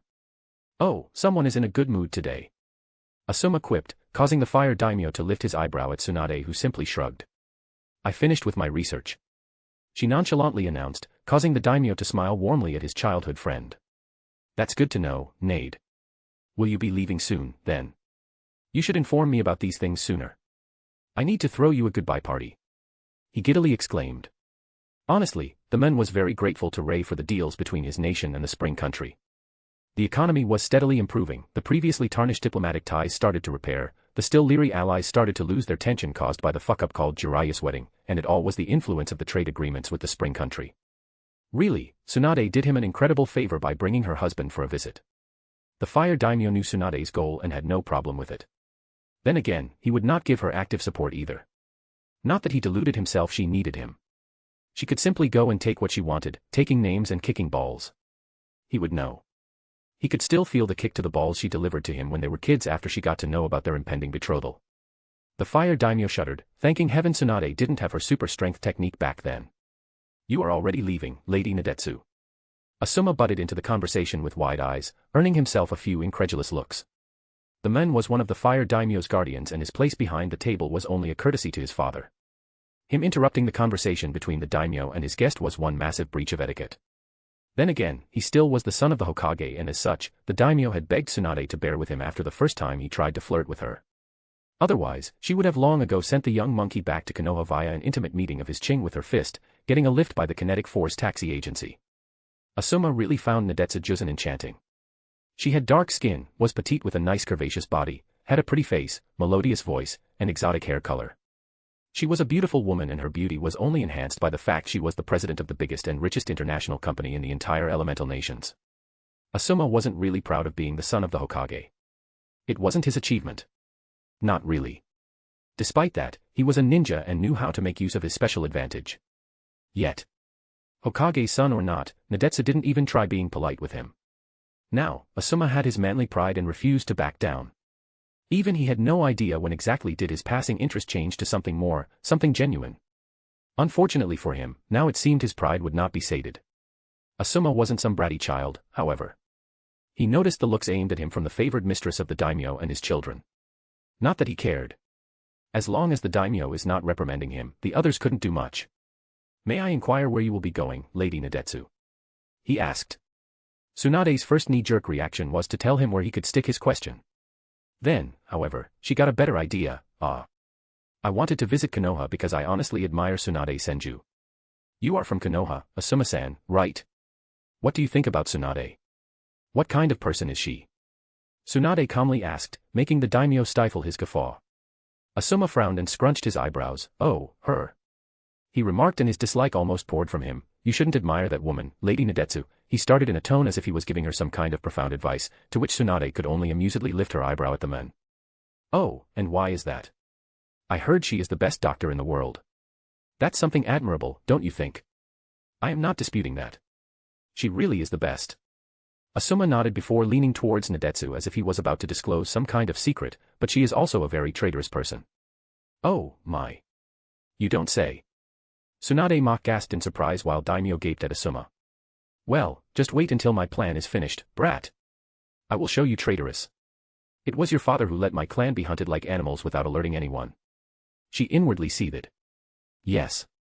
The second the third war ended, she left the village. Nobody can find her. My father tried for years to locate her. Asuma sighed in exasperation. He put so much attention to that bitch who is who knows where. He grumbled. "She had a responsibility to the village, Lady Nadetsu. I am sure you understand. You two can't just ditch the company and go do whatever you wish whenever you wish." "That's exactly what I did though." Tsunade inwardly deadpanned. Tsunade was our medic. Everything she knows, she has Konoha to thank for. My father to thank for. Asuma dramatically shook his head, and yet she simply doesn't appreciate all the effort put into her. What do they teach kids in Konoha nowadays? Tsunade mused while her eyebrow twitched. "All of my medical knowledge is from my own research or the Senju library." Sure, the old monkey was a good teacher when he finally got to teaching me something. That said, he was far too preoccupied with Orochimaru and later Jiraiya who, according to him, didn't have a clan to support them. And now his spawn now wants me to kowtow to the old man for basically neglecting me. Tsunade's lips started turning into a frown. At least, she trained her apprentice, Shizune. That woman is a very good medic too. She is a gentle and very good person. Asuma said, stopping all of Tsunade's displeasure at the mention of her old apprentice. Something in how he said it didn't mesh well with Tsunade. "Do you know Miss Shizune well, Mr. Asuma?" "Ah, well, we dated a bit back in the day." Asuma shrugged. "She is a fine woman, but I don't think she is the one for me. She was more of a fling, to be honest. I am far too free-spirited and need somebody more, exotic, maybe even feisty, who could rein me in." He winked at Tsunade, who stared at him with an unamused look. The last time Anko contacted her, Shizune was basically swooning about her Sarutobi boyfriend. It was a very peculiar situation and Tsunade was very excited to hear about it considering last Tsunade knew, Kurenai wanted to sink her fangs into the youngest Sarutobi boy too. She really wanted to see how that would go. But as far as Tsunade knew, Shizune and Asuma did not break up, yet. She could withstand a light flirting from Asuma's side. Men had their urges, plus it was none of her business. For all Tsunade knew, Shizune might even allow him to sleep around. This, however. "So, are you visiting Konoha, Miss Nadetsu?" The fire daimyo quickly interrupted as he saw Tsunade's eyes darkening. Tsunade looked at him and pursed her lips in displeasure, almost forming a sneer before she distractedly answered, I think I will have to go home. I just found out it's up for serious uprooting and springtime cleaning." Chapter 247, Chapter 247, Uprooting 1. "Today is a good night," Tsunade remarked with a cat-like glee. "The Konoha Council is having a mandatory meeting discussing this year's taxes, so it seems I have 2 hours for my little uprooting project." She smirked, standing up from her crouch and looking around. She was currently in the centermost part of Konoha's underground tunnel system, perched high up on a metal beam near the roof of what appeared to be a wide training room that simply should not exist underneath Konoha. Tsunade somehow really doubted any plans of underground tunnels actually contained any sort of mention of the room below and wondered how could Hiruzen Sarutobi overlook it. How could he not know it was there, right under his beloved village? The same village filled to the brim with ANBU under his command who patrolled it on a daily basis, looking for anything out of the ordinary. She really didn't like the conclusion her mind was delivering though. It was simply yet another thing to be disappointed about when it came to her sensei. Lazily putting her fingers into a cross-shaped seal, rather because of habit than any real necessity, Tsunade summoned a singular shadow clone and instantly dismissed it, giving a signal to her wood clones stationed near every single entrance to the Konoha tunnel system. It took her entire day of stealthily scouting via the abusive overuse of the wood clone's ability to meld themselves into the terrain, not unlike the Iwa's Earth release, hiding like a mole technique. Fortunately for Tsunade, these clones came with an ability to suppress their chakra to an incredibly undetectable degree, superb seniori prowess, and actually transmitted their experiences. Otherwise her 500 clones would be detected by some root ninjas who, after all, specialized in assassination and stealth, or it would have taken her months to map all of the underground tunnels if she couldn't make effective use of the clones. The second Tsunade's wood clones got the signal, they instantly approached the entrances and used a Mokutan jutsu to change themselves back into the wood. 10 feet thick wooden lid covering the entire entrance made of chakra-enhanced Mokutan fixed in their place, blocking their respective tunnel thanks to large spikes that penetrated deep into the walls, to be perfectly precise. Upon dispelling back into wood, each clone sent Tsunade feedback, confirming the blockage was in place. Tsunade got the memories of the last clone and excitedly grinned in anticipation of what was to come. Well, then. She punched her palm. Today, nobody is leaving here alive. Let's see how Danzo fares without his loyal minions. Tsunade's shout instantly alerted the Root ANBU members practicing under her, but before they could react in any meaningful way, she was already quickly dropping down from the metal beam. Her fist impacted the ground and all hell broke. In that instant, the citizens of Konoha experienced a minuscule earthquake. It wasn't anything to worry about and only caused them a bit of imbalance for a short period of time, but the village certainly felt it. And while the citizens shrugged it off almost instantly, the unfortunate Root members in the underground training room had to put in a lot of effort to keep standing on their feet through all the shaking as the walls cracked. This was only made more difficult as they also had to avoid the big spiderweb-like cracks forming in the ground that made for great pitfalls where feet could get stuck quite easily with just a single misstep. The occasional shrapnel made of earth sent flying by the impact of the punch didn't help their cases either, since they had a hard time standing, much less dodging. From 63 members of Root present in the room, 2 got crushed because of a slab of earth rising due to the punch and burying them underneath. 12 were unlucky to be hit by the earth shrapnel in fatal places, while an additional 5 were currently helplessly bleeding out as their arteries were struck. One poor lass showed his immense skill by tripping on his own foot during the quakes and breaking his own neck. 63 versus 1 instantly became 43 versus 1, who proved to be a badass. Tsunade quite liked those odds. Especially since another 22 opponents had various degrees of injuries on their bodies, ranging all the way from missing balls, earth shrapnel doesn't discriminate, to a few insignificant bruises because of losing balance and hitting the ground. Tsunade straightened out and rolled her shoulder to alleviate some tension from the punch while also restraining her rapidly growing bloodlust. She knew how to hold grudges, and Root tried to assassinate her on a weekly basis when she was in the village during the Third Ninja War. She might not have had a chance to return the favor then, but now. Oh, she was going to enjoy this. The air stilled as the uninjured and injured Root ninjas emotionlessly readied themselves for the upcoming battle, showing just how effective Danzo's training was. Tsunade had no doubt neither of them would ever hesitate from delivering a lethal strike. Not when they completely disregarded their own injuries and even the injuries of their supposed comrades in favor of taking down their assailant, her. As she lowered her stance, she idly thought it was a somewhat sorry sight. Not that her pity would make her hesitate. She came here today to enact slaughter, not play a caretaker. For now, her medic-neen self had to take unpaid vacation. It was time for a more brutal part of her personality to take over.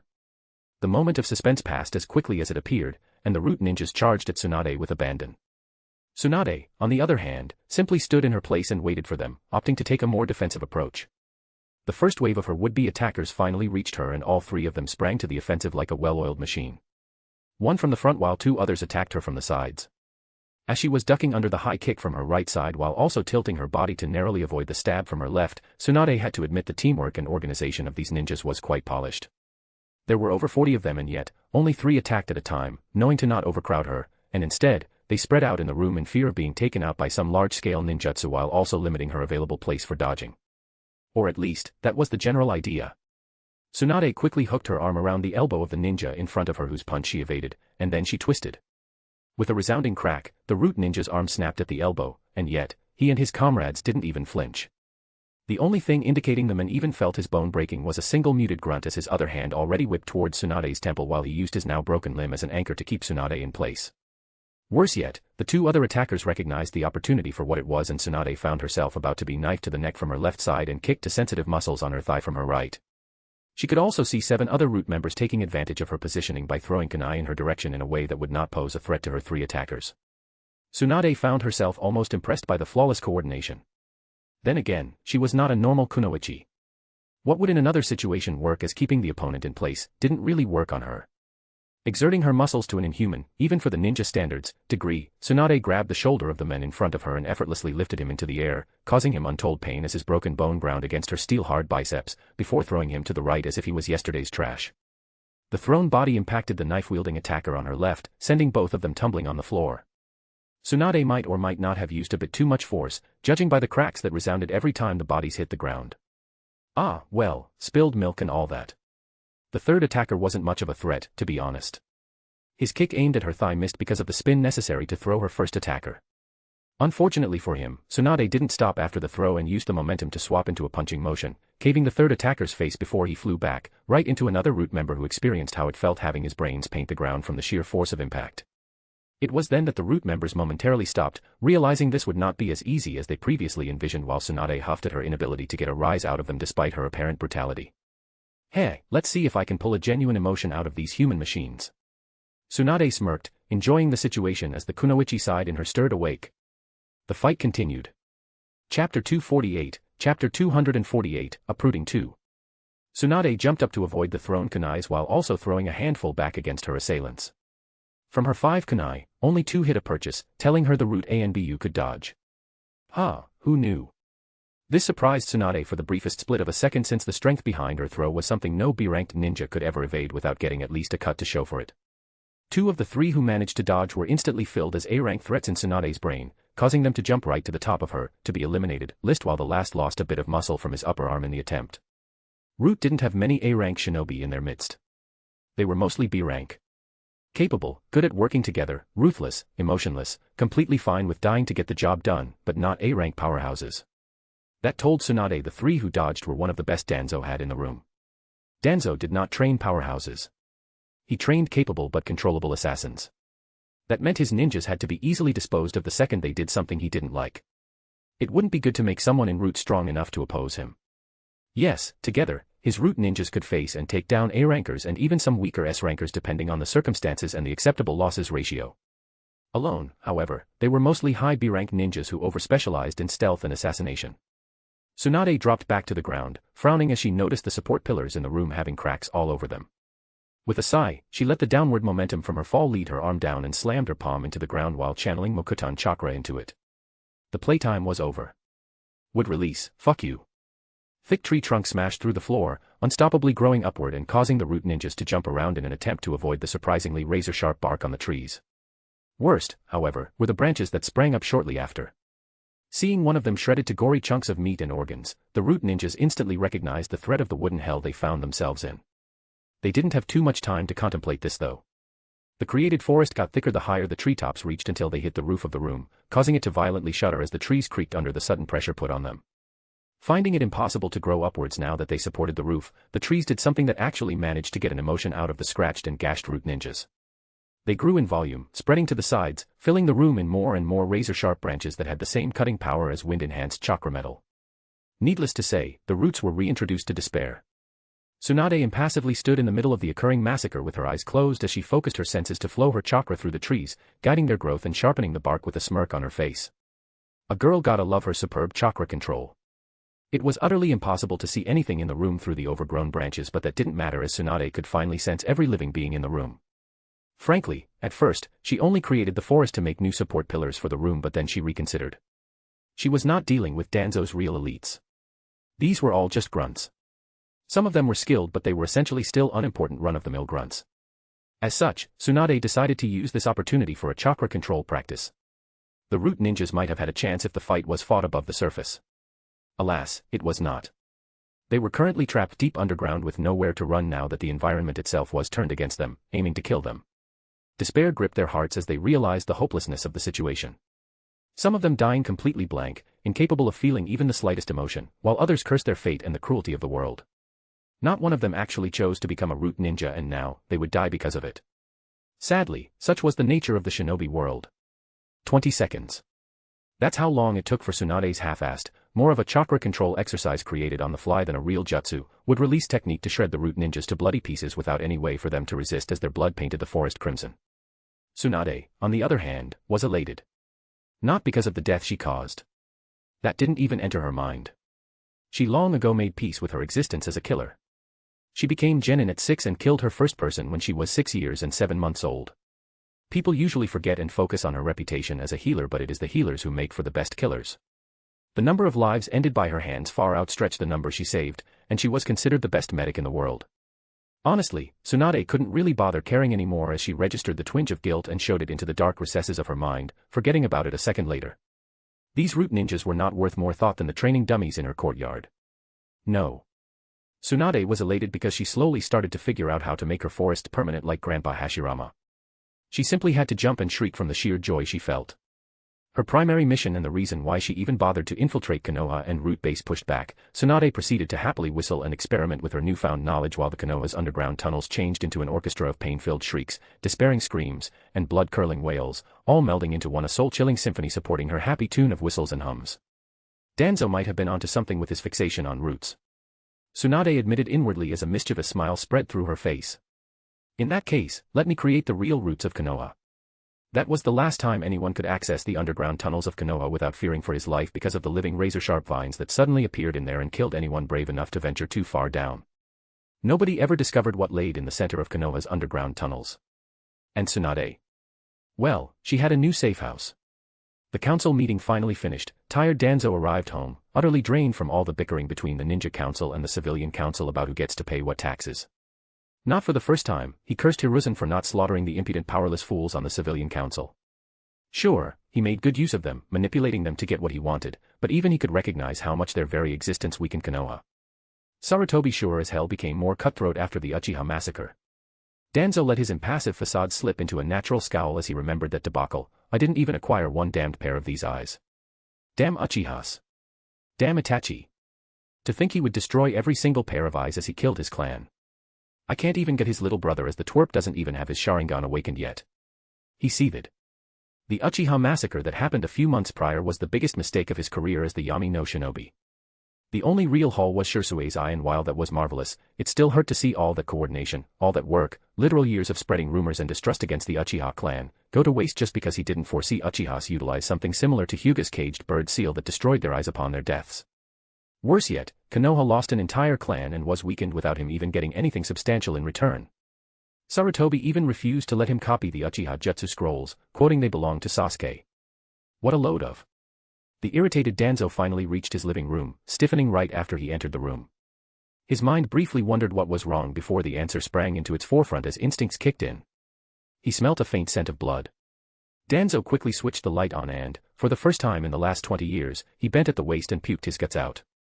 His whole living room was caked in liters of blood, pieces of organs, splinters of bones.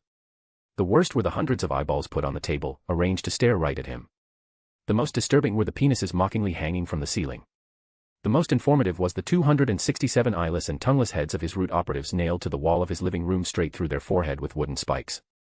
Danzo quickly realized the rest of their bodies was currently scattered through his living room in the likeness of a poorly shredded mush, giving off such a strong putrid scent even he couldn't take it despite all of his experience. As he retched, Danzo inwardly thanked Kami that 5 of his best ninjas were with him during the meeting so their heads were still firmly attached to their bodies. Anyone who could cause this would most likely have no problem dealing with them, and it would be a heavy hit to lose Toryun or Fu. Danzo was not a moron nor a fool. He instantly noticed the wooden spikes used to nail the heads to the walls and took it for what it was. A message. It was wood needed to create the chakra paper. It was Mokutan wood only found in the forests around Konoha. Danzo briefly wondered if Hiruzen got far bolder than he imagined, but that notion was quickly forgotten.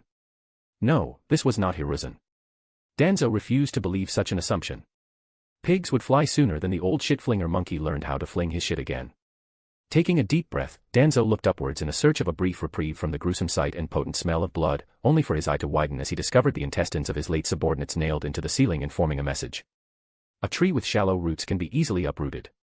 By the way, thank you for the Sharingans. Sorry for not leaving even one for you. You know how it is. They are quite rare. Signed, your friendly neighbor Yuzora. Needless to say, Danzo was not amused. Chapter 249, Chapter 249, Enko's Idle While. It was a quiet summer day, as hot as they came in the fire country that was named after its never-ending warm climate, and Anko enjoyed her moment of peace by drinking cool beer and enjoying the occasional pleasant breeze while sitting in the shade on the porch of her house in the Senju compound, listening to the soft chirping of crickets. No overly cheerful Naruto demanding she teaches him techniques he is not even prepared for. The kid was smart and knew his shit, but he was just so exuberant towards her ever since he found out she genuinely cared. No steaming Hinata suffering from overheating anytime she was close to the orange-wearing empty-head pretender, and fainting, leaving Anko to take care of her until she woke up. God, she was getting used to unexpected visits from concerned Hayashi about Hinata's condition.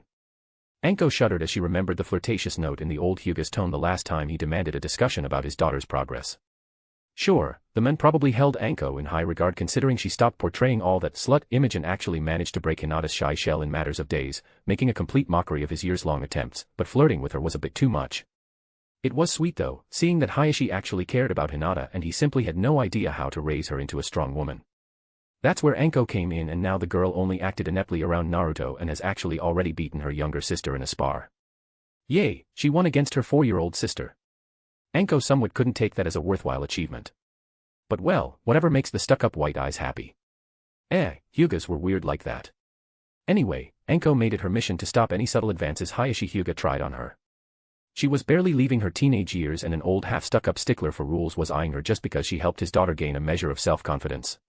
All it took for her to get attention was to stop wearing clothes that proclaimed she would sleep around for dango and whatnot.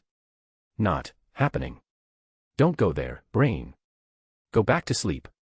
Anko Hyuga has a really bad ring to it. Anko disgruntledly mused, thinking up excuses to avoid Hayashi the next time he gets it into his head to invite her for a family dinner.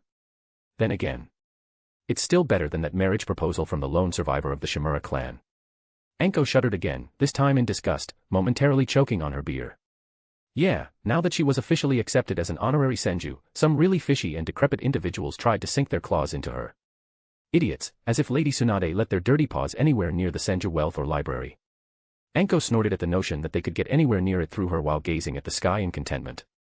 Despite all the uncomfortable situations, Anko was grateful for Lady Tsunade offering her this chance which completely changed her life for the better. There was only one of her supposed students Anko didn't miss. The Uchiha. One nice calm afternoon, her bright orange-wearing idiot wannabe actor dragged in screaming and kicking Sasuke Uchiha, enthusiastically proclaiming he found a new friend, utterly ignoring the piercing and irritated looks the duck-butt-haired broody kid was throwing his way. In the end, the Uchiha relented and joined their training sessions. Anko might not have liked it, but she came to care about Naruto too much to just say fuck off and ruin it for him. That said, the look in the Uchiha's eyes was still unsettling. She knew what he felt. She was there, not at the same level of low, but she was pretty close after Orochimaru betrayed her. Anko had nothing against the kid himself. She simply didn't believe somebody in so much repressed emotional pain should be anywhere near her. The Uchiha did not need her or her tutelage.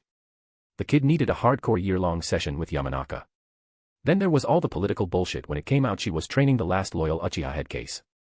Hey, even the elders called the kid unstable in between the lines. Anko giggled before bursting into genuine laughter. Then again, they have called me worse. No wonder they have a problem with me teaching the kid, one depressed headcase teaching another. Throwing those kunai so close to his jugular might not have been the brightest idea. Who cares? A hospital stay would do him some good. It was all in good humor, after all. A few non-washable blood stains near the neck area would teach the kid he is not invincible. Or traumatize him some more. Fun thoughts. I must give it to Naruto, dragging Uchiha here was a prank worthy of prankster god. Anko whispered as she took another sip from her drink. Civilians simply didn't know how to react when the last loyal Uchiha princeling appeared together with the Uzumaki demonish menace.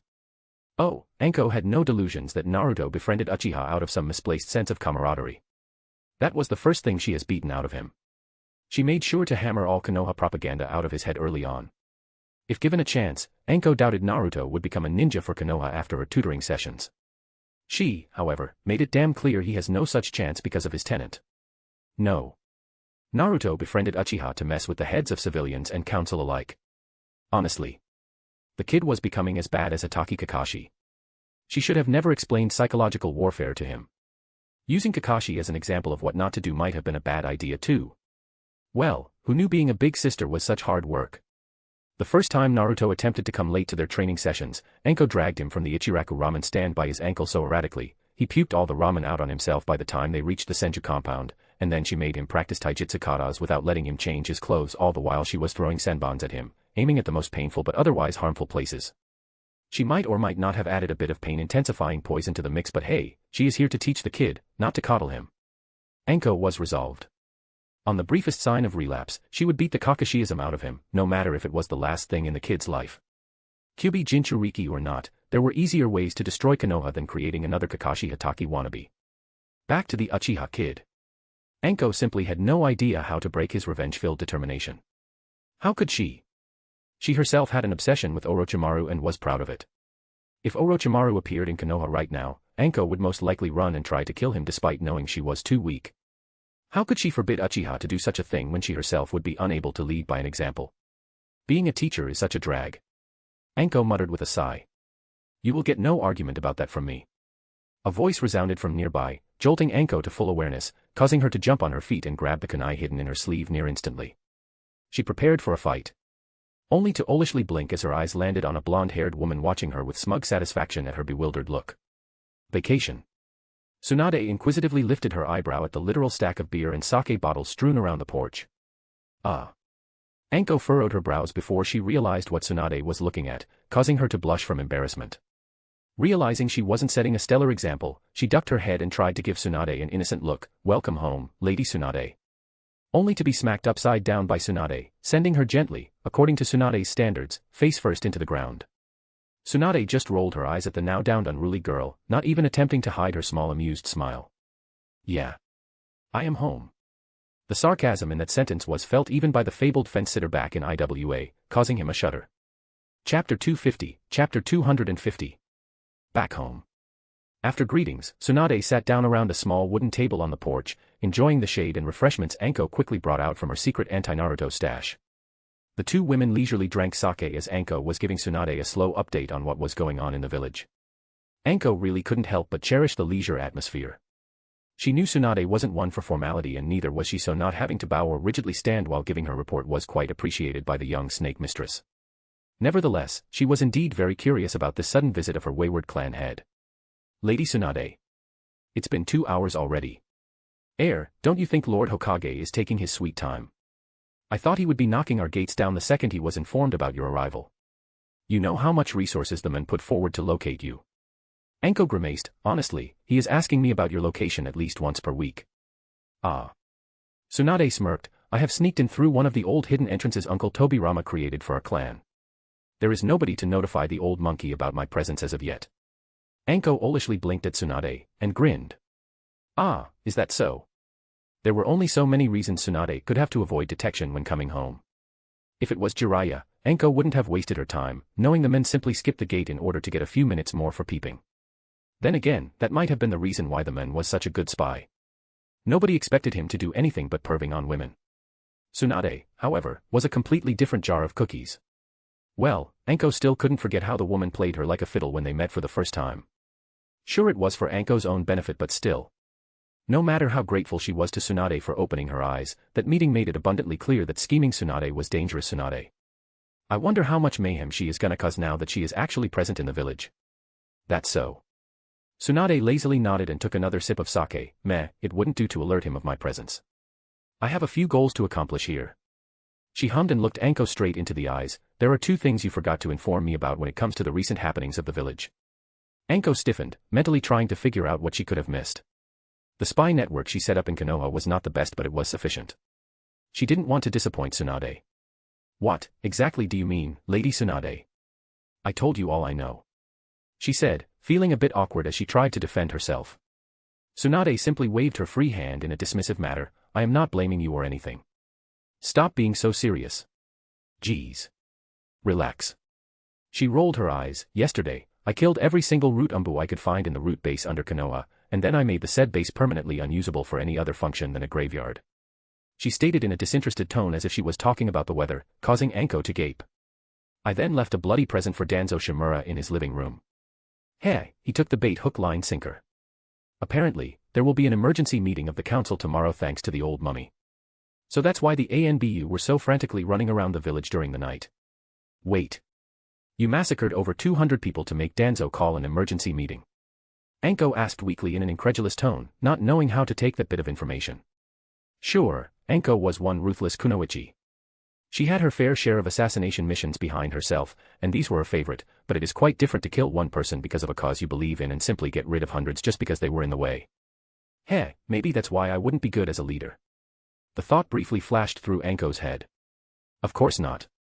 Tsunade rebuked as if she just heard something ridiculous, causing Anko to release a relieved breath.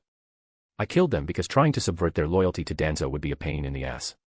How do you persuade a brainwashed individual that his brainwasher is a bad person? She flippantly added with a gentle shake of her head. Anko threw Tsunade a deadpan gaze, but inwardly, she had to admit that it might be a bit bigger problem than one would think at first. But Tsunade was, from what Anko experienced, quite good at persuading people to see her point. Seeing the doubts in Anko's expression, Tsunade elaborated, "This is a ninja village, Anko. The only people who are allowed to have their own forces are Hokage and clans. Hokage is the de facto leader of the whole ninja force, while there is no way to forbid the clans from having their own loyal ninjas short of slaughtering them all. Clan ninjas are always loyal to their clan first and only then the village. There are very few exceptions to that rule, and it's for this very reason that the Hokage is kept in check despite being somewhat of a dictator. Danzo Shimura is neither." Anko added. She never really thought about it from this angle. Why would she? Mitarashi might have been quite a strong clan focusing on various poisons during the village founding, but now she was the only one left. Heck, after Orochimaru defected, leaving her behind, the clan assets somehow mysteriously disappeared before she could inherit anything. When she inquired about it, she was bluntly told Orochimaru stole everything from scrolls to money. When they told her that, she was just a kid, but lately, Anko didn't know how much she believed that to be the truth. Therefore Root should have been integrated into the village after making sure they will be loyal. Their very existence meant this village went to shits. The second sensei overlooked Danzo taking in orphans and then making them into emotionless drones. Konoha became something any senju would loathe, proving the whole council corrupt beyond repair. Tsunade continued, not minding the brief thoughtful expression on Anko's face. But killing 200 ninjas. Anko furrowed her brows. The village has around 4,000 active ninjas, which isn't much considering Kyuubi and Uchiha massacre. We are still recovering our forces. I simply think killing them was wasteful. In the past, Route ANBU was filled by ANBU who wanted to give more to the village. They took the most dangerous missions behind the enemy lines during the war. They helped the village a lot. But Sensei disbanded Route, and from then on, Danzo decided to go about it in a different way. He started again, training kids and making them loyal only to himself. This extermination was a long time coming and, to be honest, I am very disappointed it had to be me who performed it and not the village's ANBU. Tsunade sighed before offhandedly adding, then again, it can be counted as my first act as the fifth Hokage. I see. Anko nodded before her head caught up to what Tsunade told her. Wait, what? You are taking over the village? Tsunade threw Anko a funny look. Isn't that obvious? Pray tell, why else would I come back? It's high time someone kicked Hiruzen's ass out of his comfy chair. That said, I will need you to run some errands for me first, before the emergency meeting. She gave Anko a knowing smirk that brought the young woman an unwelcome sense of foreboding. Seeing it, Anko closed her eyes and rubbed the bridge of her nose. Hyugas? She resignedly asked. Hyugas. Tsunade gleefully confirmed. Ma, don't be so disheartened. After you finish with it, I am going to fulfill another part of our deal. I made sure to create a nice and utterly painful training regime just for you. If you want to kill Orochimaru, you will have to suffer for it first, ne. Needless to say, Anko was not a happy camper.